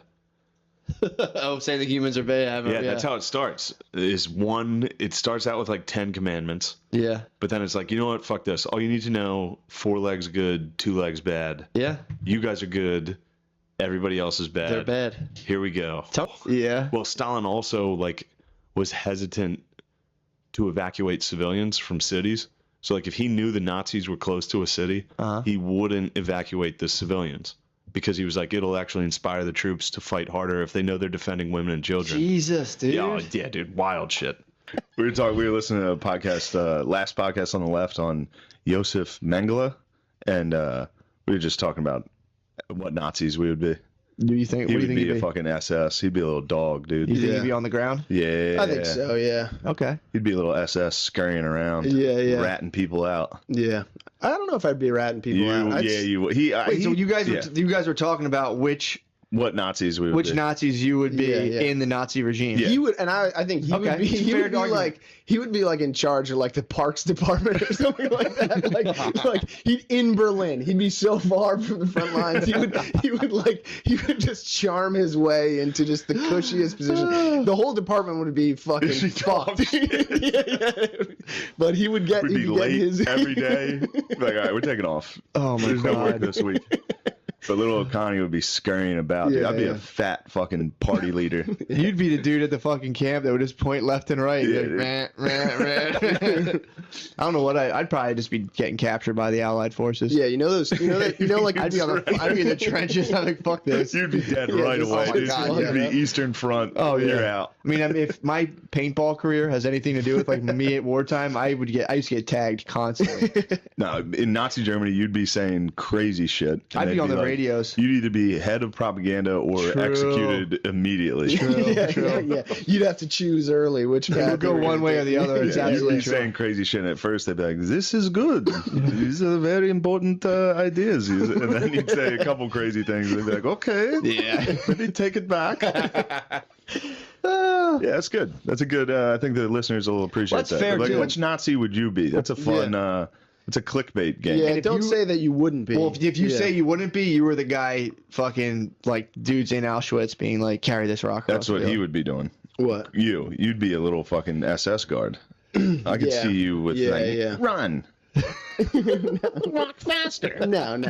What, to the Jews? Yeah. No. You'd see a tall Jewish man and you would resent him. I'm a weak person, but I don't think I could do the concentration camp thing. I think that's what people think, but it was I would do it. It was you were chilling with your friends. It was like you're hanging with your friends and like, you know, that was his task, and if you walked away, it's like you're leaving your boy. No, it's Shane would be like my boss, and I'd be like, this isn't cool, and he'd be like, you want to join him? You want to go in there? You want to join him? Plenty of space in there. We could fit you right in, dude. Yeah, that's a little nook with your name on it. Dude. No, I think I would wind up. I don't think I would have make it through the whole war, because I would wind up being like, this is fucking bullshit. I'd say that to the wrong person, they'd kill me. They killed us quick. People that were like, this sucks. Yeah. It is impossible to say. If you were in it, of course. I mean, if you were on a team, if you're just on your team and you're like, what's that? We're taking over the entire world. You're like, okay. Yeah. They were like, okay, this is Joe. Yeah, it's like, we can do it, dude. We're taking over everybody. That's everyone's like, I wouldn't do it. It's like, yeah, there's a whole that's like my favorite documentary, this history documentary. It was on the History Channel, and it's all home videos from World War II, from Germans. And the narrator the entire time is like, if you were a German, this is what you would do. For sure. And it shows people's lives and shit. And it got to the point where you couldn't speak out. Yeah. Like, all your neighbors were in on it. It was 1984, where it's you all have to pretend to love the party. And if you fake, like, your kids would tell on you. They would teach your kids at school to rat you out. Yeah. It's fucked up. Did you see that? I watched a documentary about how, like, after the war, Germans got fucked up. Yeah. Just massacred everywhere. Yeah. Well, there's a lot of, like, dudes that got out of concentration camps and just rolled through and just fucked people up. Yeah. All those, that makes sense. just like execute people. But this was a lot of them were Russians. When the Russians invaded Germany, it was ugly. Yeah, it was bad. They were retreating to the west to surrender to the Allies. Didn't they to avoid what the fucking most of the countries that they like took over, all the people that were like in the army started getting fucked up. Yeah, just like regular. Well, they both committed atrocities. Russia? Yeah, really? The Germans invaded Russia first and got fucked up, and were fucking shit up for a while. And then the winter came, and they did the scorched earth thing where they just burn everything and retreat. It's like you can't eat; you're just stuck in the winter. Damn, what a fucking asshole move. Stalin, dude, and he would leave civilians in cities. He would keep people in the cities with no food or water to be like, that'll up morale. The soldiers will fight harder if they know they have to defend these people. Damn. It's fucking wild shit. The weirdest part too is like that personality type still exists. Hell yeah, Stalin? Yeah, like those dudes tend to have a lot of kids and get a lot of pussy. So like there's a lot of that fucking still floating around. There's a lot of that floating around. There's a story about Stalin that I knew I didn't have his genes. When he was young, there was like a calf there was a flood. You were worried about being Stalin. This is when I knew I definitely didn't have it. Also, Stalin was a little guy. He was a little tiny Was he boy. really? Yeah, he was a Make tiny him boy. look like a big old dude. Of course he did. He was a little tiny boy. Wow. There was a calf that was like, there was a flood and it was stuck in this like tiny island of this river, and everybody was like watching it, and he swam out and broke its legs and then swam back, and everyone was like, what the fuck? Why'd he do that? He was nuts. How He tall was was wild. he? Jesus. Hitler was a short dude too, right? He wasn't that short. Well, how tall was Hitler? Hitler was probably 5'10". I'm gonna Okay. go out. That's a rough You estimate. just stayed going average Taking male a height. shot. Yeah, I think he was normal. 5'10". Stalin was short. I think Stalin was like 5'6". So Stalin and 5'5". Napoleon. Yeah, and Napoleon, not that short for How the tall- time. how tall for was the Napoleon? time? He was. True. What He was was he? normal. 5 foot? How I tall don't was know. he? I forget, but he was normal. And then what also made him look short was he always had these grenadiers, I think is the name of the soldier. They were all, and the way they picked them was if they were like huge. Oh, So he was always surrounded by these bodyguards with like 8-foot hats. Damn. That were giant. So he always looked like a little guy. Gotcha. How about that? You know? Yeah, that's interesting. You tune into the podcast, you hear stories about grown men pissing their pants. And you learn I didn't stuff. piss my pants, dude. You I pissed the peed bed. the bed, dude. Piss the bed. It's fair. That's- This is going to be another cast my girlfriend's going to hear and be like, She's gonna hear "You this? fucking idiot." These 4 dudes get captured by these Indians. They take them and they make them run the gauntlet. So that was one thing they would do when they would capture prisoners. A lot of these tribes would make you run a gauntlet like right away. So the whole town would come to the bank of this river with these 2 dudes they captured on canoes. Yeah. And one of them, by the way, Stark, in the Revolutionary War would come up with the term "live free or die." Pretty sick. Yeah. He was that. I mean, this is how small a world this was back then. Shout out.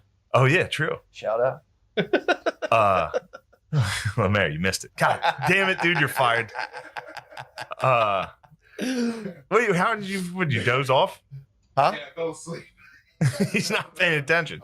He's paying attention. He couldn't know I was doing a physical. He doesn't know my comedy's verbal and physical, dude. Physical comedy, dude. Welcome. So they did. So the whole town comes What's the out. gauntlet? Gauntlet is where the townspeople, mostly young men, line up 2 rows and make you run the gauntlet. Oh, they're making- And they hit you with sticks and fuck with you the whole way.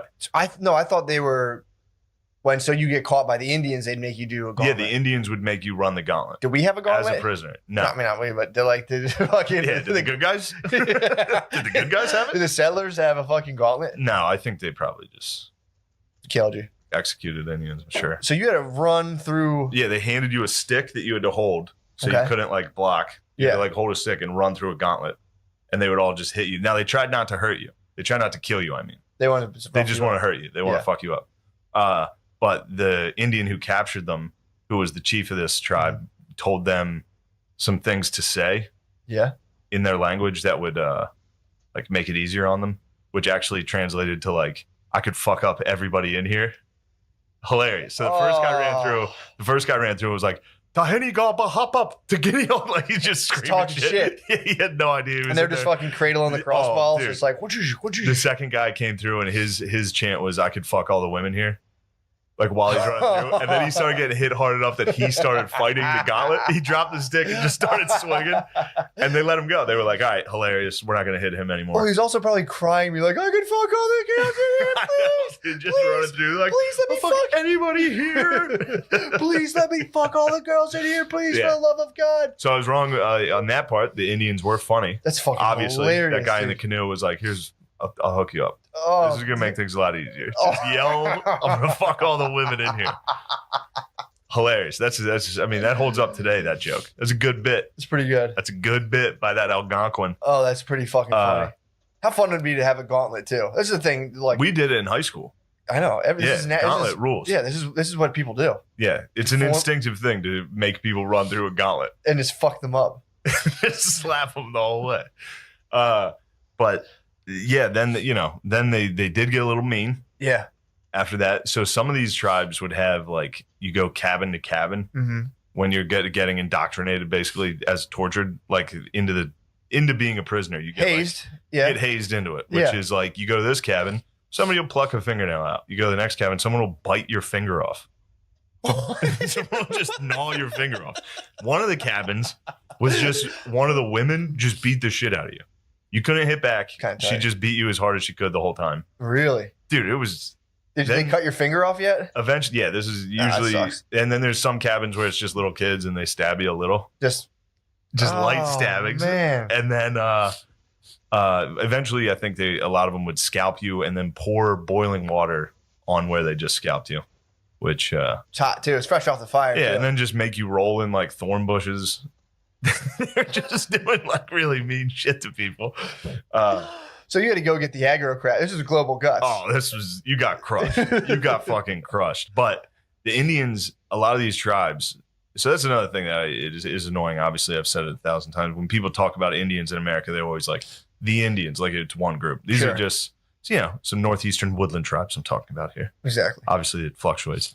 Yeah. But read up if you don't know about them. Some of the, they also they all like loved being able to take pain. That was like their big fucking thing. Like if your mom cried while giving birth to you, everybody in the tribe was like, you're a fucking fag. Really? Like that stayed with you. So even moms had to be like tough as fuck the whole time, like wild shit. And so it's possible. It's possible for women to give birth, not even just like naturally, even just kind of like they complain. Not allowed to complain, dude.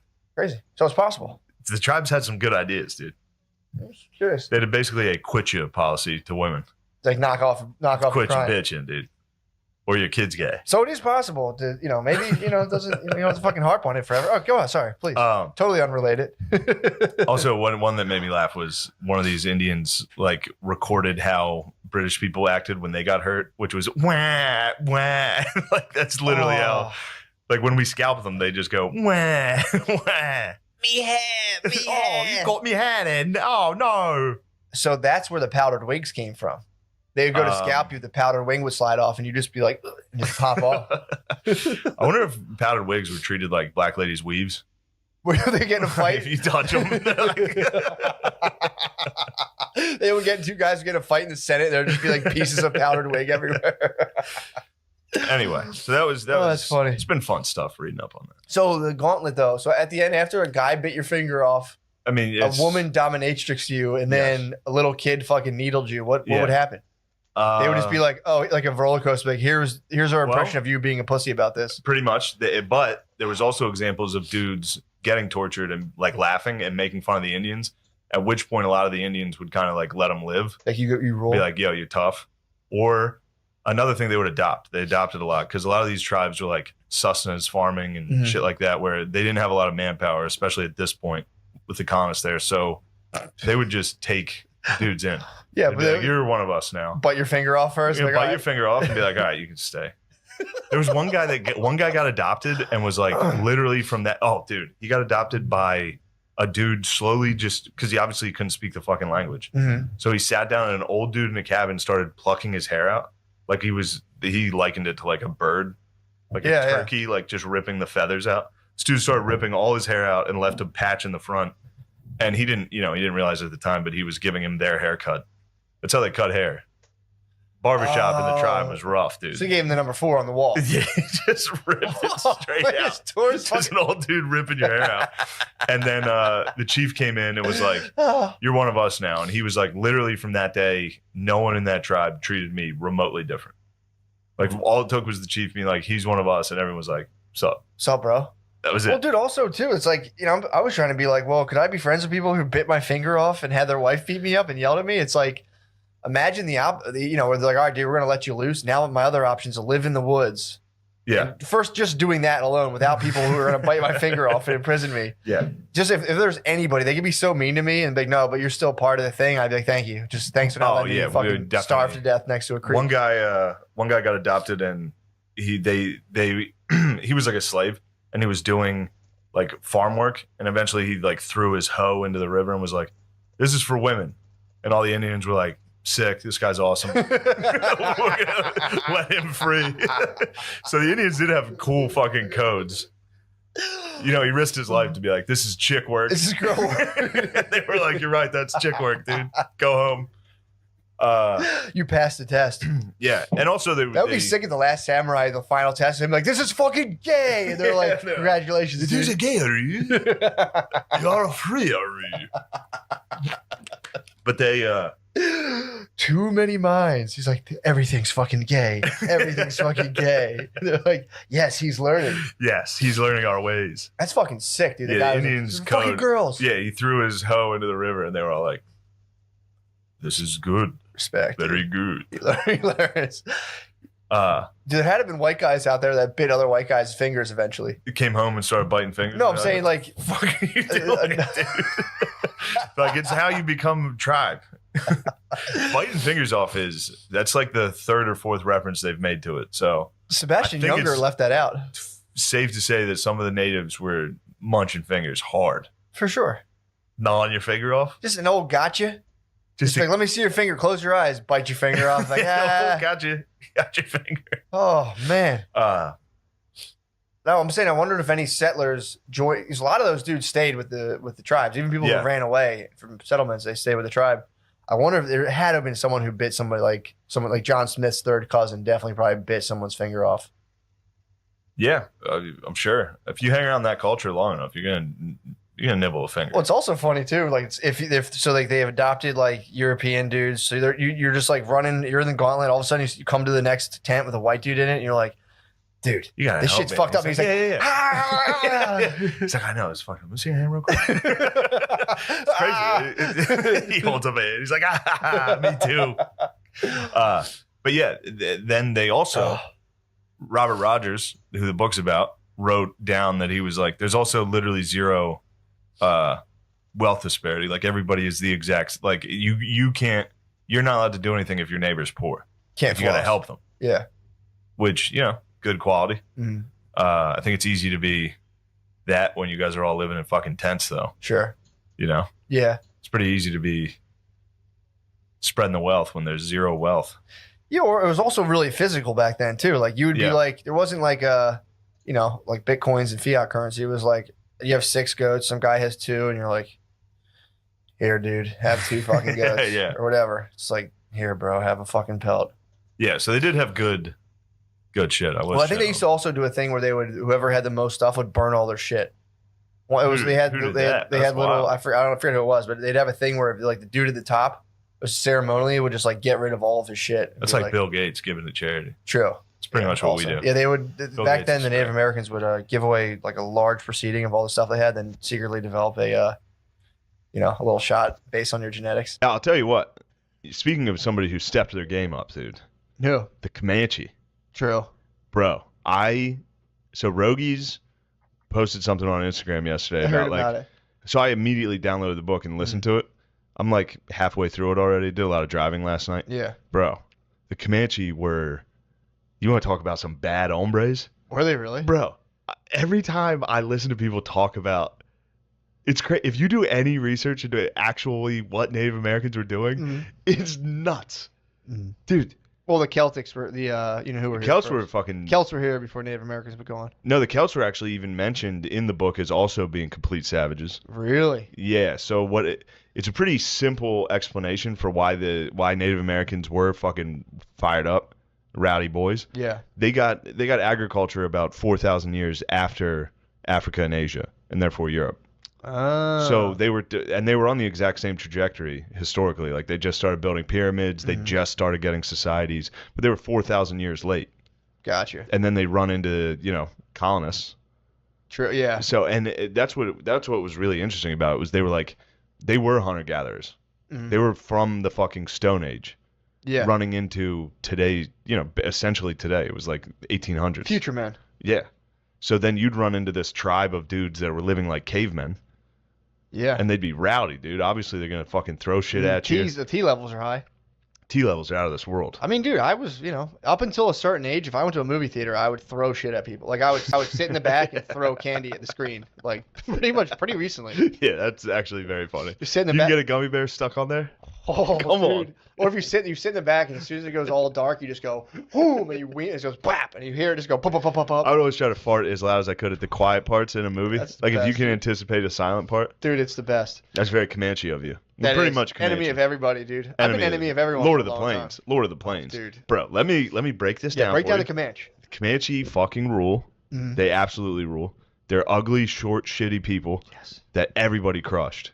So they came over historically on the land bridge. That's where how all people came to North America. The Bering Strait. Yeah. So they were up there. Go on. So they were up in the Rockies. They were up in the mountains, and then just forever they had been pushed down because they sucked. Yeah. Comanches, of everybody, were like, even amongst other tribes, they were known for their bad hygiene. They sucked. They were short. They never, So we see like the Northeast Native Americans is like that's like what's on. Yeah. That's what you see is like these tall, slender, fucking athletic, sinewy, long motherfuckers. Yeah. These people were like more like Mongolians. Really? They're like short, squat, fucking brown. Yeah. Like fuckers. Like Eskimos almost. They looked, yeah, exactly. But I didn't know that. They were losing. Comanches were like no, jacked, Comanches ripped, were not like jacked. Dude. Jesus bodies. No, they're lads. Really? Comanches were pure lads, dude. What? And they were getting rocked by everybody until the Spanish came. Mm-hmm. Spanish, fucked around and introduced horses to North America. Horses were never there. Yeah. So all these different tribes got horses, and I think the Apache were munching them. The Apache weren't sure what to do with them, so the Apache were just crushing horses. They're munching, yeah. They were munching horses. They're chopping them up. That was good eating for a little while until the Comanche, those old fucking pussies that everybody beat up forever, just somehow got so good at using horses, like best horsemen in the world. I mean, and dude, then just if you want to go for the Mongolian theory, that's muscle. That's exactly what it was like. That's and genetic then muscle they memory. just let it rain on everybody, dude. Oh, after getting just shit on constantly. And not like they were even like there was no half of it was just for vengeance. Like this for ancient vengeance. For like 1,000 years they were just like fuck these people. And just Comanche they didn't build cities. They were nomadic. They just went around, and if you somehow came into the middle of the country, you got fucked up. And not just like oh you got it was their rules to torture everybody to death. Mm-hmm. If there were women, they would gang rape them and then torture them to death. Jesus, dude, they took this one lady as a slave, and white slave, and they white slavery, and should have a little scoreboard every white slave on the crossface. What's that about 18 million to 1? All right, here we go now. A little comeback, little rally caps. Here we go now. How about a little chatter over there? How about a little chatter in the dugout, whites? But this lady, she was pregnant when she was captured. As soon as she gave birth, Wait, the white lady? Yeah. She's in it. 2. True. Technically, that was 2. 2. Boom. Got another one. This was a quick one, though. Yeah. So she gave birth to this child. I think it was 7 weeks old when 6 Comanche men walked into the room, strangled it to death. But it lived. They put it back. They strangled it till they thought it was dead. Put it back in her arms, like gave it to her, like motherfuckers. And then it started moving. So they tied it to the back of a horse and rode it through cacti till it was ripped apart. They were wild, dude. Yeah. And like again, there's no redeeming. Like the book tries to be like, well, they sang at night and they loved pranks, which was funny to be like, oh, they were dickheads when they were by themselves, which is really funny. But they were also the meanest. Yeah. Comanche were mean little dickheads. Nasty. It's fun to listen to. It's a really good book. Damn, dude, that's pretty tough. Yeah. Praise Rogies for recommending. I read some of his posts, dude. He was in the sauna just bugging out on Comanches and being like, dude, it is a fucking like. It's sick. wild to read. I mean, dude, to start the idea of Rogan in a thing, meditating and just being like a Comanche on a horse. Bro, he must have connected with the Comanches so much, dude. Little short, tiny guys, fucking riding horses. True, dude. Crushing people. That's probably why he's going to. Is the Comanches around Texas? Yeah, true. He might be being called. True. He might be called by that Comanche moon. Dude, I'm so fired up on Comanche right now. Yeah. They ride. They were the ones who would like ride on the side of the horse when they were in battles. You know what I mean? Where you ride on the side, and shoot. Yeah. Dude, they fucking ruled. Fuck, man. And they were about was raping. Well, that's the Mongolian blood. They were just torturous rapers, dude. That's the Mongolian. And everyone's like, no, Native Americans were great warriors. It's like, dude, they gang raped prisoners and tortured them. Yeah, I mean, it would be like if you went to like the whatchamacallit, like the Celtic tribes in like Ireland. In other words, it was the same party going on. Yeah, dude, just 1,000 years before. Celtic tribes thought they were from hell. Like they conceptualized heaven and hell, and they're like, yeah, we're from hell. We're the bad guys. Like we're from hell, and their day started. It was some kind of weird thing where like their day was reversed. I mean, not like I know kind of the day starts at midnight, but it was something like that. So they're on my clock. I'm still on that Celtic. Something like that, yeah. Where they were Just kind of munch say dinner like, right away. Just wake up and eat like a chicken parm sub. Yeah, when you were born, they would just cry for you. They'd be like, "Oh, dude, it sucks." And when you die, they'd be like, "Fuck yeah, dude, get out of You're here, back in the nether realm." So That's yeah, actually dude, pretty cool. they were like nasty motherfuckers, man. Yeah, the Comanche, Matt.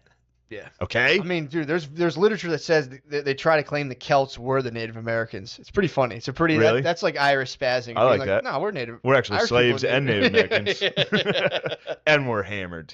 Yeah. No, but it does do the thing where it also was interesting is in the book they're like, look, if you want to talk about people's statues getting torn down, you see a Native American chief statue, you could pretty much count that guy first off had slaves and then also led like war parties that raped whoever they caught and tortured. Really? It said that in the book? Yeah, I was like, damn, dude, this guy's going hard. What is this? Damn. Must have been early in time when this guy wrote. I don't know when the book was written. Yeah. He better not have written that recently, or he's out of here. I don't like it. Yeah, man, you can't be talking. But it was a taking down fucking Native American statues. He brought up the Celts though. Did he? Yeah, in the book. Yeah, he was like they were that. They were the people that like when the Romans came up to England, they were like, who the fuck are these dudes? What the fuck is this? Who are these retarded guys? Sick fucking book though. Definitely recommend it. It's way better than War on the Run. I gotta peep that out. War on the Run's like the one I'm reading about Robert Rogers. Yeah. It's the most listening to. Pardon me. Same thing. No, Absorbing the very information. different. Very different. Having Pardon me. information go through the ether and into your brain. Pardon me. It actually might be audiobooks might be better. I don't think they are. I think I'll so. forget people's names and have to rewind 30 seconds to try to get the name again. I have laser focused. There's attention. no chance you do, dude. I have like laser focused attention. There's no chance, dude. No, it's crazy. It's unbelievable how well I retain information. I don't really retain information. I store it all in the ether. No, You want to derail my awesome Comanche talk? No, I'm not derailing It's it. too late. We were talking audiobooks. I kind of forget the Comanche talk now. I had some other good points. It's in the field. It's in the ether. You have to channel it. Any idea you ever have? Oh, they did the goes off same into thing the ether. as. So I was reading I was listening Perfect. to I knew fucking you'd get back there. War on the Run, and it's very dry. It's very like they left camp with 3 satchels of blueberries, 6 gunpowder sacks, Count me 8. out. It's a lot. It's a lot to listen to.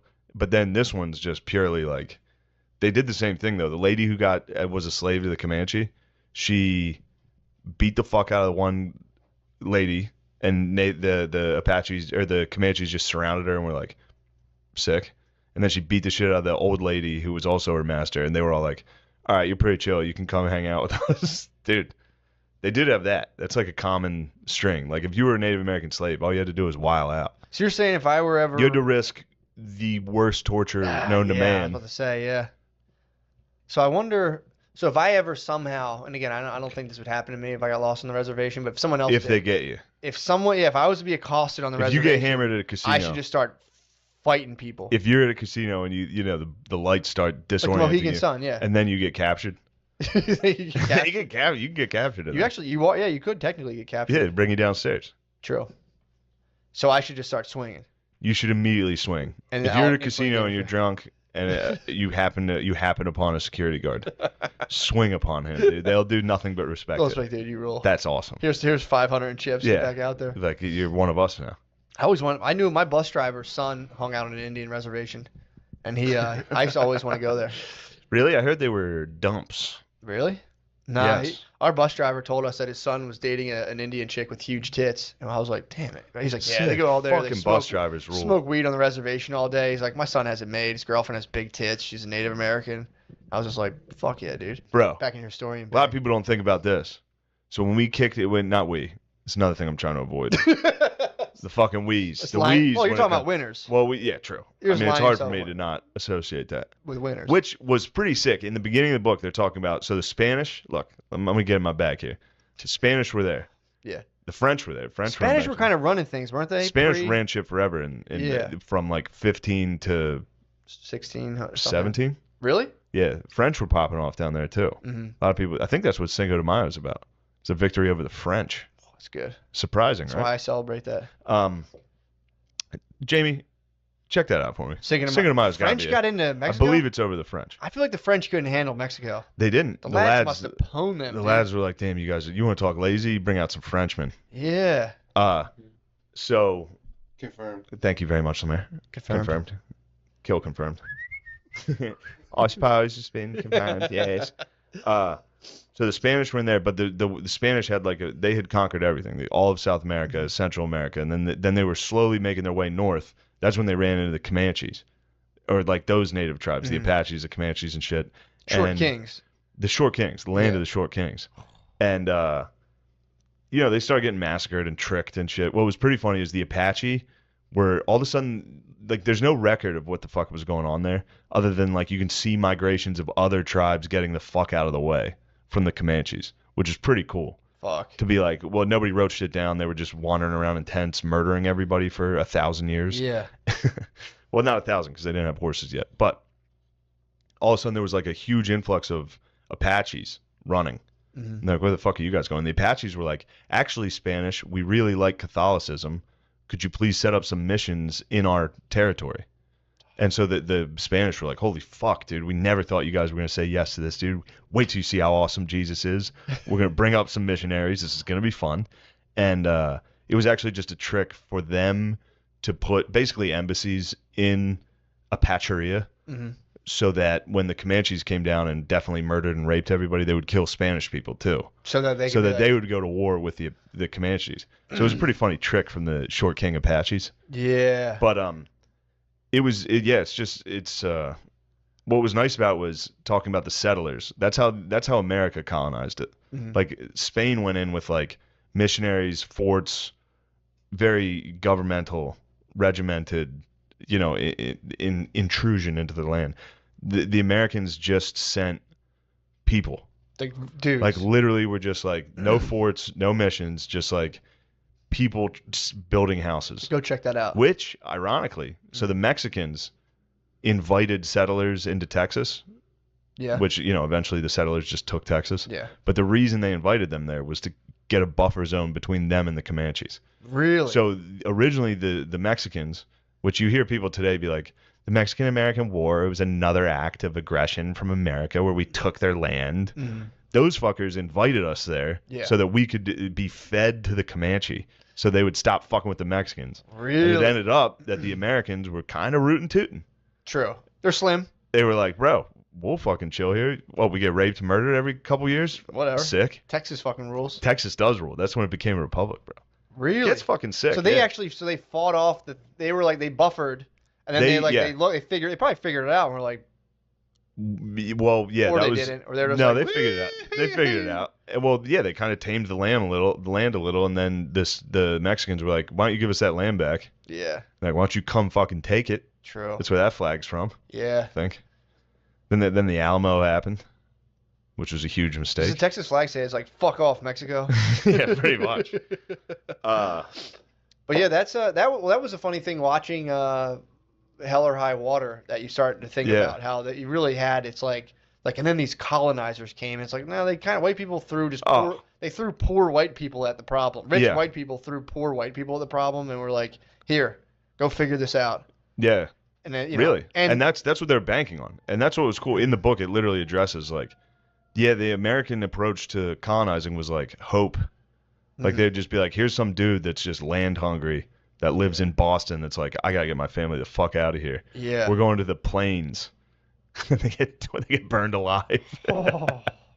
But pretty neat. It's also funny too how that still kind of goes. So you get the rich people who are like, yeah, man, we got a good deal for you. Go out there and do that thing. Also, by the way, the Blood Meridian's not exaggerating.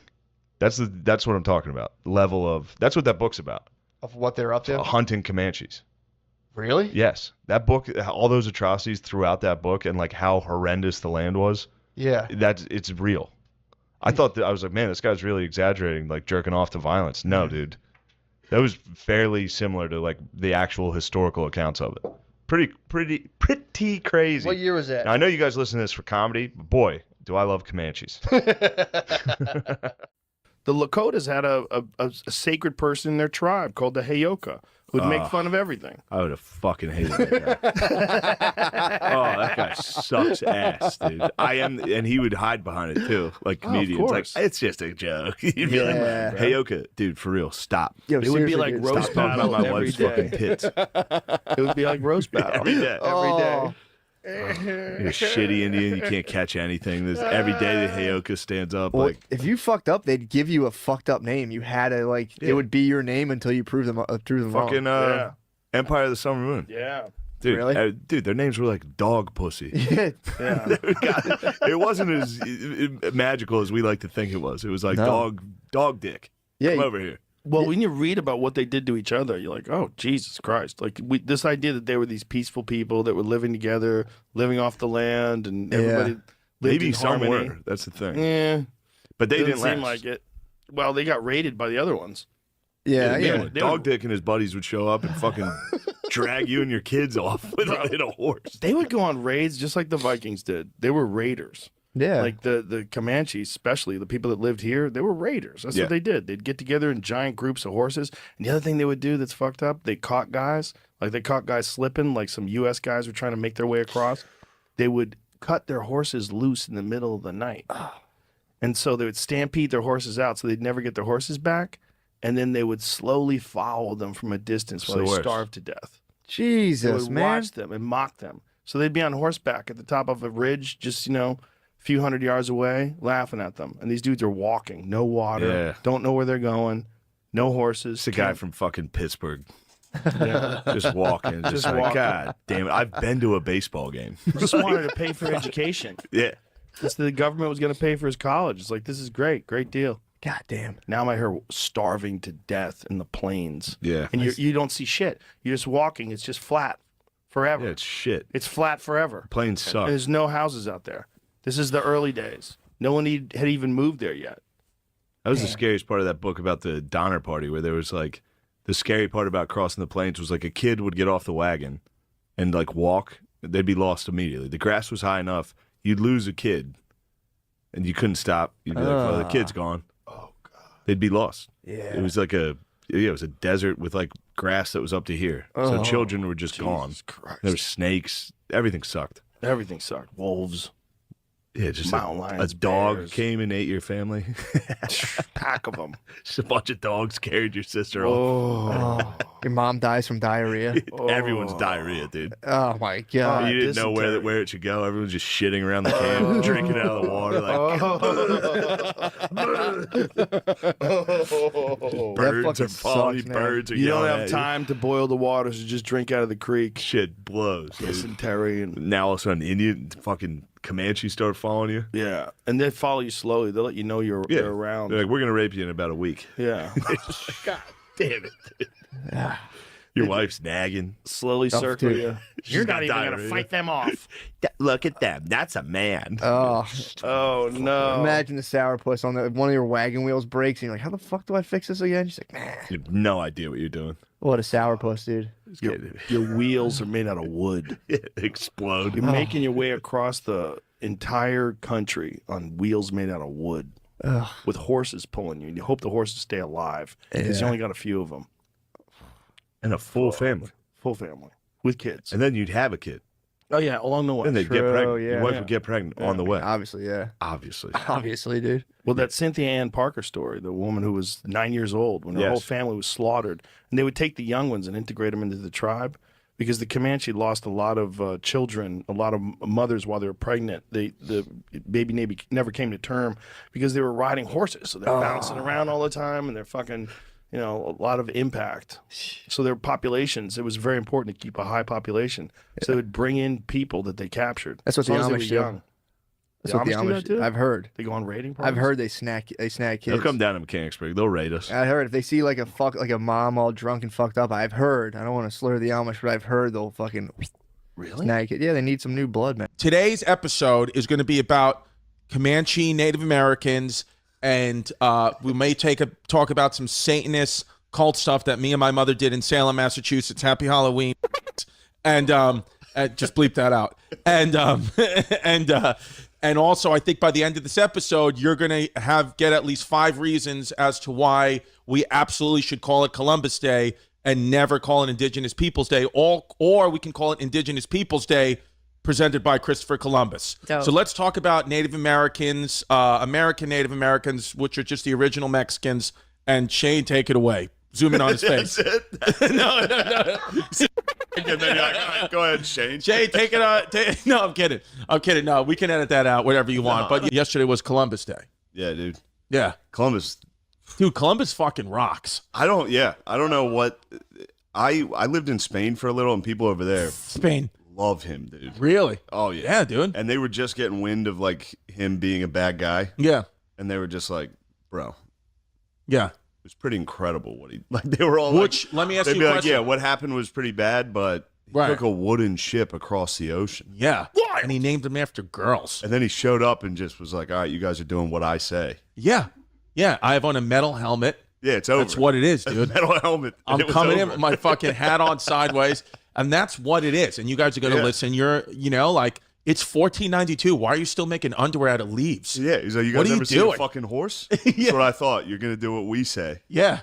I would have fucking just been like, if I was Christopher Columbus, when I got off on the shores with that horse, I would have fucking taken that horse right into the shores, let all the Native Americans see me, and then just start sucking that horse's dick just to show them that I'm in charge. Just right in front of them, just on the knees, double barrel blowjob. And let that horse shoot its load all over my face, and then just get up and be like, "I'm your master now." Yeah, that would work. Absolutely. I mean, that would hold up today. If I saw a guy pull up off a boat with a horse and fuck it, I'd be like, "That's dude. I'm gonna listen to what he's got to say."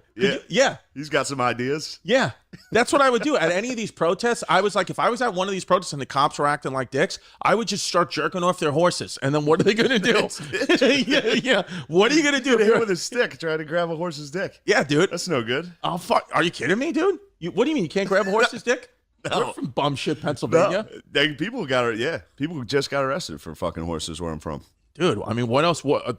I don't think they can get COVID. It's too dangerous to fuck a human. Shout out Perry County. Shout out Perry County, dude. Mechanicsburg, PA, right? That's Cumberland County. Oh, my bad. Please. Yeah. So you read this book on the Comanches. What was the book called? It was from the Joe Rogan reading list. Yeah. Are you doing that? No, but anytime. Have you ever done Joe Rogan? No. Yeah, I mean neither. No, I needed him, dude. I just feel like I needed him, dude. Hold on. I was in a meeting with Lorne Michaels, and I was like, I'm definitely gonna get fired, and that's fine. I'll do Rogan next week. Yeah, and be bigger. Yeah, yeah, and then it never happened. Just sitting there looking at my phone. You're like, oh, did he? One time, Rogan, come on. It's dude, Comanches. Yeah. So let me just do a quick overview. The Comanches are a Native American nation from the Great Plains whose historic territory consisted of most of present-day northwestern Texas, eastern New Mexico, southeastern Colorado, southwestern Kansas, western Oklahoma, and northern Chihuahua. Northern Chihuahua, I guess that's Mexico. The rest is just Trump country. So it's safe to say the Trumps. 100%. The Comanches, big-time Trumpies. Absolutely. Dude, Comanches and Hasidic Jews love Trump. How about the Hasidic Jews? They fucking love no Trump. idea they love Trump. They come out with the flags, yeah. It's fucking great. It's gotta be confusing for like Nazis. Yeah. I know. They're like, wait, what? You guys are on my side, dude. Actually takes us to the Comanches quite a bit, and the indigenous people. Venetia wants us to get there quickly. When people try to act like they were, like the revisionist history, like the quick history we have of Native Americans is that they were like one with nature and peaceful, right? And it's actually borderline racist where you're taking away the agency of them. Like, right? They were people. Right. They were shitty. Right. They were just as shitty. Right. So, they had issues. Yeah. Because I think like most people don't know because you read this book, but like most people think, I think like America, the United States came in, ripped these good, nature loving Native Americans from their land, put them on reservations, and we owe them everything. Like we are horrible, so horrible to them, which I'm sure is all true. I know that. That is all true. Yeah. But the problem is that the Comanches, is it just one tribe of the Native Americans? The Comanches were bad, or like did you learn that like a bunch of them? Yeah. There's a ton. There was so many tribes, and right? They were like the Comanche when they not started, but like the early records of the Comanche were like They were kind of up in like the Rockies, and they were little tiny guys. That's another thing. Squeaks, we call them on the show. They were all squeaks. like, yeah, because we have this version of Native Americans that are like the northeastern, the woodland tribes, where they're all like avatars, right? Like long and sinuous, how do I say that word? I don't know. I've never heard of it. Cinnabon? Sinewy? Cinnamony? Anyway, long avatar people. Long avatar people. Yeah. Okay. But then you head out west, and they were much more like Mexicans. Right. Just little squeaks. Little tiny guys. But those were the Comanches were the squeaks? The Comanches were the squeaks. But they were fucking... And they sucked for a while. And then when the Spanish came over, brought the horses, and then the horses would start to escape and get out. And certain tribes didn't know what to do. Like the Apache were just eating the horses. Really? They weren't sure how to... These things are good. We're going to keep munching these. Yeah. And then the Comanches started riding them and got like incredible at it. And then... So for like centuries, they were the lowest on the pecking order, and they would get fucked up by everybody. Yeah, the Comanches would get rocked by everybody, and then they got horses, and they got revenge, dude. They Columbined out. Right. All the people that were picking on them got paid for it. They got it. They got it hard. Wow, dude. Yeah. So, but did the Comanches kill a lot of like U.S. soldiers too? Oh, here we go. Yeah. Here, fight. Okay. Fights between tribes, the Comanches and the other tribes, were meant to raise horror and fear, not necessarily kill. Okay. But they were very violent. They would kill, torture, rape, mutilate bodies, and kill children too. That was Civil War stuff. That was tribe on tribe. Well, that wouldn't be. Veneti, that was the United States. So they would do that. So the Comanches would come in and raid settlers, U.S. settlers. And listen, there's kind of a school. Like, I understand. It's like if somebody just moved in to my apartment and threw me out, I'd be fucking pissed. Would I mutilate their children? I don't know. I'd probably just call a lawyer first. But like, you'd call a Trump supporter. Yeah. One of those protesting. Dude, my lawyer's Jeff Cohen. He's Chunk from the Goonies. I would just call Chunk from the Goonies. I'm like, dude, you got to truffle shuffle your ass over here and fucking get these native Comanches out of my apartment. But no, the Indians were doing that to each other. Now, they did apparently take it easy on each other sometimes because they both had this like understanding of we're low on dudes, can't be killing each other like this. Right. But they still, the Comanches were destroyed. Certain tribes were cannibals. They would eat each other. Really? They were fucking wild. Dude. They were wild dudes. Yeah. Yes. So you could and see. we teamed up the settlers. It's like watching the NBA. I'm cheering for the white guys the whole time, no matter what team they're on. I'm like, come on. But yeah, you're like Tyler Herro's the best. So the settlers and Americans and Spanish, all of them would team up with local tribes that hated other tribes. Okay. So there was always tribes like scouts and shit like that with. It's the same way. I'm jumping around here, but the Spanish conquered like the Aztec Empire and the Incan Empire with like 100 dudes. Montezuma and all that. Like literally like 100 conquistadors conquered the whole empire. Yeah. Because they just used tribes that were tired of getting their fucking heads cut off so you're for saying the sun. 100 conquistadors plus thousands of right. Yeah. Got it. Yeah. So that's what happened here. Well, they kind of out in the plains they would like use scouts. They would use scouts because these guys. Wait, now what's a scout? What do you mean, like the U.S. scout?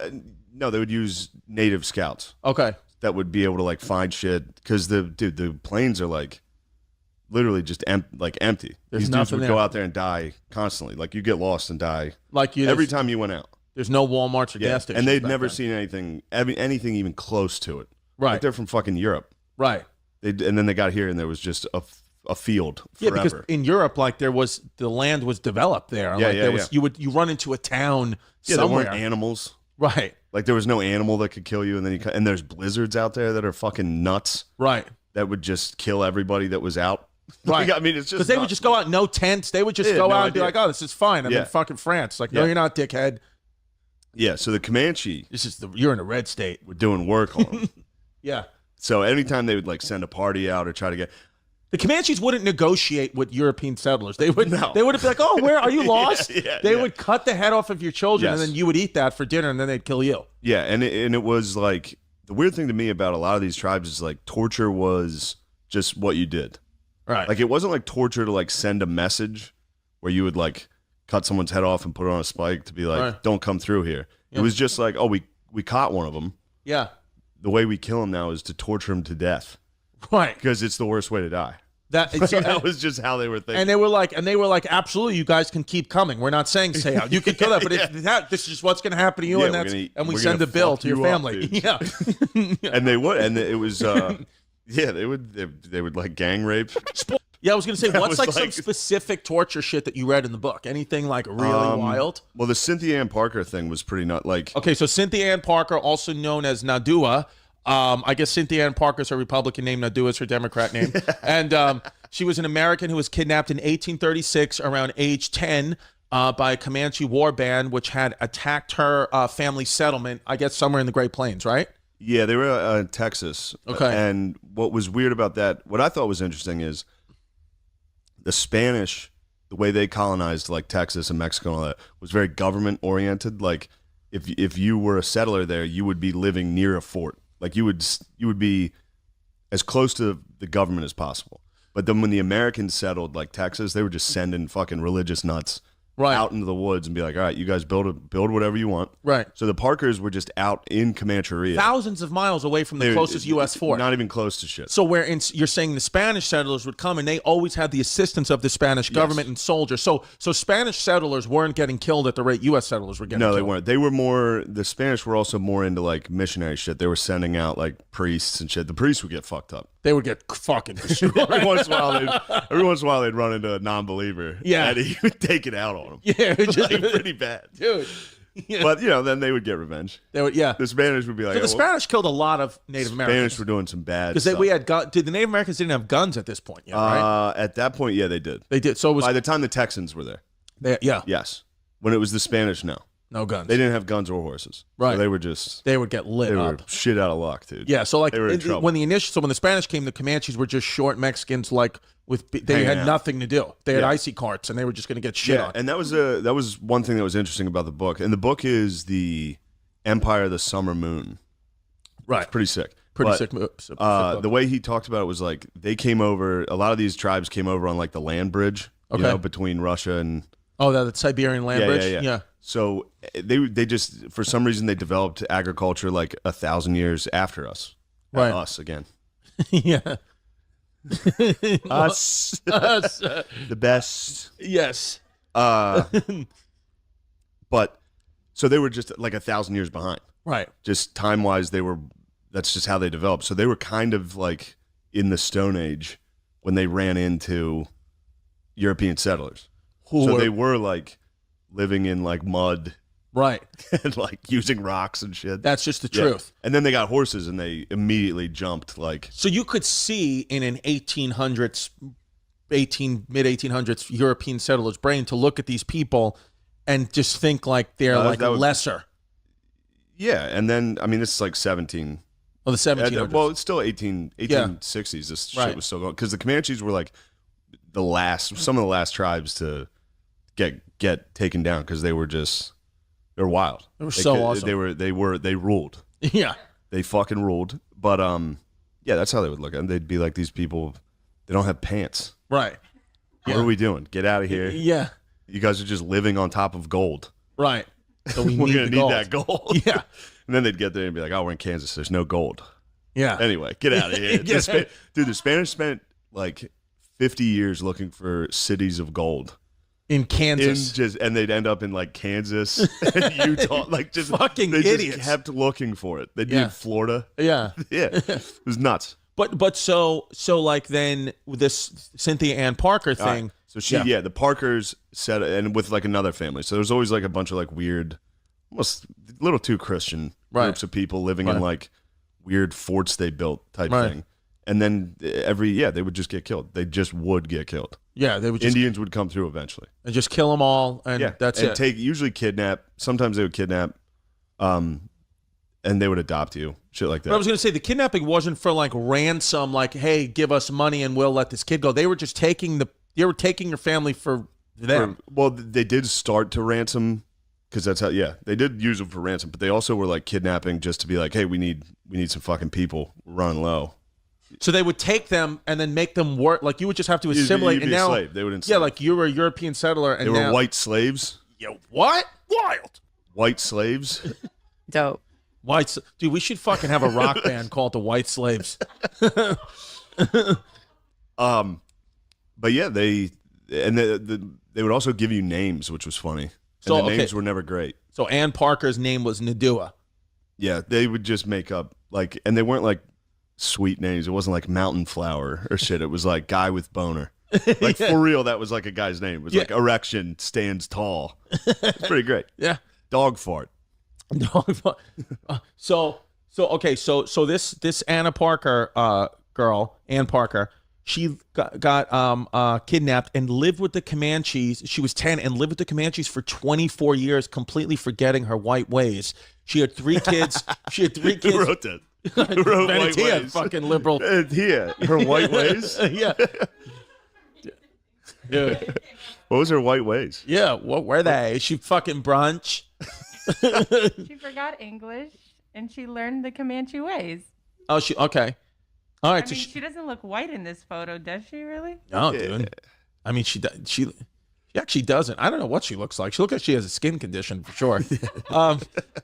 So her captor, Peter Kinankuna, was a war chief who had many wives. And Venetia threw that in. She put war chief parentheses who had many wives himself. He was a womanizer. Yeah, she's like ill. She was like Peter Kinakuna, or as I call him, war chief fuckboy. Yeah.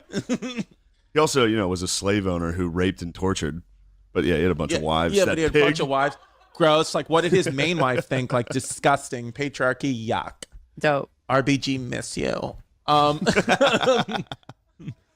So this fucking Ann Parker, who was a 10-year-old white European settler, got kidnapped by Peter Kankuna, the war chief. Her Comanche name, by the way, Nadua, means someone found.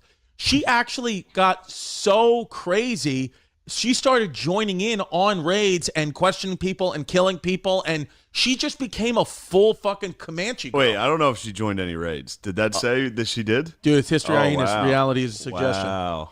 Yeah. No, that's What do you know about her? She did get nutty. She would have to fight, you had to fight constantly. Okay. The Comanches did have a full fucking dudes rock setup, dude. Right. The women did everything. Right. Like the men would go hunt, and fight, and then chill at the camp, and the women had to take apart the buffalo, do everything with all that. Yeah. They were the women Slice were of slaves. garlic. The women were slaves, which ruled. Yeah. Yeah. Dude, that's the same thing with the Puritans that I just learned in Salem. Like the Puritan society, which I didn't even know, Puritanism as a religion, it doesn't exist anymore. There's nobody that's a Puritan. It's not an official religion. It's doesn't exist. I just never even thought about that. But same thing with the reason why eventually the witch trials happened was because they would tell the Puritans it was a man-dominated society. The women, their daughters, wives, nobody could even leave the house unless to do your chores because they believed if you left as a woman, they were the only one. They were the only ones susceptible to the devil's temptations. Men couldn't get susceptible to the devil, so they said only the women could. So you had these crazy paranoid women growing up, that they thought that the devil was everywhere, and if one of them got fucking tempted or did something normal, they would be like, you're a witch. So it's very similar. Comanches sound a lot like the Puritans in that sense, where it's yeah, but the Comanches did fuck around, they pranked each other. They were a fun group. What did they do? What are some pranks? I don't know. I don't remember some. I thought you read this book. I do. Look, just classic pranks, dude. Yeah, just fucking. I don't know. They put whoopee cushions down. Yeah, they loved pranks. Dude, they would do all that shit. Yeah, because most of the records come from white slaves that the Comanches had. Yeah, because Comanches did they have writing or an alphabet or anything? No. They used most of these tribes used knots on a string to communicate. I don't know how the fuck it even works. They'd be like, this is time. Really? They had beads to be like, here's our story. People be like, what the fuck? What? You gave us a necklace? Yeah. But yeah, it's the history of our tribe. What? We're gonna go ahead and write your history. Yeah, just read it. So is it one of those things where it's we're not even sure if what's real or what could the Comanches' evilness been exaggerated by the whites because of this? It's evil. You're being very Eurocentric here. It's evil through Western morality. Right. Through Plains morality. If you're fucking literally in the Stone Age. Yeah. You can fucking gang rape if you catch someone. It's not that evil. It's not that evil. It's just this feels good. Yeah. That's what it is. It's just pleasure seeking. They were pleasure seeking. I get it. Dude. I think it was the Parker raid. One of the ants, they got one of the ants, her aunt, and they just they gang raped her in front of all the kids. Yeah. And then they're like, all right, come on, kids, you're with us. Yeah, they're like, who wants apple slices? Just their aunt in the dirt. Yeah. And then I think they dragged her. And they like killed tied to her to a death. horse and dragged her To death. Yeah, after they, yeah. That's what happens. They were having fun, dude. Well, I mean, yeah, I mean, you can't. The Apaches were, or the Yeah. Comanches were having a good time. It's one of those things where it's like, you can't. What if you got pregnant? After. I'm not gonna raise some fucking kid. Some kid. And he's like, no, edit it. We're just kidding. I mean, it's not us, dude. Yeah. It's not us. The whites were the ones being white slaves. Yeah, that's the thing. It's like, I have nothing to do with this. I'm fucking have Italian and German ancestry. Yeah. Our people were not here. Yeah. Yeah, they weren't there yet. They weren't there.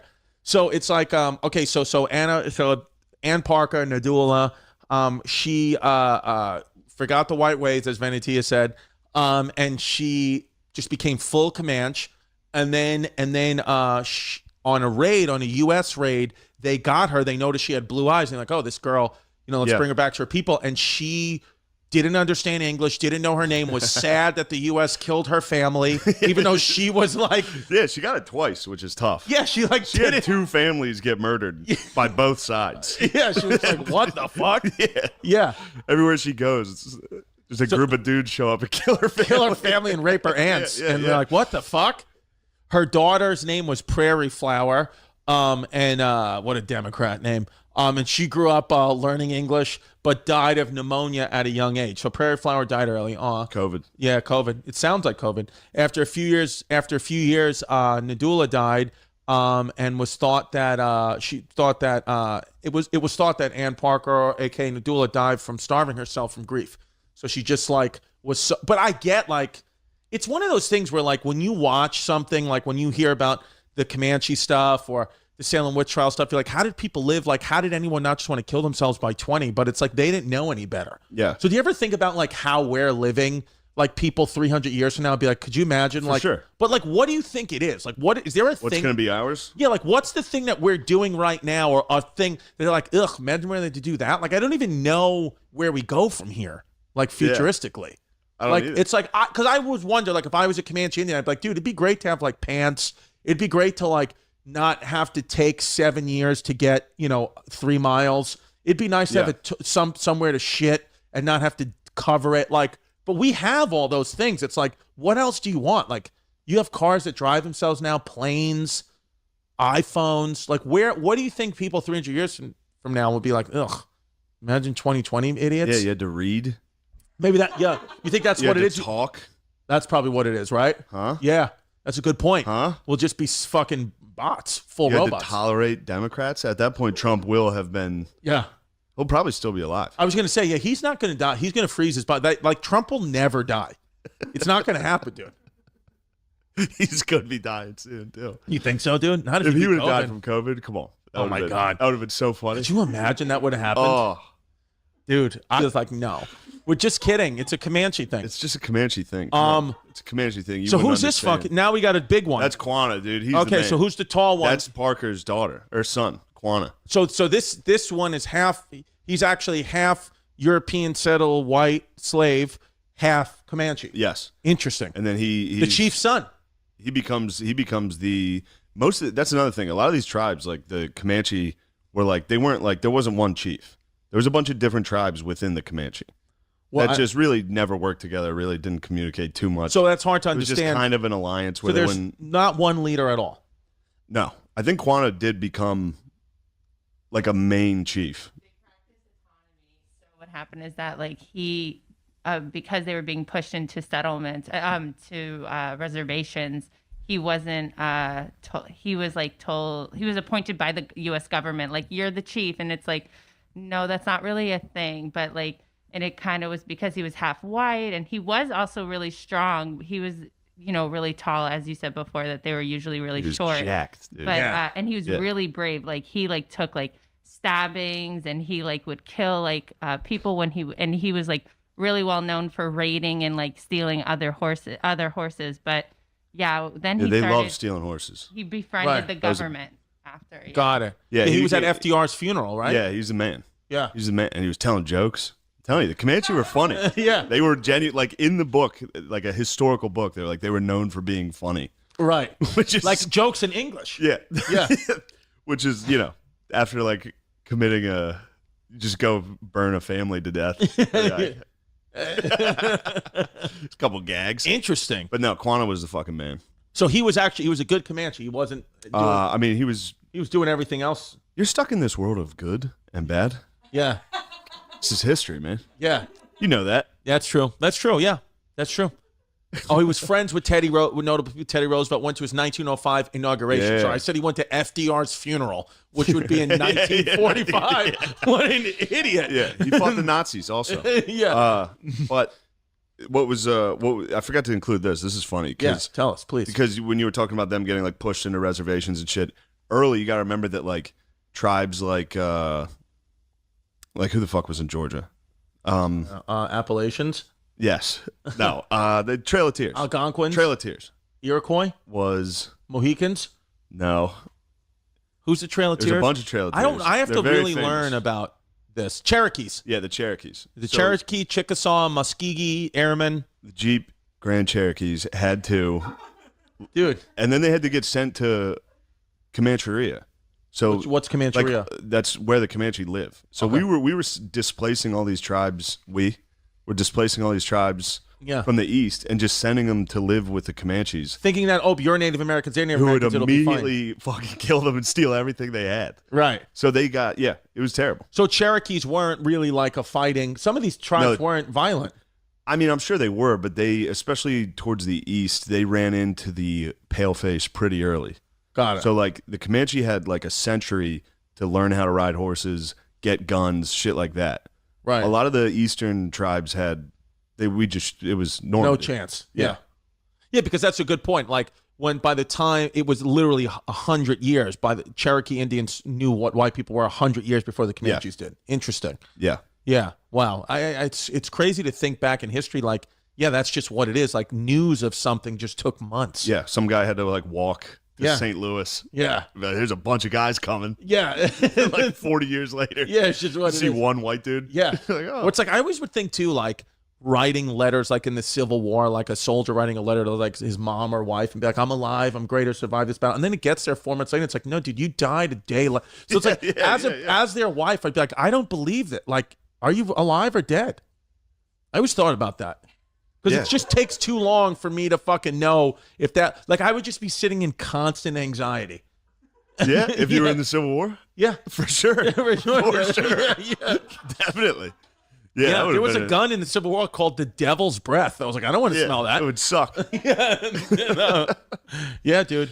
But yeah, I mean, it's interesting how it's like Native Americans, like we are part of their history and they're a part of ours. I mean, we kind of just, it's just one in this, it's just, you can't get around it. Like things were messy back then on both sides. That's just what the truth is. There's good people on both sides. Yeah.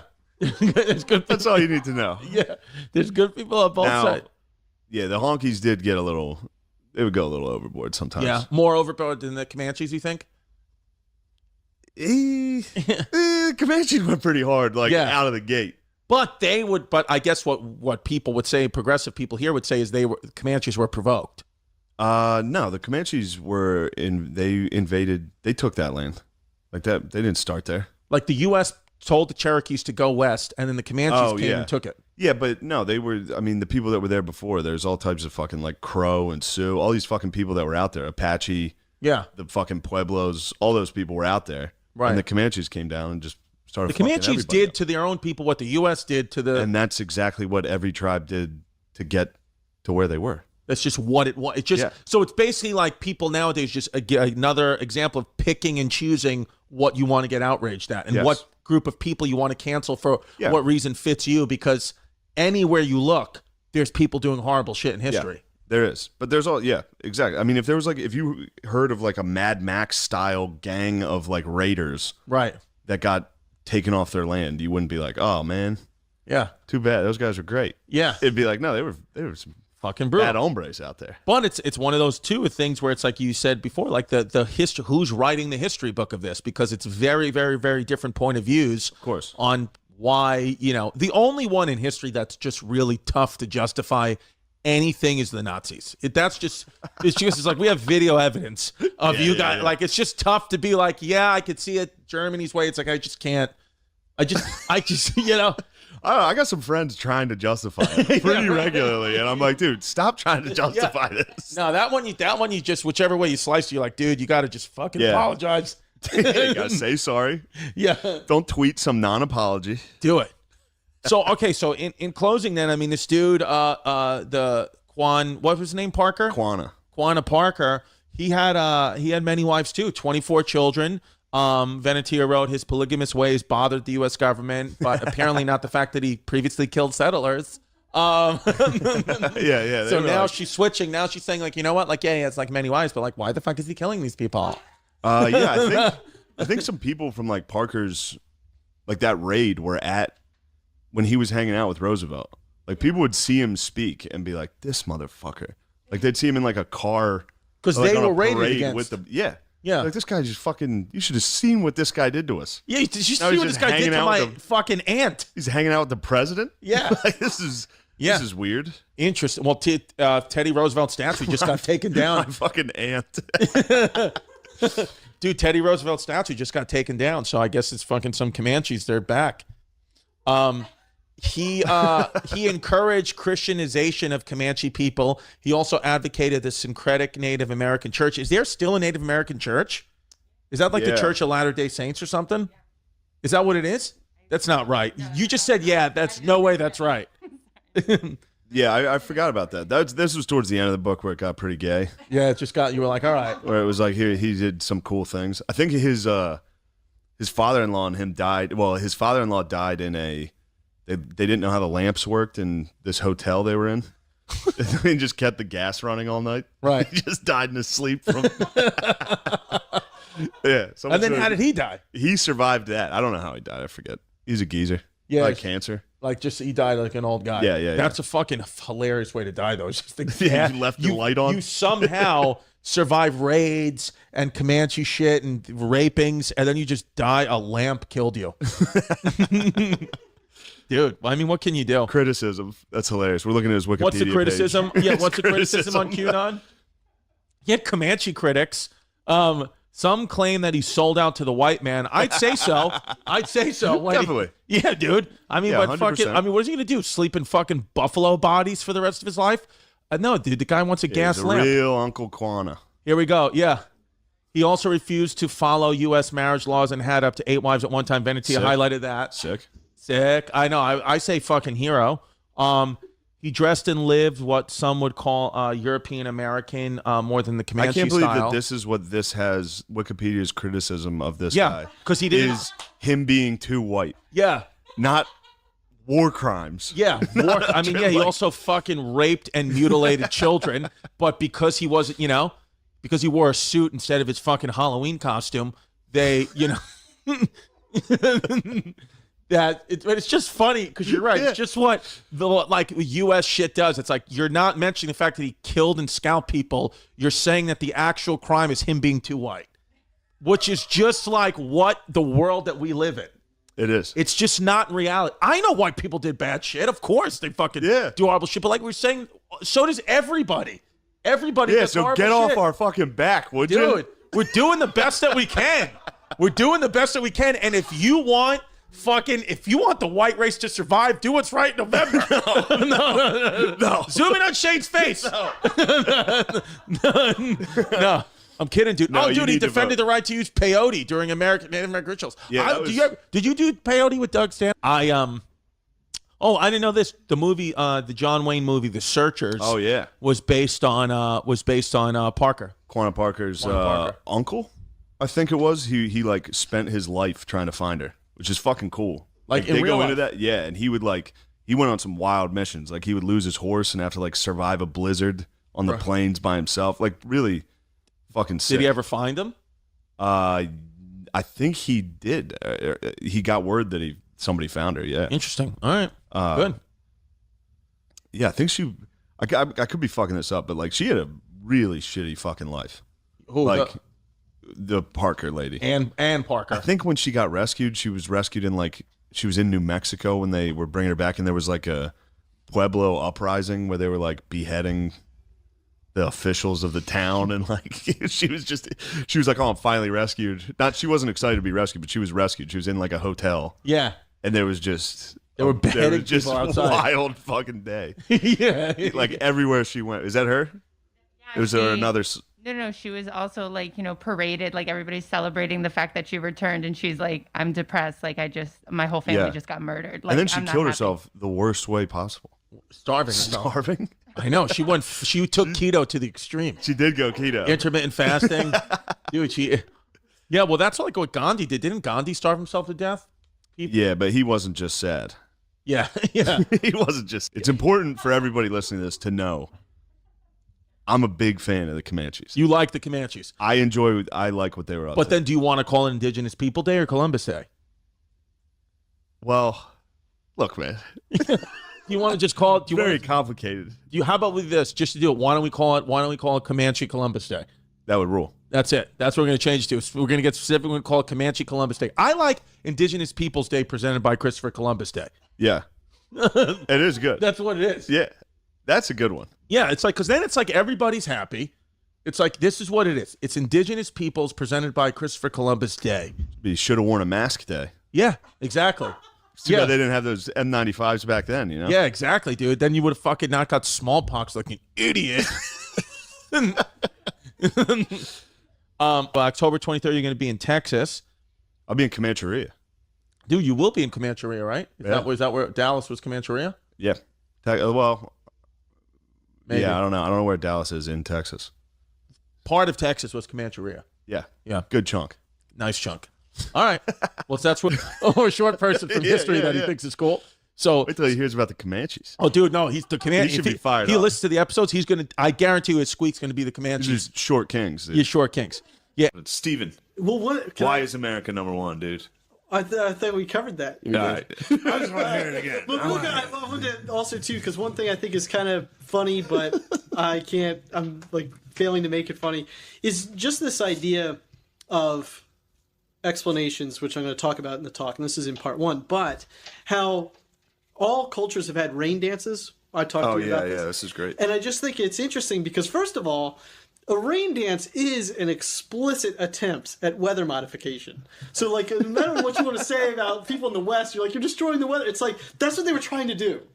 It's just that they failed at it. Fair. So that we're kind of like, like we look at it with a degree of reverence. If they're blasting lasers, we wouldn't be like, oh. Right. Or if their rain dances worked. True that. What I was saying to Shane was like, if you've lived with somebody that likes the thermostat slightly different, you know how annoying that gets. Yeah. If you, obviously you go out in the morning and it's raining and you're like, fucking savages. Fucking doing it again. Oh my God. Goddamn Redskins. That's so fucking funny. God, that's hilarious. Yeah, to think about. the rain dance, to think of it as attempted weather modification. I mean, it is, dude. I mean, no, of course it's what it is. But That's it's crazy. just funny to look at it in that light.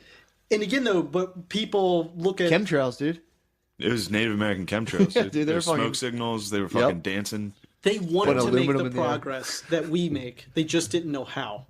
Fair enough. And they didn't fucking get jiggy with it enough, dude. True.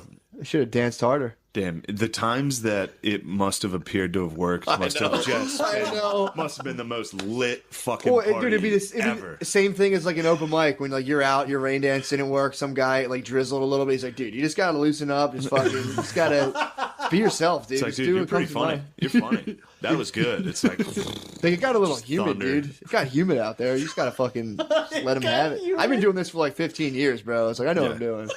That was people who thought they were the shit at rain dancing must have been so funny. They must have like hit it once or twice and then just been like, I'm not doing it again. I can't do it. Like every 10 years, they'd hit one. Dude, if you hit a rain dance, you'd be the fucking man. It's over, dude. It's over. Well, there was another book talking about that and how like God evolved, where there'd be like people who would do that, and then they'd be like, "Yep, this guy's in charge of everything," and then he'd do it again, it didn't work, and he'd be like, "Which one of you guys did something fucked up?" And they're all like, "Oh shit! Oh, I did something fucked up. Ah, he knows." It's like in Apocalypto when there's the eclipse. Do you see Apocalypto? No, I want to see that. He's an Aztec. I almost lied and or said a Mayan. yes. Yeah, I always do that. I always do that yes. shit. And it's like, you know the part where that happens? And it's like, Yeah. Yeah. I love that part. I'm always such a psycho that in my mind I'm like, maybe they're just making that up to try to trap me. I'm that much of a fucking psycho. But in Apocalypto, they're doing the Aztec thing where they're ripping people's fucking hearts out and cutting their heads off the top of pyramids, which they did at an astounding rate. Yeah. Like lines would be miles long. This is a bad rain dance. Yeah. That's what it was. It was a real bad rain dance. And the worst fucking rain dance possible. Exactly. Explicitly trying to But then control. there's just a lunar eclipse or a solar eclipse while he's about to get his heart ripped out, and they're all just like, whoa. The sun god has had its fill of blood. Let this guy go. Fuck yeah. But it's just, That's awesome, man. It's funny that just a freak occurrence happened and he Well, didn't dude, get his head cut that's off. crazy to think of people who were in that time. And then I always think about this when like 500 years they're gonna look at us and be like, those fucking idiots. Like when it changed from 1998 to like 2005, 2010, I remember thinking like, damn, I live in the fucking tens now, dude. This sucks. I was like, I'm just like some shitty fucking dude in the tens. Yeah. To where like I look back on 1910, I'm like, idiot, fucking moron. I think of that all the time. Now I'm like, fuck, man. I'm in the fucking tens, dude. I was on the end of it. Now I'm You're just at like the end of the sickest century. shitting in my fucking hat, dude. I'm like, this sucks. That's all right. You'll die in the 50s, which is sick. Hopefully there's another civil rights. Hopefully the 2050s includes. 2050 is gonna be fucking the size 42 dungaree march, dude. They're gonna be like, stop holding me They're gonna down. be fire hosing white dudes. They probably will. I'm gonna deliver the I have a dream. Are you really? Yeah. I'm gonna be like, I have a dream. Just Alex Jones voice. I'm sick of seeing black movies. I'm sick of seeing ESPN do blackface every day. It's ridiculous. Yeah, dude, that's like. But yeah, that was hilarious. Your parents are fucking every day in front of you. You're just sitting there. And some guys like, yo, you want to go fucking and get gold? Want to go build a fort in Virginia? That is when people talk about 400 years ago. It's the most annoying thing. It's like acting like they actually crashed. He was like saying how like Columbus was thought he was in Japan. He's like, and he hit the Bahamas, and it's like, dude, of course you hit the fucking Bahamas, man. What would you have done? I hate when people get all high and mighty about that shit. And to think about, like, you come here, you don't even know this landmass exists, and now you see different people for the first time, and it's like, and they just treat it, and it's like, dude, you're in like a fucking video game. Yeah. They got like sharp sticks, and you're like, yo, what the fuck, dude? Yeah. Get the fuck out of here. And they start getting loud, and you're like, all right, I'm busting out a musket, dude. I don't even know you guys. I hate that when they're just like, and then they do this fantasy of gold, and they ruin these people, and it's like, that stance on history. You know what else is pisses me weird the fuck about off. that is Columbus wrote in his journal that these people would make fine slaves when he landed. Mm-hmm. That was just in his journal. Yeah. Yeah, that's his personal thoughts, bro. I mean, of course he ended up cutting people's ears off and shit and genociding, but Yeah. you know, that was his first impression. Like, these would be good these would be slaves. pretty good slaves.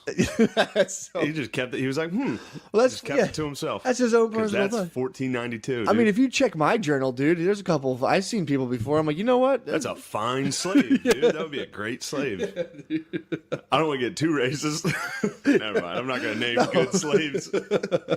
Yeah, but it's like, who do you think the best slave possibly would be? I'm saying, man, you go over there and you discover Native Americans for the first time, and they're fucking running all fast, bare feet. You're like, damn, bro. Yeah, that's a good slave, dude. Give that Tie motherfucker a a couple- wheelbarrow, bro. yeah. That guy would fly. Tie some stones to his back, let him run around.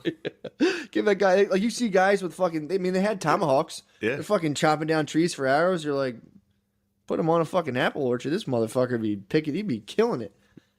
I just hate when people put a modern mentality on the 1600s. It's like, dude, you have no fucking idea. Yeah, of course.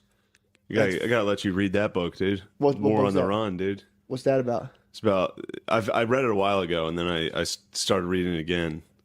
It's about Robert Rogers. He was he was like the first Army Ranger. Mhm. He was like he was like the precursor to Special Forces That's in modern fucking military, awesome, and he dude. lived in pre-French and Indian War America in like Vermont, New England, and I've talked about it a bunch of times on his. What's he do? What's his savages would come in and kill everybody in his town. Oh, didn't he take up with the savages? Then he kind of took up with the savages. Like he was raised alongside a tribe with his town. Yeah, yeah. So he studied knew their the moves. land. He knew the land, and he knew modern war was going to be different than Yeah. standing in line. So he formed kind of like a special forces where they could travel long distances. So he's the reason our Small Navy parties. SEALs are so sneaky, basically. They still study his maneuvers to this Shit, day. dude. That's tight. Yeah, but the first couple of chapters are all about like landing in America. And it's being like, And, like, holy shit. His family and another family, they're Scots-Irish. Mhm.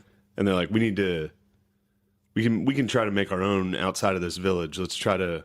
They formed clans. They joined families with another family and bought like 600 acres for like 11 pounds. In America? Yeah. Who'd they buy it off? It was British. Whatever bull was chilling. Yeah. But then it was kind of like you said, like they would let the white trash kind of be a buffer. Yeah. So his family was a white trash buffer. And they'd be like, go ahead, bro. And they're like, you can have that land if you can settle it. Damn. And then up until Thomas Jefferson, nobody had really gone west of, like America hadn't really expanded at all. Where'd TJ go? The Louisiana Purchase. That was TJ? He got all that shit, yeah. And see a he couple led. pages of his. I like to see a couple pages of his journal, dude. He led. He was the one who founded the Lewis and Clark expedition. Yeah. So the first two presidents were just like, we don't even know about the Pacific Ocean. They're like, we're not going over there. No, that was the other thing. We're not heading over there. They were saying that Probably knew about it. He was like kind of like scoffing at the fact that like when they got there, the Native Americans were like, there's like a big sea if you go like 7 days walk from here. And dude, the language barrier is unimaginable. And they're like, and this guy actually thought like the South Indian Ocean was like 7 days away. And it's like, dude, fuck you. Let me drop you off in the woods, dude, on a state game. See how you make it out. Someone's like, yo, it's that way. You'd be like, thank you. Let's drop you off in Strawberry Mansion, dude. Yeah, I just See if you get out of that chaps my ass without getting burnt at the stake. That's the ultimate armchair quarterback to be like, and he crashed into the little wrong landmass on his sailboat. Looking at history? Yeah, just being like, clearly these guys are. He was saying like the people who weren't suckers stayed in England. It's like, yeah, it's more than being a sucker, dude. It's like these people were poor as fuck. Yeah. And they didn't have any other choice, really. And a lot of them were indentured servants, too. So it's like, it's a bullshit thesis. And I've had people tell me, like, oh, this is really good. And I'm reading it. And I'm like, I can't fuck with this guy, dude. You know what? It's a weird thing that I've always been bothered by is like in this country, if you want, like everybody always prefaces things like this is America, and in America we love an underdog, or like in America we love it. It's like, first of all, everyone loves a fucking underdog, and stop talking about this country, as though you've traveled the world. I know. It always bothers me when people are like, this is a racist country. Oh, dude, like, have you traveled, dude? Why don't you ask Sudan if they're racist? Have you gone anywhere, dude? Have you even read to find out, like, that's the other thing, too. And they're like, this country's founded on racism. And it's like, dude, read about there's been so many other genocides all over the world for the same thing. Have been like, yeah, you guys are the other guy. Fuck you guys. That's so fucking annoying. We're spinning our wheels. This country's founded on white supremacy. Like, so that's like, you see people in Western PA, their grandfathers fucked up some Indians, dude. Not long ago either, dude. I'm talking like 1920. No, more than that. Whatever. 1800s. Yeah. Went and bucked up some Indians, dude. It was longer than that in PA. Whatever it PA was. got settled a long time ago. But that was the boys who came in. They were just buffering them around. Whenever Indians were like in Ohio. You got to clear out some Indians, though. You got to clearing out. Yeah, but you got to use the absolute. People were doing the do back I'm gonna then. say this, People, that was a Mountain Dew commercial back then. Of all the horrific genocides in human history, I can handle the Native Americans getting brushed off the land. You like that one? I'm all right with that one. Okay. A bunch of dudes with Mountain Dew coming up and be like, get these fucking pieces of shit off this land. That must have been wild, dude. Well, it's funny. It's such a weird double standard to have. I mean, I get it if you are like, I can't believe America did this. Yeah. If you don't know history at all, well, and you think America is such a nice, it's like you can't have a nice empire. Yeah, well, you don't meet Turks and be like, evil bastard. No, of course not. They genocided the Armenians. Yeah, that's the show, The Young Turks. Every country. Yeah, that's true. Every country genocided somebody. It's true. Like, and another thing with the Indians is like, how do you think they got that land? Yeah. They genocided some other fucking tribe. They definitely did. They were at war with each other constantly. Forever, dude. It's always been that way. And they weren't like sophisticated, nice people. Yeah. I've done this like so many times. But no, it's just, it's such a funny, like if you look at history at all and if you look at history with like a rose glasses where you're like, America's this beautiful place. It's like, obviously you're wrong. Yeah. So when people bring up like the atrocities committed against Native Americans, it's like, yeah, I mean, this is shocking when I was in 7th grade. I'm an adult now. At 7th grade, they fed me the cornucopia story where like they split a turkey and they're like, "Hey, let's teach you some skills." And then later you find out it's like, "Oh shit, You're we like- killed all those guys." And then after for dessert, dude, they were like, they're "Yeah, like, well, "Yo, you want some Mountain Dew?" It's got smallpox. That's how they actually killed They him. gave him some They gave him dew. some Code Red, and the natives were like, they fucking died. they didn't have an Xbox anywhere." They're like, "I don't know what the fuck to do." But yeah, it's funny to think about, like, people just showed up and were like, "This is pretty nice land." Well, dude, when you read that Who book, the fuck are these idiots? when you Get re- them out of here. When you read White Trash, it was like the English government was just rounding up the poorest of fucking shitty, like literally taking orphans. Do you and have being, that in hard copy? No. God Yeah, damn my it. brother has that. Yeah, my All brother right, has. good. That's I need great. one. I need one. Dude, that's great. So they would round up orphans and then just put them on a boat and be like, over. So like you'd have these people who were just like absolute mud kickers, dude, landed in America. And then they're just like, all right, I guess I'm here now. Arrow goes through your wife's neck and they rape 30 people. And you're, who the fuck are these guys? You gotta fight and them. that's what happened, dude. That's the Thomas Sowell guy talks about this. And it makes a lot of sense when people talk about slavery, whether you're dealing with slavery in the abstract or you were living during that time. When people were like, they get mad at Lincoln being like, well, when he freed the slaves, he was kind of cold and calculated. He should have been more moralistic about it. And it's like, you can say that now, but it's like if you were the president, imagine if you were the president back then. Like if these people there was millions of slaves in the South. So they were really worried about like, if you free them, are they going to come fuck you up and kill you? Yeah. Like the Thomas Jefferson has a famous quote of being like, you had the wolf by the ears, dude. He's like, what do you do? Do you fucking let it go? They got some guy wrote a love story between him and his like teenage slave, and it got a lot of negative press, dude. Yeah, I bet it They did. got a lot of negative Well, press. I bet they were eating some pizza too. They, He might yeah, have Pizzagate they're some like he's a slaves. rapist and blah blah blah, and the guy wrote the story like a love story basically, and that's you brought up an interesting point when we were talking about this book earlier about how I keep wanting to say Sowell, Thomas Sowell, yeah. It's Sowell, yeah. How he talked about how like they also the Western Europeans also abolished slavery. They did. Like this. No one talks about that. This is an institution that it built the pyramids. Yeah. This is an institution that's been around since as long as humans were even remotely civilized. Yeah. They've had caste systems and slavery, and then it led up in human history. It took the great white man to say, knock it off. It was the English, dude. Yeah. Even the French were like, nah, slavery's still chill. And then they finally folded. Yeah, dude. I think it was like the Portuguese were the last ones. Yep. I think in Brazil, Brazil it was was still going. Yep. But then there was the US and Brazil. there was the were- Arabs in Asia, man, and they They're were still still going. rocking in the They're free still world. going. They got stamped out hard though, and then they would fly French flags. And the British government wasted millions of pounds on abolishing slavery worldwide. So it's How like, about yeah, that? I What do you know. think of that? They were the biggest slave exporter too. That's like, dude, that's While they also kind of enslaved the Irish people. That's true too. The Irish were slaves Well, dude, too. that's- dude. that's- that should be dude. the name of our podcast. The Irish slaves. The Irish were slaves. Just thinking. But in my it's head. annoying because if you point out, like you were saying, the fact that, like, yeah, well, white people did it. That's the guy Sowell being like, no one talks about the fact that it was Western Europeans stopped slavery globally. Yeah. And it's like, It's a pretty good but to thing. say that is like, how dare you? Why would you say that? It's like, hey, we were bad boys and we were good boys, dude. Yeah. of all Everybody was bad boys. if you want to break it down like a psycho into races and geography, Mm-hmm. of all the areas in the world that were bad boys throughout human history, which they all were. Yeah. The one that was like, we should knock this off. Mhm. Was the fucking British, wasn't it? Yeah. But that goes on, dude. That's at any time. Like it happened with I'm just back to thinking about white trash kicking Indians off the land. It's making me laugh because I'm just thinking everybody looked like my cousin Frankie. Well, it's funny that everyone thinks like quote unquote white people were just like a race of like just pure conquistadors who came over here and like, shoo, you fucking beast. And it was just this guy being like looking through one eye and like, what the hell's that?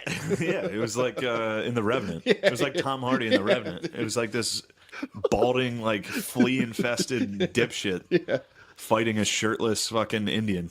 I mean, dude, it's really like, did you ever, when you were little, trap like two bugs under a glass and watch them fight? Yeah. Pretty much what it's like, dude. You're like a spider and you a were bee, the and you're just British. like, there you go. The British captured two retards, put them in a jar. I was like, whoever wins, we're going to take over. Yeah, it's pretty fucking wild. Came in and started Let's cutting talk birds. slaves. You want to talk slaves? We already covered gay bullshit. Let's cover some slavery. What you want to talk about? What do you think of slaves, dude?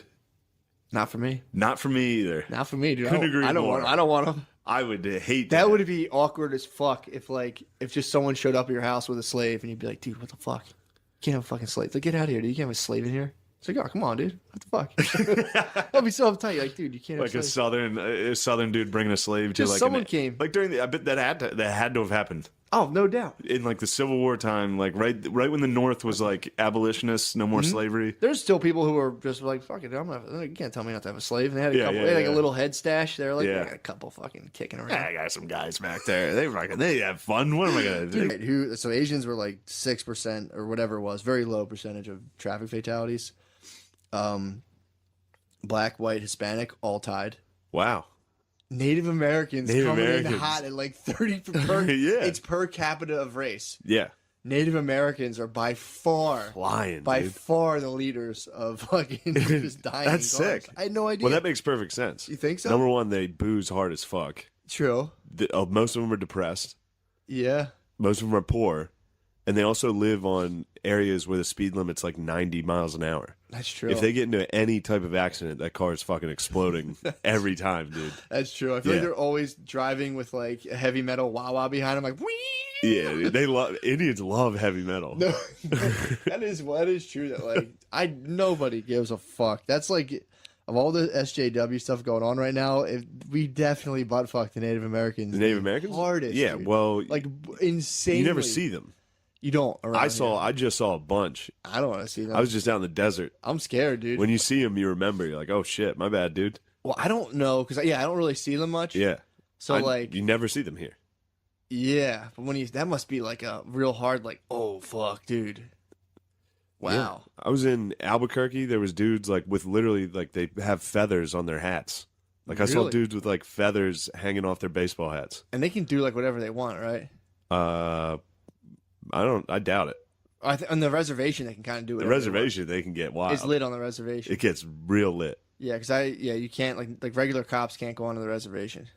I'd bet that's not true. I mean, if they fucking want to, they'll do it. They get scalped. Yeah, if they want to, they'll do it. But apparently, you're not supposed to. Everything's supposed to go through like they have like a almost like a tribal government, quote unquote. But I mean, if the fucking boys need to get on there, they're going on the fucking res. But apparently, they have to stay off the resi, dude. Yeah.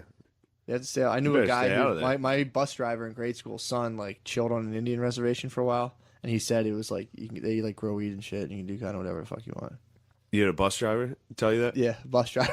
I was little. He had a bus driver that told you his son grew weed on an Indian reservation. He said, well, no, and you held on to that until right now, till this moment. You were like, it's time for me to finally break out this fact I've been storing for years, dude, for 20 years. My bus driver told me his son was dating an Indian chick, a Native American. Why were you talking to your bus driver? My bus driver Charlie was like my favorite bus driver for sure.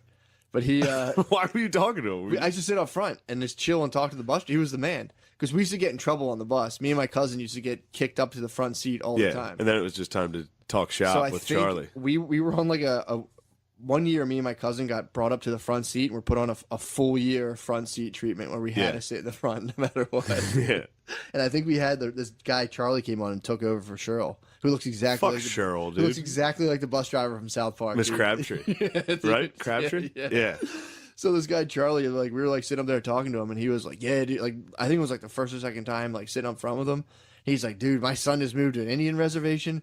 This girl has huge tits, dude. His girlfriend, I'm talking." He was like, "Dude, I remember him doing the hand signs. Be like, dude, this doing the hand signs with tits, taking his hands off the steering wheel with the kids.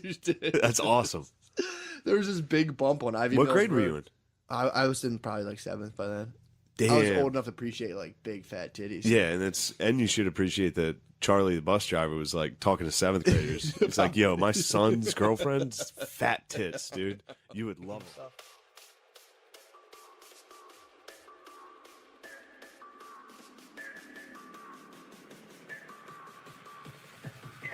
Be mutilated, you motherfucker.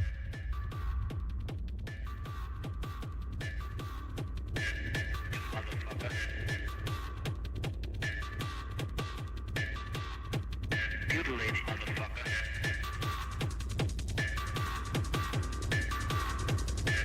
You motherfucker. Yeah, how would you like to be mutilated, you motherfucker? I used to love going to Gettysburg, and I would see the reenactors. That's and tight. they are improv. They're sadder than improv. Yeah, It's a bunch of. that's Well, a cast. no, it's not sadder than improv. You don't think? It's a bunch of just like weird conservative history buffs, weird dudes. It's like LARPers almost. A lot of them. I can respect that. And then a lot of them are just like guys that really love the Civil War. Yeah. Um, That must be tight to get like fucking pussy in your costume. Fuck yeah, that's Just gotta be like in the fucking cabin. sick. That happens constantly. They would set up tents and shit, and they would Yeah. stand. Dude, the one fuck, I wonder how old I was. I was at the fuck. I don't want to give the wrong date right now. It's like 1860.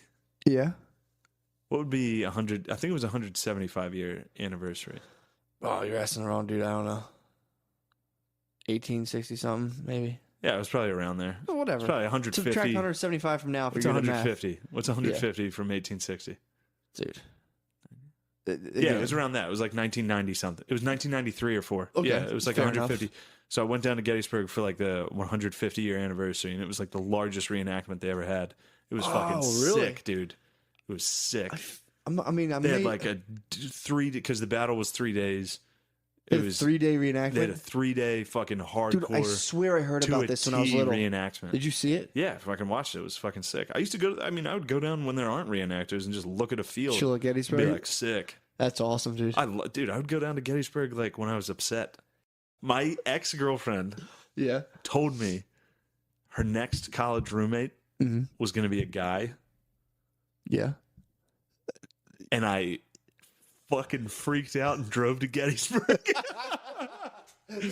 I was like, "Fuck you, we're breaking up. If your next roommate is a fucking man, we can't be together. I can't do that. You can't deal with that, I dude. cannot fucking handle that." No. And I was like, "All right, this conversation's done. I need to go fucking clear my head. You I'll went to talk to you later." Gettysburg, And I dude. drove 25 minutes to Gettysburg And it stood on the battlefield. and just sat there and looked around like, "All right, these are real problems. This is what a real problem looks like." So what'd you do? I allowed it. But only because you went to the Berg. I needed to go to fucking Dude. I needed to go to Little Round Top and see where the 20th Maine stood their ground, dude. Listen up. If you have problems, you're not going to battlefields to clear it up. If you have a problem and you're not driving to a major battlefield and just gazing upon the field, damn, how dude. crazy is that, though? That's awesome. I just went down and drove down That's there. my favorite thing I've heard in a while. I've done that multiple times. I totally believe you. I've done that multiple times where like I've been stressed out and be like, I just got to go down to Gettysburg, check it out. It's beautiful down there. I bet it is. It is. So it's not just the field you're looking at, but it's the fact that it was a battlefield. Can you will for any sure. field do, or does it have to be like? No, it needs to be hallowed ground. That's awesome. Like Gettysburg. Gettysburg will fucking set you straight. It's like, oh, I'm stressed right now. It's like, yeah. It's like, yeah, well, this is where the 20th Maine had to fucking fend off like 8 advances. Jesus Christ. Everyone died here. It's a bunch of dumb fucking hicks. A bunch of guys stabbed a bunch of people here. Fuck. It's like, all right, sorry I was being gay earlier about my girlfriend's living situation. Should have stabbed that fucking dude. I should have bayoneted that. Look, I went down to Gettysburg. I'm cool now. She opens the door. You just charge with a bayonet. And I'm like, gotta reload it all slow.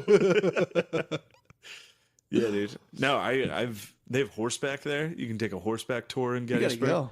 I've been to a couple of Civil War battlefields. Gettysburg's easily the best. Yeah. The rest of them are not as well maintained. That makes sense. My uncle has a house at Wilderness in Virginia. Yeah. Sick fucking battle. That's dude. a battlefield too? The Wilderness. Fuck. It's in the woods, dude. They were fucking, it was so densely wooded. They were bumping into each other. Jesus Christ. And then they would burn people out. The Confederates started burning people out because it was in the summer and they'd just burn the woods. Yeah. Because they knew, like, where the fuck are they going to go? We'll just surround them and light forest fires. Fuck. But they were wounded on the field. So, like, the military would move out of the way, but the guys that were wounded would just, they said they could hear them screaming. Like, you would try to go to sleep, but they would set fires. Oh. You'd hear your boys yelling. And he lives out there now. My uncle lives there. You ever hear the boys I yelling? go when they're tubing. sleeping? You go tubing? I go tubing there now. Yeah, me and Christopher, I took Christopher down to Gettysburg. It was his first time. I said, why don't you head down here? I'll show you something. Did you give him the tour? I gave him a pretty decent tour. It was nice. yeah. To be able to drive there without looking and then be like, This is the southern end of Pickett's Yeah. Charge. So you and know the then land. across the field, I'd be like, that's where they went. Yeah. They went through this clearing of trees to try to get over there. Fuck. And then we went up to Little Round Top, Mhm. which you may know from the famous movie Gettysburg. Of course. Jeff Daniels and the 20th Maine. For sure. Jeff Daniels. That's where they charged. Played, yeah, I we were know. up there. It Yeah. was Dude, fucking yeah, sick. it was yeah. It's It was so really nice. wild. They all die? No, they won. Did they? Yeah, Yeah, you're they- thinking Glory. I'm just nodding my head, dude. Uh, Glory. They all died in Glory. Yeah. Glory, yeah. They tried Oh, to that's charge. what I was thinking of before. The Yeah. black guys? Yeah. Yeah. Glory's I the was one where the actually thinking cannonball Fury. hits that guy in the face. Oh, That's there you what. go. Yeah, I was yeah. like, I don't remember that in Gettysburg. Yeah. Took a we were- cannonball to the face. Yeah, he's like, let's go, and he turns around, a cannonball just hits him, takes his head off. Mm. God, that fucking sucks. Remember, That'd that be was a like, good way to go compared to most deaths in that. True, laying in the Cannonball field off your for 3 head days. is nice. yeah, true. Yeah, we were looking at some of the charges they have. Those Yeah. bullets where there's just like a case full of beads. Yeah, They just fire a thing and artillery sprays everywhere. Oh, like the casings shrapnel was spray kind of just- thing? Yeah, Yeah. except it's just it's like golf ball sized Oh. balls of like metal, golf balls, just perfectly smooth. The canister shot is what it's called, and when they get within like 300 yards, it's So just what was the objective of the Civil War? Was the South trying to get up to like the Capitol? Like, why were they? the South was north of the Capitol. We're in Gettysburg, man. They Yeah, were but I'm north of saying DC. like if you're so it's a Civil War. They have a bunch of cannons and shit like pointing at you. It's like, all right, let's fucking walk around this shit and like try to come from the other side. That's what Chris said. You know what I'm saying? It's like, what was they the, almost what was did the, that. What was Well, the objective? All right, to destroy each other's army. Okay. Yeah. So the only way that gets done So is they if weren't you trying to fight get each to a other. specific No, place. no, They're no. just trying to break the Well, spirit. there were a couple times Were where they? they were like, we were going to try. So they were going to try to get the army out of D.C. Yeah. Try to lure the army of the Potomac out of D.C. so they could take it, but they were never going to be able to take D.C. They were like, at that the South was winning every battle up until Gettysburg. And Yeah. it was kind of like a war of attrition where the North was getting tired of it. The people in the North were like, we got to stop this. We just keep getting our fucking dicks knocked in. So they were losing. The North was losing bad. What? Bad until Gettysburg. That was the turning point. That was the turning point. And then we were standing at the How the turning fuck point. were we losing? The turning point of the turning point, which was pretty sick. Yeah. At the end of at Little Round Top. How the fuck were we losing?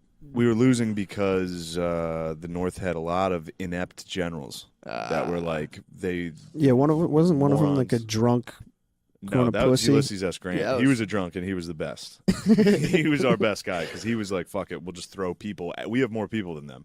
Yeah. So every battle we can just we can go person for person, and we'll end this thing in a war of attrition." Who was the dude who was like, we just got to keep training? We're gonna That just was train more. McClellan. Oh, okay, yeah. McClellan, they all loved him. All the soldiers loved him, Right. Somehow, but Yeah. he never fought. He was always afraid to fight. He was a big trainer. He just had his boys training nonstop, and he always overestimated whatever the South had, like no matter what. Sure. And Lee, they had Lee the whole time. He was good. He was a beast. Yeah. He was Bill Belichick. He was the coach, dude. He was the genius. He was fucking everybody up. But at Gettysburg, so like you said, like why don't they walk around? Every battle was defensive for Yeah. the most point for the South. Usually the South would get somewhere, set up shop, and the North would come to them. Okay.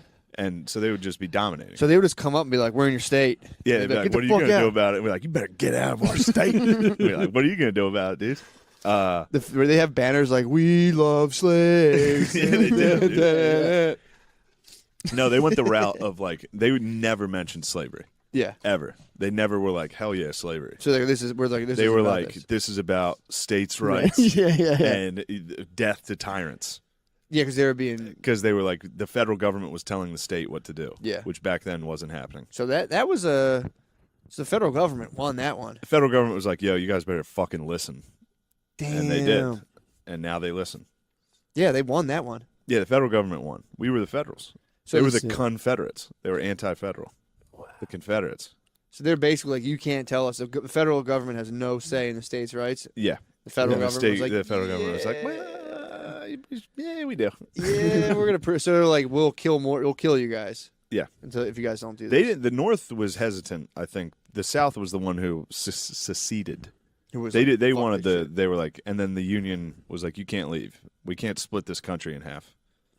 Yeah. You guys are staying. And they're like, we're leaving. And we're like, you're fucking staying. Come here. So it wasn't We're a as much- family. We're a fucking family. Now get over here. So in terms of the slavery thing, was it as much as slavery or no? Yeah, it was about slavery. So the South tries to act like it wasn't, And they're like, it's about states' rights. It's about states' rights to own have slaves. yeah. They're like, we got to stop this. And people from the South always be like, the North was just trying to like cripple the South's economy by taking away slavery. It's like, why would they? They're in the same country.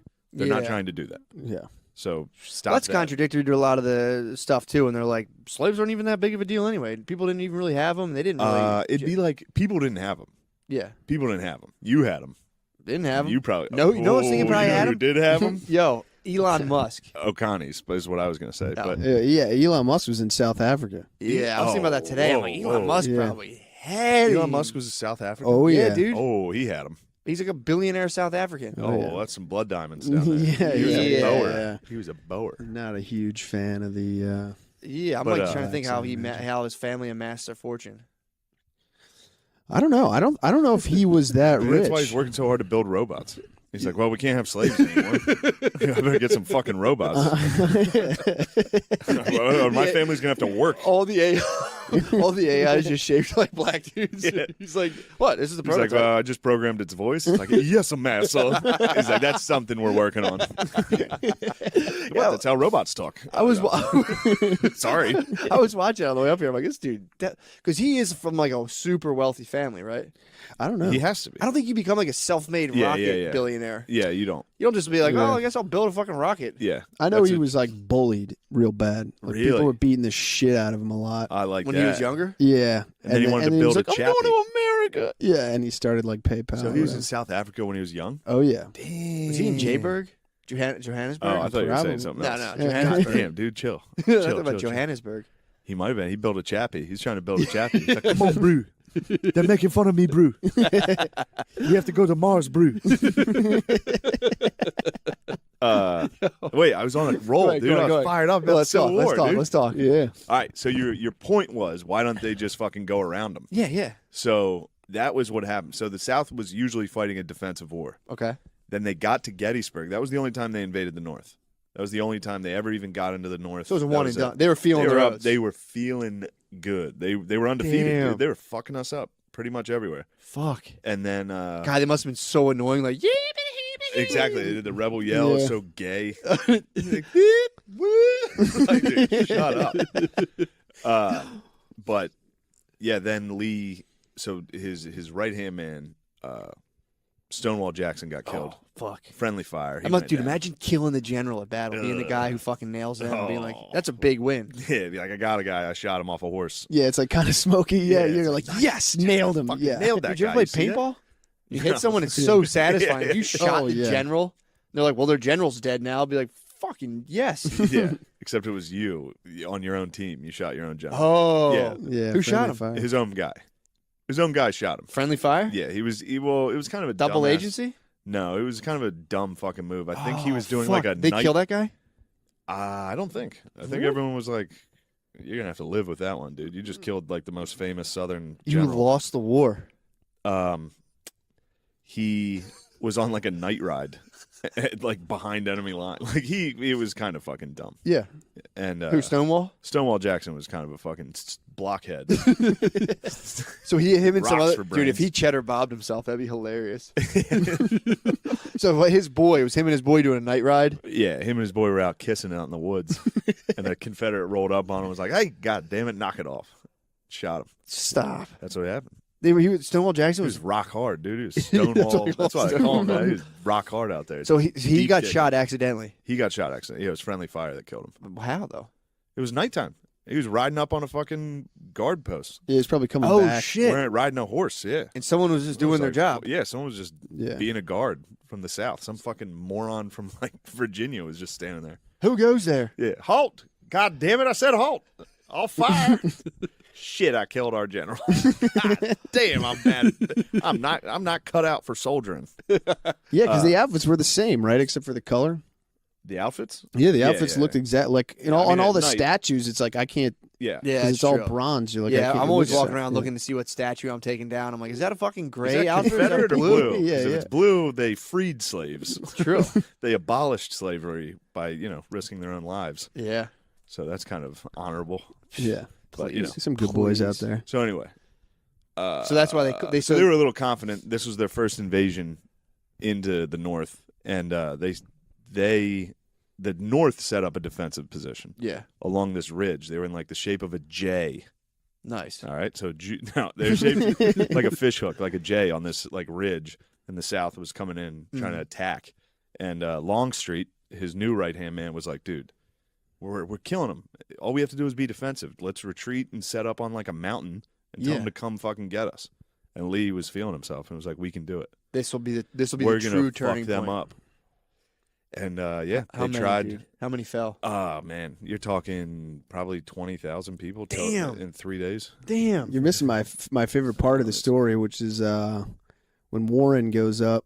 Warren goes to check out Little Round Top and Big Round Top. Right, he's like, yeah, I'm going to see what our forces are looking like up there. Yeah. So to set this up, the J. Yeah. At the bottom of the J. So if the J was upright, it'd be so the fish hook at the top of the fish hook, not the point. Gotcha. That's the left flank. Okay. And it's unguarded. It's the top of a mountain, or like a very small hill. Sure. And the general sends this guy up, General Warren, to go check it out. And he gets up to the top, and like the whole Southern Army's on the other side. And he's like, "Oh fuck!" Yeah. Oh shit! And he had to like signal down with like a flag, like, "Get the fuck up here! They're down here." Yeah, they're about to fuck It's us great. up. It's great Yeah. imagining a dude walking up the hill like, and let's see what. Holy fuck! Yeah, They're here to kill us. Oh yeah, they were like coming up, and then the South got fucked too because they were looking at Big and Little Round Top and be like, yes, there's nobody up there's there. no one here. It overlooks the whole battlefield. If we take this hill, it's over. Yeah. The North rushed like 10,000 dudes up the other side of the mountain and just were standing up there waiting for them. So the Alabamians came up. Yeep. Roll damn time. Come on. Woo. We got slaves still. Woo. Dude, and then the Got lit Rochester up, dude. Racers came Imagine in. if they won. Oh So, yeah, honey, we it was can that keep our close. slaves. We So won. the casualties I said was 20,000. That was just the Union. I'm going It was like 24 was for the Union. 36. 28. 28 for the. 28 for the Confederates. So now this is Damn. casualties. But we have more people, so. Casualties. Not Deaths. Not deaths. Yeah, that's like a dude down. Yeah. I'm But- sure a lot of those turn into deaths. Yeah. Wounded. If you were wounded in the Civil War, you fucking died. They just got to cut it off. Yeah, and they're like, oh, you got Or hit you in the leg. or you got diarrhea, which is I think more people died of that. Yeah, imagine than being bullets. a dude who Yeah, shot yeah. the general. You have like you're just on a farm just staring at fucking corn your whole life, and you're like, you go to a war and shoot the general, and then you lose. It's like the most like pointless, senseless fucking existence you could think of. Yeah, man. What Maybe a loser. he used to Yeah. hit his wife, and he's like, I guess I'll go Yeah, to it the would war. And just, suck. like shot the general and went home like, oh, my slaves are Like, gone. how He's was like, how was the war? I don't want to talk about it. It's like, damn, you must have seen some shit. It's like, not really. I was a guard. It's fucked up. 5 Fucked years of up. your life. Yeah, I was it a was just guard. this. It was all kind of a blur. Kind of blur, except one night where I killed Stonewall Jackson, shot him in the fucking. Imagine if he could have been the guy who'd be like, nah, Lee, for real, like, let's not do this. And some He guy he shot would him. have probably not. He was also a firm believer that like God had his. True. That's why he was stoned. He just stood in the middle of like artillery fire, being like, "Well, if it's my time to die, it's my time to die. God that wills was it." the fall of Magellan. Oh, when he Magellan got the like Explorer. hit with sticks. Magellan the Explorer. He like had a dude with him. He was like, we'll show them that our God's the best. There's 300 of them and 30 of us. Let's show them what Christians do. And like everyone deserted and he just died. He got hit So with then like like blocks. his slave was the one who actually circumnavigated the globe. 'Cause Magellan Ah. died before fully circumnavigating the Really? globe. The only guy left was But his you know, slave. his who slave did. was just on the boat. True. He had enough, I mean, he had enough sense to be like, technically yo, the I'm- slave and like probably a rat from where they took off circumnavigated it. he had enough sense to be like, yeah, I'm going to sit this battle out, dude. That's great. I remember as a kid, I had a computer game about explorers where you would like click it and it would just it wasn't even a game. It would just click it and it'd show you. And Magellan's was like him running on a beach with people throwing shit at him. It was great. It was great. I even remember as a kid being like, what a fucking asshole. Yeah, he went down hard. But there was also some pretty wild. There were some cool ones. Fuck, I forget the guy's name. There was a young kid out of West Point. So what's cool is you go to Cushing or something. You go to I think Kushner? so. Cushing. Not Cushing? Cushing. Jared Kushner. Not Jared Jared Kushner. You go to Pickett's Charge. You can see what's the high water mark of the South, like the furthest they push north. It's fucking awesome. Really? Yeah, you can see it because they broke through the line right there, and there's like a monument right there where it's like this is as far as these fucking retards got. It's like hell yeah. There's no Waffle Houses above There's this no line. more. This is the Waffle House line, dude. But then there's this monument to this dude who was like holding the artillery. So they had artillery set out, and there was an 1.5-hour bombardment from the south to like loosen up the lines before they charged. Pickett's charge. Yeah. And this guy started with like 6 batteries. He was down to 1 cannon. Everybody got killed. He got shot like in the chest and the groin, it said. So he probably got shot in the dick. Yeah. Probably took a bullet to the dick. Yeah. And while they were charging, he was getting held up by another officer, and he was like leaning on a cannon and fired one more canister shot, and then took a bullet in the mouth. Oh, that's how he died. Mouth open. Imagine if like a musket ball bounced and then hit you in the nuts. Just the fucking stomach pain, dude.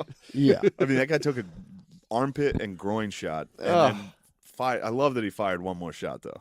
Leaning against a cannon, just like faggots. Yeah. If you shot me in the dick, I would. Fuck you guys. Fucking idiots. Just right in the mouth. And the description of this dude was like, he looked like a woman, but I've never seen a finer fighter. Yeah. In my It's like life. he looked like a fucking schoolgirl, but boy, he was tough. He did. He was like 20. You see his pictures. Yeah. So he was hot. He was Dudes a hot were like, boy. we kind of want to fuck this guy. Ooh, that was another topic we got into. What? How many of the boys do you think got after it in the Civil War? Yeah, we're talking about hazing. We're talking about West We went Point from hazing, hazing. but then straight to just how many boys do you? And then I told Chris he would have raped. Chris would have. Yeah. In the camps, Chris would have been butt fucking. How many? He'd sneak I in your would've- How many of those I young would've- boys are getting raped? It's probably a lot, dude. Those drummer boys getting passed around. Yeah. No doubt. Ooh. Some POWs. Some POWs, Confederate POWs, sucking some dong, dude. hot Southern boys.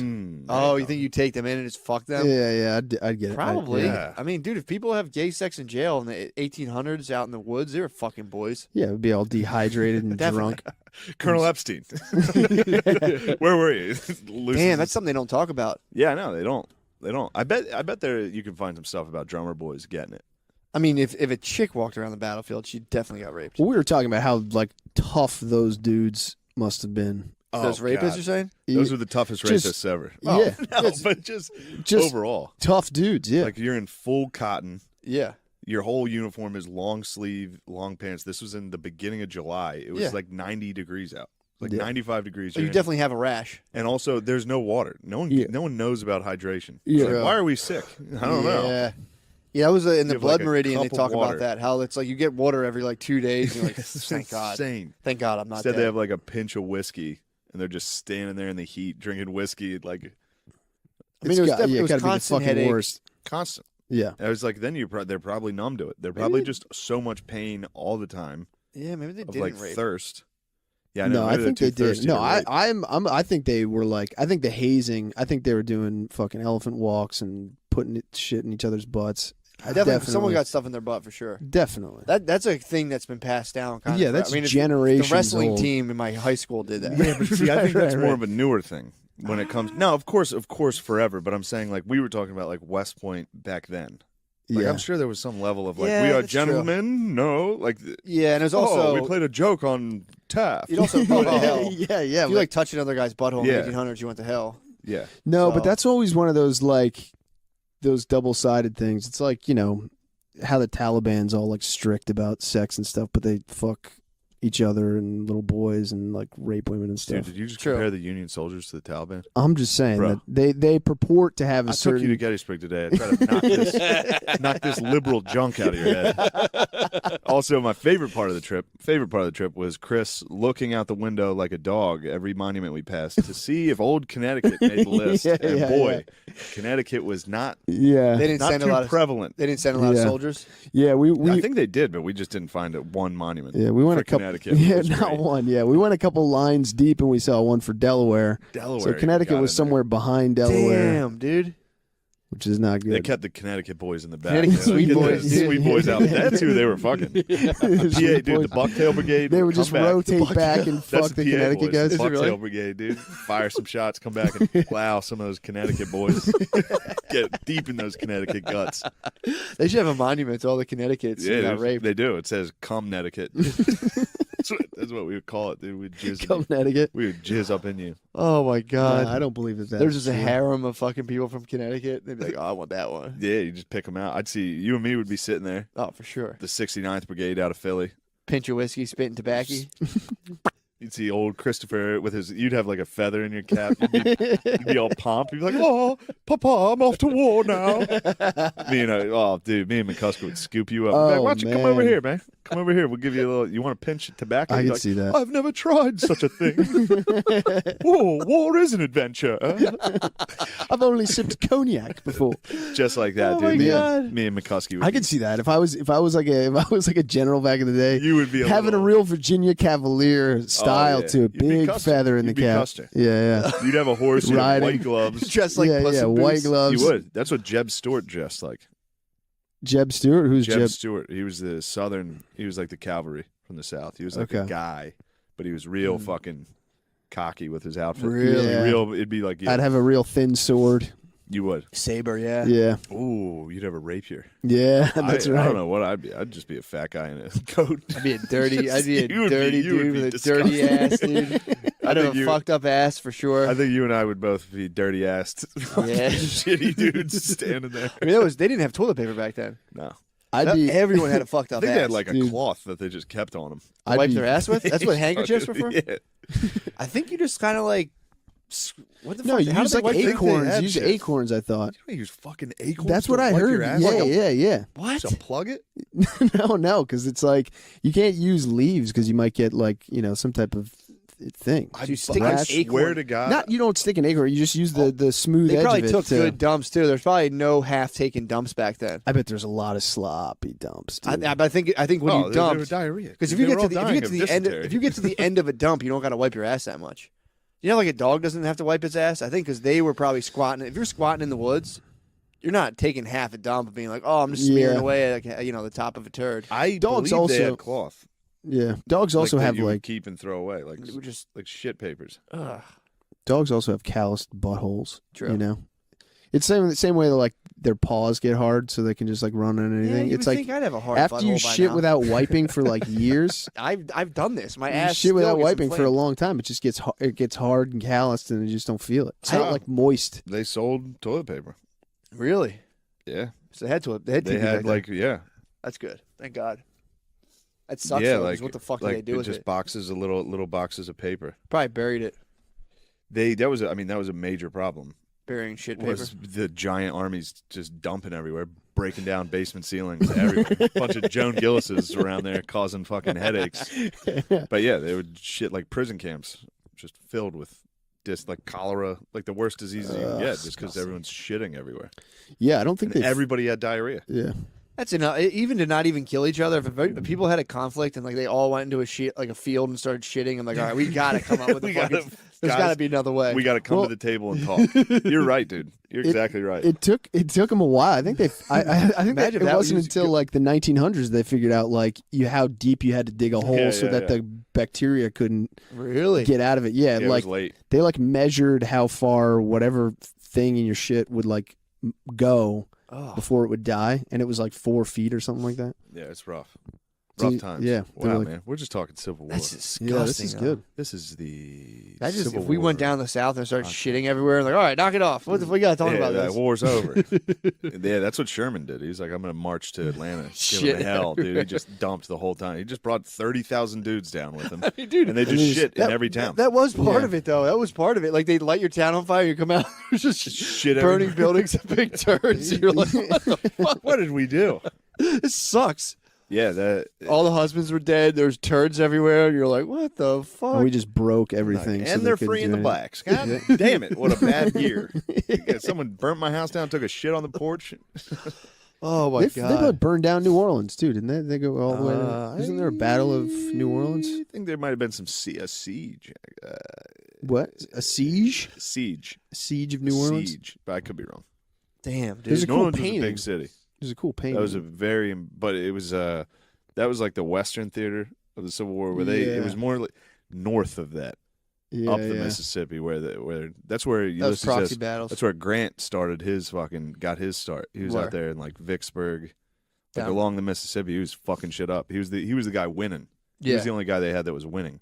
Damn. They brought him in. They're like, dude, come east. That's Get my the- What the fuck get were the you doing? victory. that's my favorite part of the Good, the Bad, and the Ugly, when they're like, there's like a whole bunch of soldiers coming at them, and they're all gray. So they like start like flipping their jackets around. And they're like, "Woo, yeah, Confederacy!" yeah. And then they get close and they're just It's dusty dust. Union Yeah. soldiers. Yeah. You're like, oh, fuck. Damn it. We were kidding. Fuck. But yeah, we can't. I mean, we could talk teas. We got some tea talk in the chamber. There was some teas in the Civil War. There was a bunch of teas. Stop. Really? Yeah, women would dress like men and go fight. Oh. Yeah, until like Joan of Arc. Until somebody found out, and then exactly what you'd think happened. Really? I think a couple times, yeah. Really? I think the secret got out in camp. Oh, they instantly found multiple boyfriends. They instantly had too many boyfriends. Really? Yeah, they had one too many. Right. That's away. what happened though. They're like, I think that happened a couple times. So it was like Mulan. A couple of Mulans came. There was a bunch of Mulans. Because back then, dude. Let's get down it's to 1860. business. Yeah, it's like you could the women look like dudes. True. For sure. Oh, the hard hands and shit. Ugh. Sun withered faces. Ew. Ugh. Flat chested fucking bitch. Ugh. And then you're in your tent. And you're like, hey, Marty, how come I've never seen you take off your slacks? Everyone else has their slacks off, Marty. Now I'm willing to keep a secret. Yeah. But Oh, you got a pussy? Come here. Oh my god, that must have I'm been gonna need insane. that. Oh, you brought a pussy here? Okay. I wonder if any of them were like turned on by like those epic dudes all around them. Just seeing like I think heroes. a lot of them just were constant... not into dudes. You don't think if so? I had to guess, I would say Yeah. those were the bullish of the bulldogs. Those were the ultimate lesbians. Yeah, these were like hot young Yeah. chicks being like, "Oh my god, This is like- look at him, he's so strong." It was like a bunch of Rapinos. Yeah. Megan Rapinoe, is that it? Yeah. Yeah. I don't know. There's like She's 10 of them. And that was running before around. we gave- she's femme. She's Feminine. is she? I think so. I mean, she's a lesbian, but This is she's before we had girl softball. That was the only It was choice. the only thing they could do Or was Hope join the Solo. Civil War. Go to war. So we're like, no, throw the ball underhanded, all weird. Yeah. You guys stay out of this business. You're not allowed. Yeah. Yeah, Doubleday was there. Guy who invented baseball was hanging out. Was he really? Allegedly. Doubleday. Yeah, he was at the Civil War. He was at Gettysburg. It's crazy. You see these people, see these names on there. It's like, damn. He came and was like, all right, I got. So I'm gonna get the fuck out of this, dude, and invent baseball. It's gonna be sick. Did he get paid off that? Yeah, dude. I was down south. We pulled up to. Me and Brittany went out down. I was in Savannah, Georgia, outside of Savannah, and we pulled up to go eat. And there's these two old ladies there. And literally, the one lady just like we parked in the spot. And there's like a glass window. They're like eating, looking out of it, and they looked and went, ugh. Oh yeah, dude, you told me that. It's It was insane. hilarious. That's because we gave him what for at Gettysburg, dude. I know. That's what we fought for. Dude, that's prancing on them, dude. That's what we fought for. Fuck yeah. Interracial sniz. Definitely, dude. That's what, dude. That was the call of the 20th Maine when they fixed bayonets. They were like, "Black pussy." Oh yeah, Charged dude. down. Some dude had a vision of like BBW porn. It was like, oh, I had a vision. He woke up in the middle of the night, guys.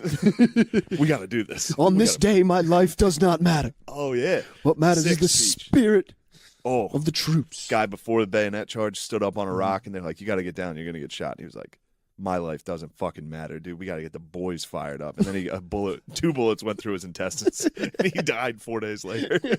People get fired up. The boys got fired up, and Yeah. they fought like demons. They charged down that This was the Rochester Racers.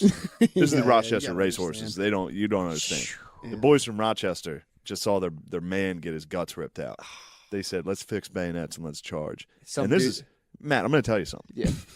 This is 1863. Okay. We're two years into the war. Prime Civ War. Bro, there hasn't been one successful bayonet charge yet. If you're a bayonet charge, it is a desperate move. Things aren't looking good. I think you would agree with that. I think you could go ahead. I think you would agree with that. Imagine how girly those guys looked once they realized the bayonet charge didn't work. And like, They Dude, drop their gun trying to around. get out of the Yeah. way from a bayonet. But then this was it. This was the most successful. The boys from Rochester charged down that hill, gave those Alabamians what for? Yeah. And then you know fucked who them up. heard that? Old Joshua Chamberlain up there with the 20th Maine waiting. He said, "Boy, if they're charging, we're charging. Fix bayonets. Let's fucking get down there and fuck people up, dude." Yeah, they had fired so much that their guns were totally jammed. They couldn't get the resin from the gunpowder was stuck in the barrel. They couldn't even pump the fucking bullets in it. I mean, it is a bad idea to be like, these guys with guns, we're going to charge them with knives. Oh yeah, it's literally it hadn't worked yet in the Civil War. But once you break the line, dude, it is like fuck. Once a bunch of dudes coming downhill with like spears screaming. Takes a minute too to load those things. The bayonet? No, the fucking the. Oh powder yeah, you shit. had time to like watch a guy coming at you, like, oh fuck, Yeah. fuck, hope I get it. The Alabamians too thought they were taking an empty hill. Yeah, these are the guys that were walking up on that empty hill. They were like, "Oh, it's empty," and then all of a sudden the Rochester Racers are coming down. Planets downhill. Full No, but tilt. this is after several attacks. Is You it? think- Yeah. How many do you think Okay. fell? Did you ever run fast down a hill and you're like, oh, Bro, fuck, I'm going too fast? I would fall running right now. If I had to sprint 20 yards, I would trip. Yeah. These guys were running down like a very rocky, very, it's tons of trees. Fuck. Big boulders too. Like this was a pretty rocky hill. Yeah. Just sprinting straight down. We've lost it, dude. We've lost We that. are soft. Yeah, I would be going. I'd be like, you know what? I'm gonna go get reinforcements. I'm gonna. Dude, I would have I'd been the be guy like, fighting to don't go. stand on that rock, dude. You're going to get the shot. fuck Yeah. down. What are you Yeah. doing? Get the fuck down. Yeah, we've lost that, man. We needed that back. I was even thinking that. We were talking in the car. I was like, dude, imagine back then they were like the South had all the tough guys. All the North, they were all city boys. It's like, dude, those city boys in 1863 must have been the rootinest, tootinest, Yeah. dirtiest motherfuckers Bad on earth. Yeah. motherfuckers, Well, you talking about yeah. like the factory workers? Yeah. but They were like, living in tenements The and shit. story of the Civil Yeah. War, like one of the overall Mhm. themes is like the North had more people, but they weren't as good of soldiers. Like they weren't tough. The country boys were tough. It's like, dude, by today's standards, those are the toughest dudes imaginable. Yeah, exactly. A fucking New York fucking factory worker in a fucking dead rabbit. Yeah, some guy who just got in the hold Bill the of a Butcher. ship. Yeah. Bill the Butcher. Yeah, some dude just fucking floated here. Floated here, and they're like, you're on the blue team. Get up and defend that hill. Yeah. What the fuck is this? Here's a gun. Here's your jacket. Yeah. Yeah, we lost it. We need to get back to more civic minded. How about this? Now we're gonna go watch the Fighting Irish. We saw Yeah. fuss, but Americans started being like, "Fuck England, let's join France in the war." He was the only one with the foresight to be like, "We have 40 guys in our military and 3 boats. Yeah. Let's shut the fuck up." Was not. So he declared neutrality, and everybody called him a pussy. Then England started blocking his like fucking ships. I think he might have been the one who said, we're just not going to trade with either of them. So then the American economy just plummeted. England started just saying, if you're not trading with us, we're just going to confiscate your ships, kidnap all the sailors, make them join the British Navy. So he was What? getting punked by England.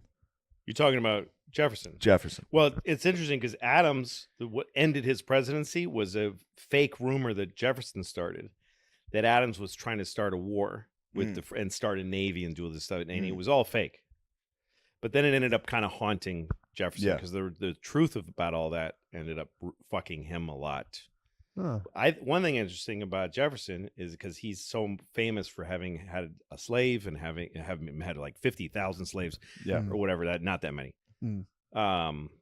and having had children with his slave, and I don't think he ever even gave He her didn't free freedom. them. Didn't free. He didn't free the kids. He didn't free a couple of. I think he freed a couple of Freed 2. Yeah. And the rest he kept enslaved until he died.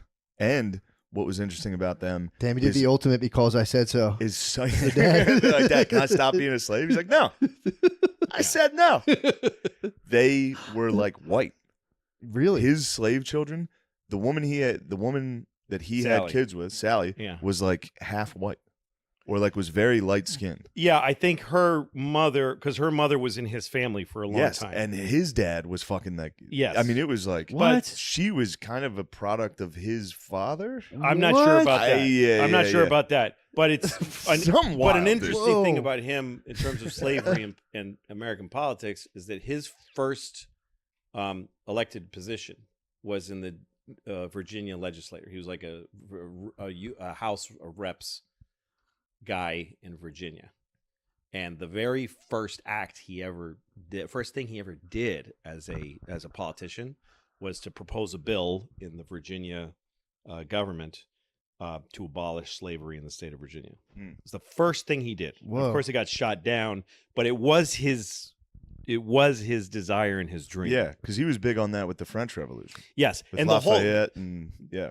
Yes, and all of these guys, all of these early guys wanted slavery out, but there was no way the South was going to do it. Yeah, and they wanted the Southern, because so the choice was to have like just 2 countries or 4 countries over here, or have a unified country and just deal with it. Yeah. We're going to have slavery, but create a framework where in the future, when it becomes possible, when things change, when things get more modern, we can get rid of it in the future. And I could be wrong, but I think the North had abolished slavery early, like 1806, which is while Jefferson's in office.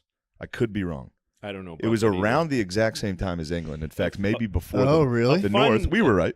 Us Northerners, we got it right. A fun Jefferson story that I like is that when he was in Paris, he had this woman, a girlfriend named something Causeway or something. His wife died when he was pretty young, and she made him promise on her deathbed that he would never have another woman, which is a horrible thing to do. Yeah, fuck, to man. a young man that you're fucking. Yeah, it's like not even somebody to take care of the kids they had. It's like, no, I promise. Yeah, and no, but he's oh, for sure. So it was part of the reason that all of it, including Sally Hemings, that his loves were all secret because he was ashamed of every woman that he loved after that. That's hot. And so there was a woman in Paris. She was a British painter, and her husband. She was a woman. She was married, but she was a painter, and she fell in love with Thomas Jefferson, and they were very much in love with each other. But then the way they broke up was very funny to me because he wrote her these beautiful letters. She was in love with him. He was in love with her. But then the French, when he was leaving France, they wanted a great portrait of him to put in the National Gallery. And they said to him, you can choose any painter in the world. And he was like, no, I want, a real guy. His girlfriend was like, why not me? And he's like, baby, come on. I mean, you're good. You're good, but you're not like fucking grown man. You're not like fucking, I'm not for history. True. These guys were that's the weirdest thing. How history mind. They were like knowing they were going to get sucked into history, which is crazy to think about. So here's a good one because we got to speed up. Yeah. Yeah. So he goes over. So Napoleon's in there in France. Yeah. Post-revolution. This is the Louisiana Purchase. They sent James Monroe over. That was his bro. He goes to France. They thought they were negotiating the sale of just the port of New Orleans. This is all thanks in part to the fucking Haitian Revolution, which fucked France. Look into the Haitian Revolution. Yeah. It rules. He gets over there. Monroe finds out, they're trying to sell all of the Louisiana. Like, it's from New Orleans to the Rockies to Canada. It's huge. From the Appalachians to the Rockies, basically. And they didn't have time to consult Congress.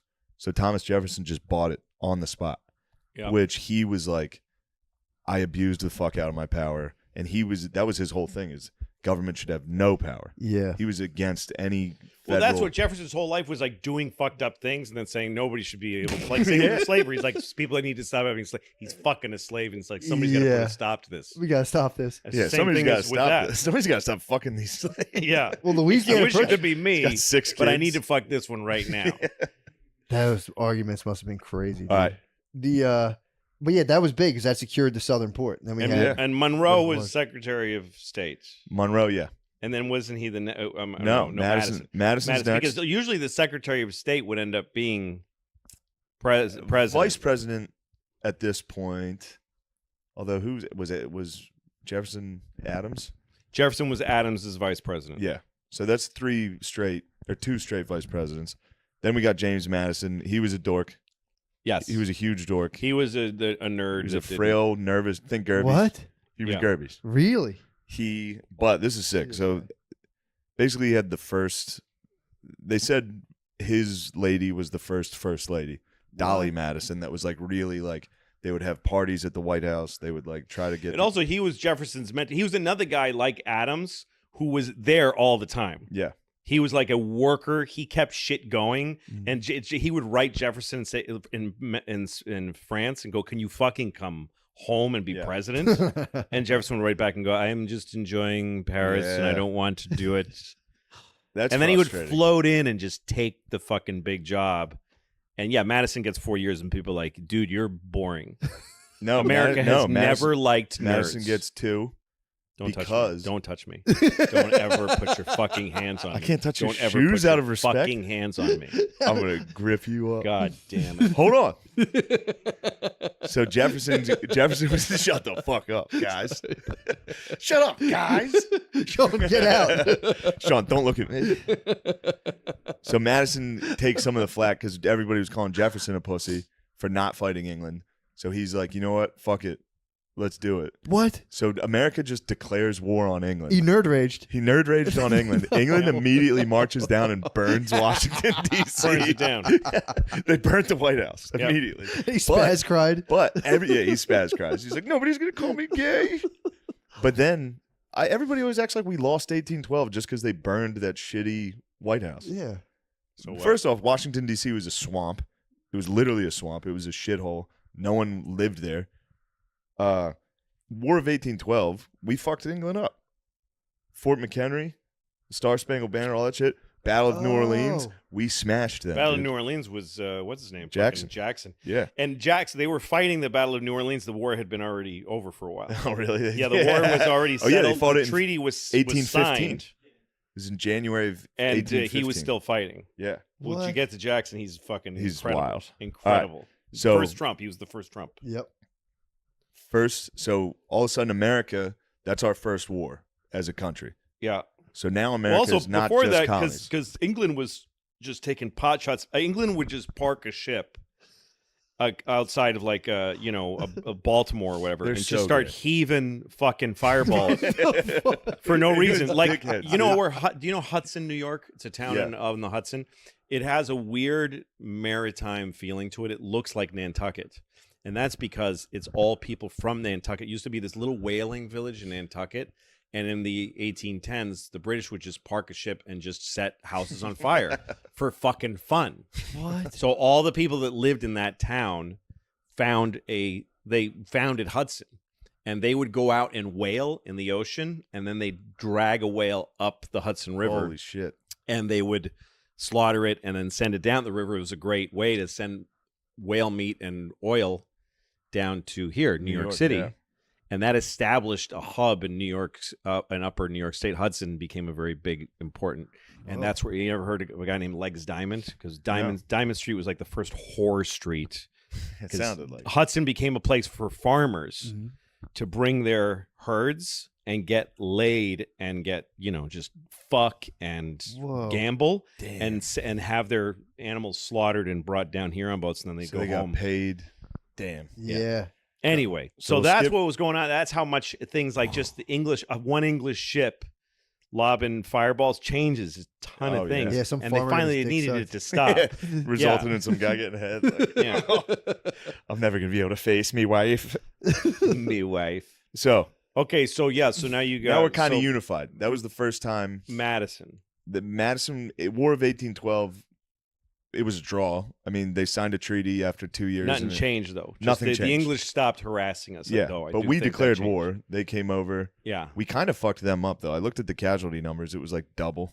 That doesn't matter in the historical Of course. But everybody always acts like, because they got over here and they all died of disease kind of immediately. Like, they got fucked up. It was hard to. And they were like, we can't afford to fight this while we're fighting the French.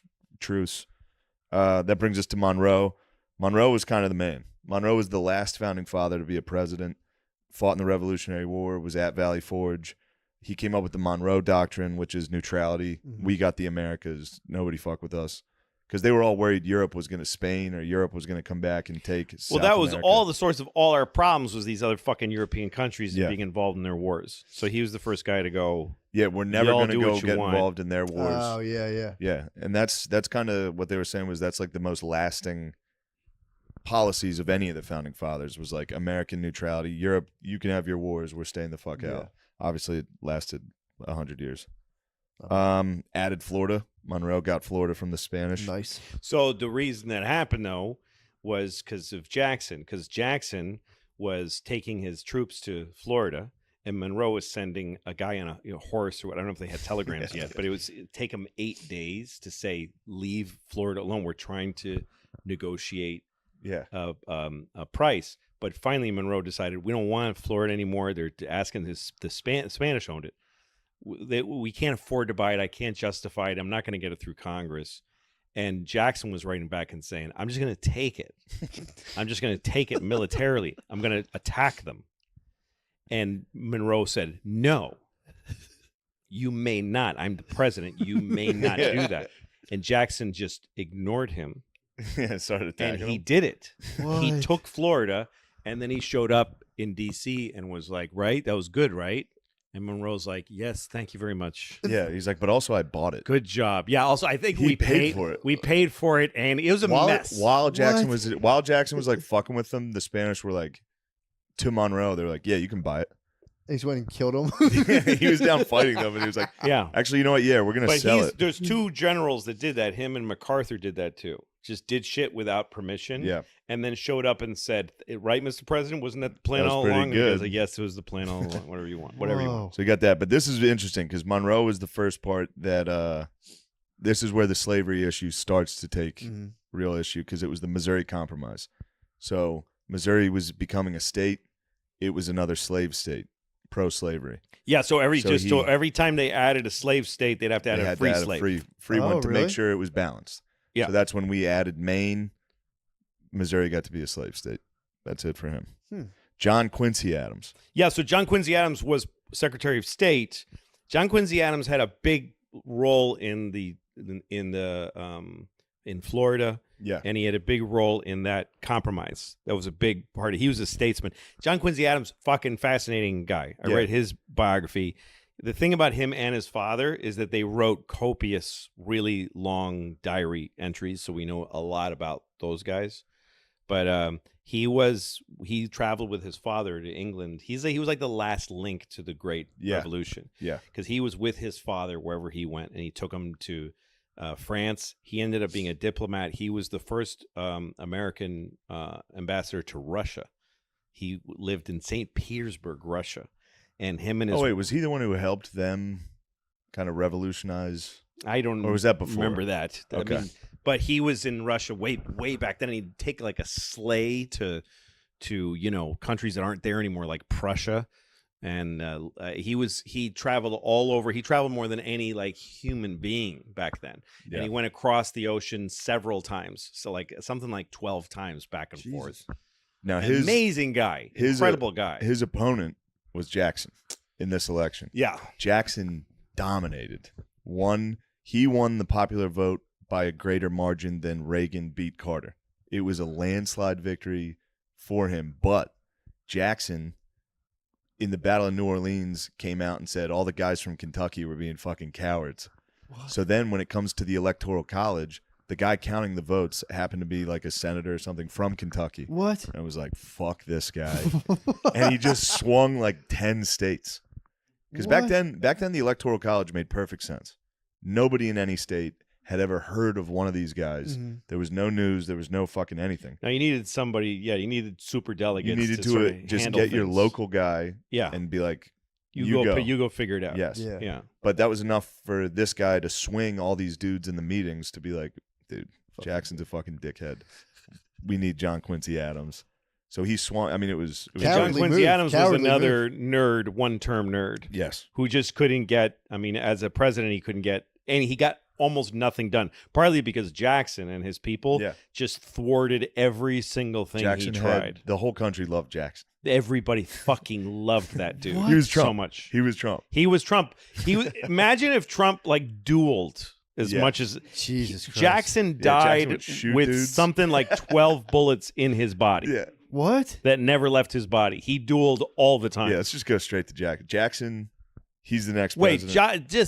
he can't not be mentioned, John Quincy. JQA. Yeah, fuck John Quincy. John Quincy Adams, well, after his presidency, he was in Congress forever from Massachusetts. He died at his seat in Congress. Wow. He died at his desk. He was because his thing, he was a huge abolitionist. He was like the only guy in the Congress willing to be an out and out. The slave states had so much power that they passed a law, a gag law, that said you can't say the word slavery in Congress. It used to be, there was a thing in Congress back then called petitioning.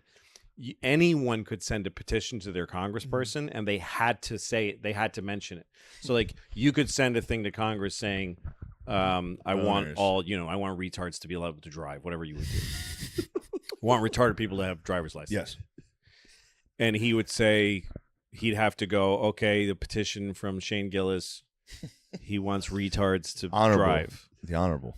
And everyone would go, I moved to table it, and then they just table it. But they passed a law saying you couldn't even mention a petition that said the word slavery, because that's how electrified that it was. Like, we don't want anybody. We know you're trying to get rid of slavery. We don't even want you to say. And they passed it. So Quincy Adams would do it, and he would just break the law, and he would just say it over and over again. He would read petitions about slavery, and he would get sent. Then they would all vote, the whole Congress, to censure him for going against the rules, and he got censured over and over again.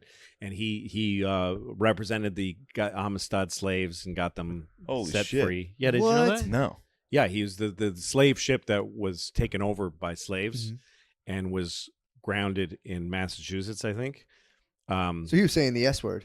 He got in trouble. Yeah. He got not only in trouble, those slaves asked him to represent that. He was their lawyer. What? Because they were Virginia slave masters who were they were Haitian slaves that they were waiting for, that they had paid for. But he found a way it wasn't like a slavery is wrong trial. It was, you guys don't have a receipt trial. It was like, you ain't got the paperwork, go fuck yourselves. So they were free. But he died. He was in the middle of a big impassioned argument. He was yelling, and he had a heart attack, and he died right there with the whole Congress around him watching because people loved that guy.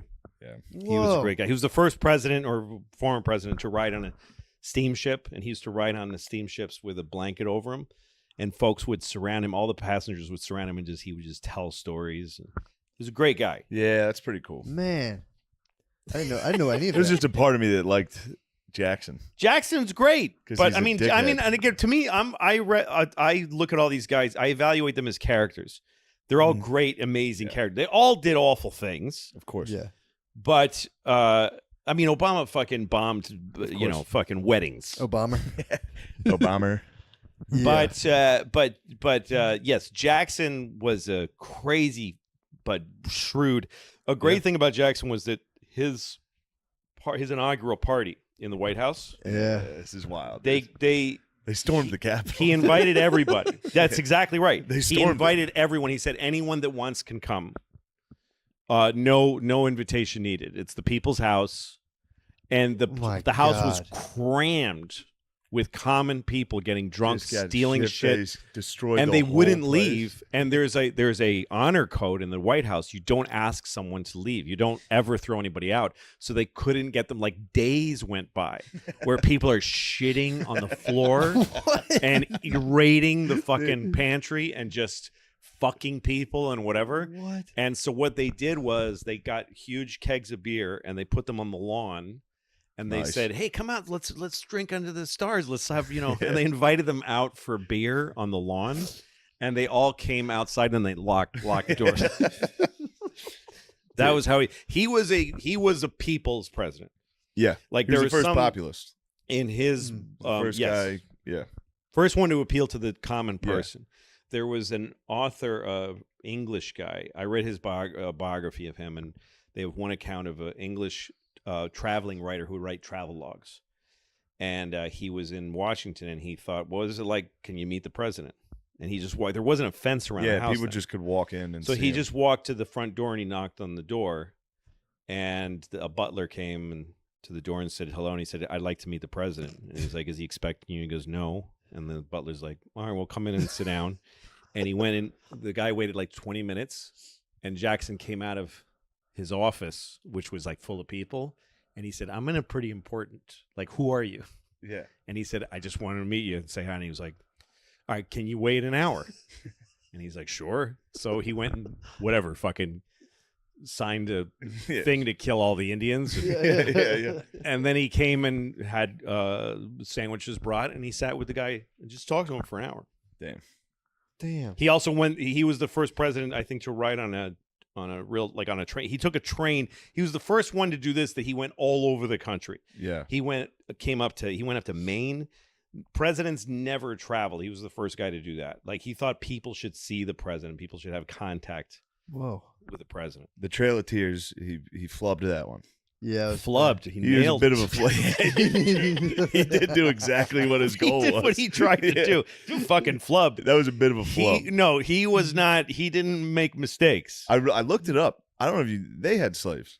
The fucking dudes on the Trail of Tears, they were like, we got to bring our slaves. If slaves are available, folks get slaves. That's just the way that goes. I couldn't believe it. But when he was peaceful yeah, natives. yeah, that's what the part you don't hear is like the Indians are like, you know what he did to us and what he did to our slaves was even Our worse. slaves had it real bad on the Trail of Tears. I mean, tell me about it. Yeah, but didn't they like share everything with their slaves though? I don't know. Yeah, they were way better. It was egalitarian. Like real peaceful. It was egalitarian, dude. They were some of those good slave owners. The natives. There's some story from some big chief went to the White House to meet with Jackson because Jackson was very honest. Yeah. He didn't underhand ever. He didn't play politics. He did horrible things, but he just went ahead and did them. Like there was a slave revolt during his presidency where they took over a fort. The slaves took over a fort and just said, we just want out. We just want to be taken to the north or Canada or whatever. And so he just got a bunch of cannons and just lit the whole place up. Killed them. Bombed them. He didn't fucking care. So some famous, like a name you'd recognize, it wasn't like Sitting Bull, but it was some big, all of the Indians, all the tribes chose this guy to negotiate with Jackson. And he went and talked to Jackson, just the two of them, and he came out crying and said, "What? We're in trouble." Yeah, he says, "We're not. This is gonna go bad. Oh, it's gonna go bad." No, he just had his way of thinking about how it was gonna go. He's like, "No, we got to clear these guys out of here." Also in line with Trump, he was like, "This is where the term mudslinging starts." Yeah, it was him and John Quincy. Their election or their debates and shit was. He would just talk. They would talk shit. There would be nasty rumors in the papers. Whatever it took. Yeah. Whatever it took. No, Yeah. I remember I have a friend who's a Trump guy who I've known for a long time. I'm not going to say that his name is Nick DiPaolo. But knowing Nick has always given me some insight into the mentality of that kind of guy. Not just Trump, but guys like Jackson. I remember once I was with Nick and a lot of people, and he was and like three Democrats were yelling at him, and he was starting to say crazy fucked up things to them. And at one point I'm like, Nick, you know that's wrong. And he goes, it's 3 against 1. like what do you want me to do? Like he's in and it gave me and then it brought me back to when I was like 19 and I was friends with Nick and we were comedians in Boston. And there was a pinball machine we really liked playing at this one club. So we're playing pinball against each other. And when it was my turn, I was starting to beat his score. And he just put his hand over my hand so I couldn't flip. And he just looked at me like this. And I'm like, really? And he goes, yeah, I win. I win. I don't care. Fuck. He Jackson, was big too. Wasn't he Jackson strong? was, yes. Jackson was the first. Yeah, he was a football player. College football player. Jackson was the first president to go like, fuck you, I'm winning. I'm winning this. I don't care what happens to you. We're gonna, you know.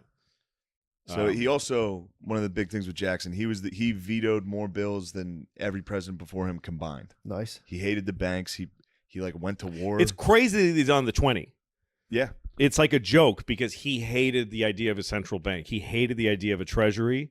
He thought that it should just be folks have their money, use gold, and you trade. And he wanted. So I think the U.S. bank at the time, I think it was called the United States, like the Bank of the United States, was up for to be renewed. Mm-hmm.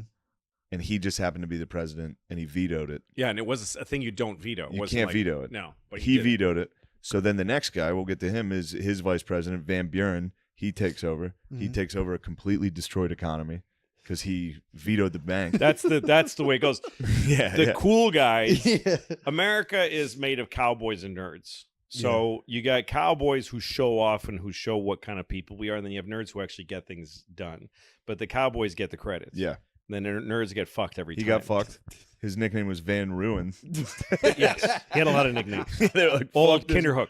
He was another total nerd, and everybody hated Van Buren. He was like a little fucking... Yeah. He was supposed to be, I think, he was one of those vice presidents that was supposed to be a link.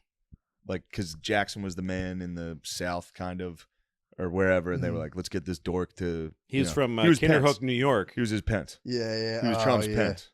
Yeah. He was... The legend is that, he was one of the first people to have... pamphlets, like a lot of pamphlets, like the press, like the mass press started to get big. So his pamphlet was, because he was called Old Kinderhook because he's from Kinderhook, New York. So his thing was okay, and it was a check mark. Oh, nice. And that's where people say that okay comes from. What? Yeah. Because it was like his thing was you okay with a check mark. That was the point. It was like vote for old Kinderhook. That's the thing. That's the thing. When you look into this, that's where all of our shit comes from. Yeah, that's nuts. Is all of this. All right. Well, you got to speed up because this one's funny. Van Buren sucked, whatever. Yeah, he's Here comes Harrison. He's the next guy. Everybody called him Old Granny because he was too much of a geezer to run. So on his inauguration, he was like, I'm going to prove to everyone how tough I am. Yeah. It was freezing cold and raining. He had like an 8,000 word inauguration. Yeah. He got a pneumonia and died. He died. He was like a few months. He died immediately. Like Shortest term. Died. Damn. Shortest term. Never didn't have a minute of acting as Trying to president. prove he was tough. Got sick the first day. Died immediately. And died a few months later. What? Yep. G. That brings us to Tyler. He did nothing. Tyler was His general, party right? abandoned him. No, oh, I'm thinking of Taylor. He was Harrison's vice president. So Oh, he Harrison stepped in. dies. The one thing he did do is set the precedent that the vice president stays as president. Nice. So everyone was like, "What? We don't know what to do here. The president's never died.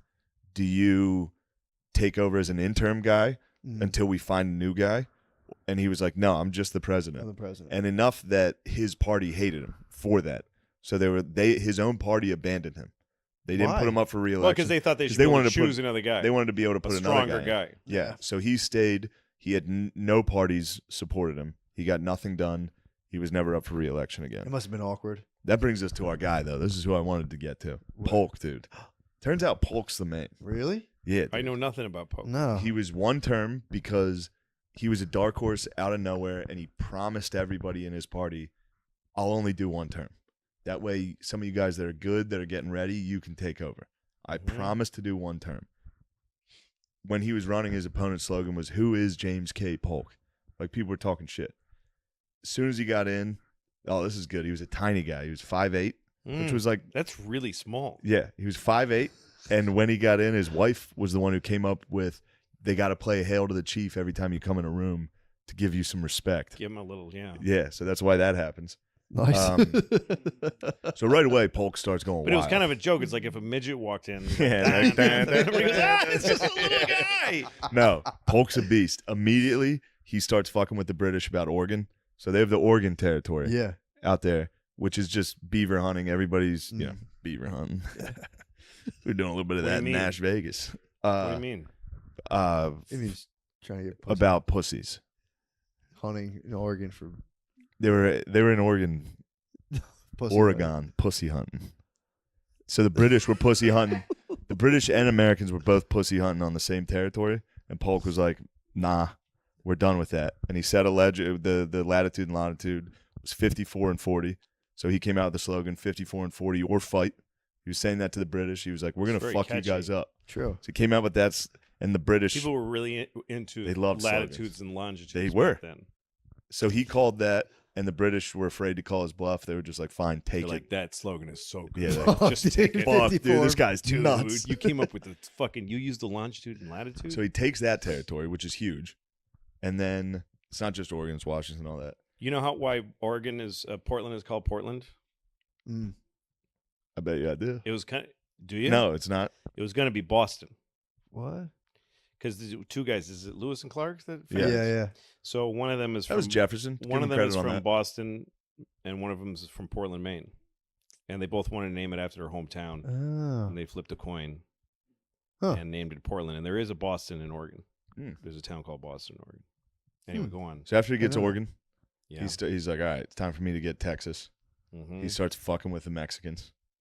Like, say they would send troops down Mm-hmm. just to see if the Mexicans would shoot 1st. Mhm. Finally, they did. He Fucking immediately lazy Mexicans. Finally, they shot so a bunch many of- times He- to get off their fucking Yeah, frijoles dude. and fire a shot. So they go to war. Here they come again. I don't want to fire. He I'm too fired busy the lads. drinking Probably one of them was like- tequila. 70,000 troops poured in. Oh no. So we immediately took California, Arizona, New Mexico, Utah, Texas. And This then is all who was Polk the in general? 4 years. Who was the general that penetrated all the way to Mexico City? That's later, right? This was the next guy who was Zachary Taylor. Yeah, Zachary Taylor was Zachary the big Taylor. Mexican American war Yeah, guy. he was the war hero. What? Zachary Taylor was dominating. So they them, but this gathered- is- He went into Mexico City, and if you go to in Mexico City, the big thing is Los Niños. These 6, I think it's 4 or 6 kids. So they stormed. They went all the way to Mexico City, and the Citadel, the Chapultepec, the palace. The army was so decimated that it was finally just the cadets of the military school were the only ones defending the capital, and they were just 4 kids firing on the American army is just coming.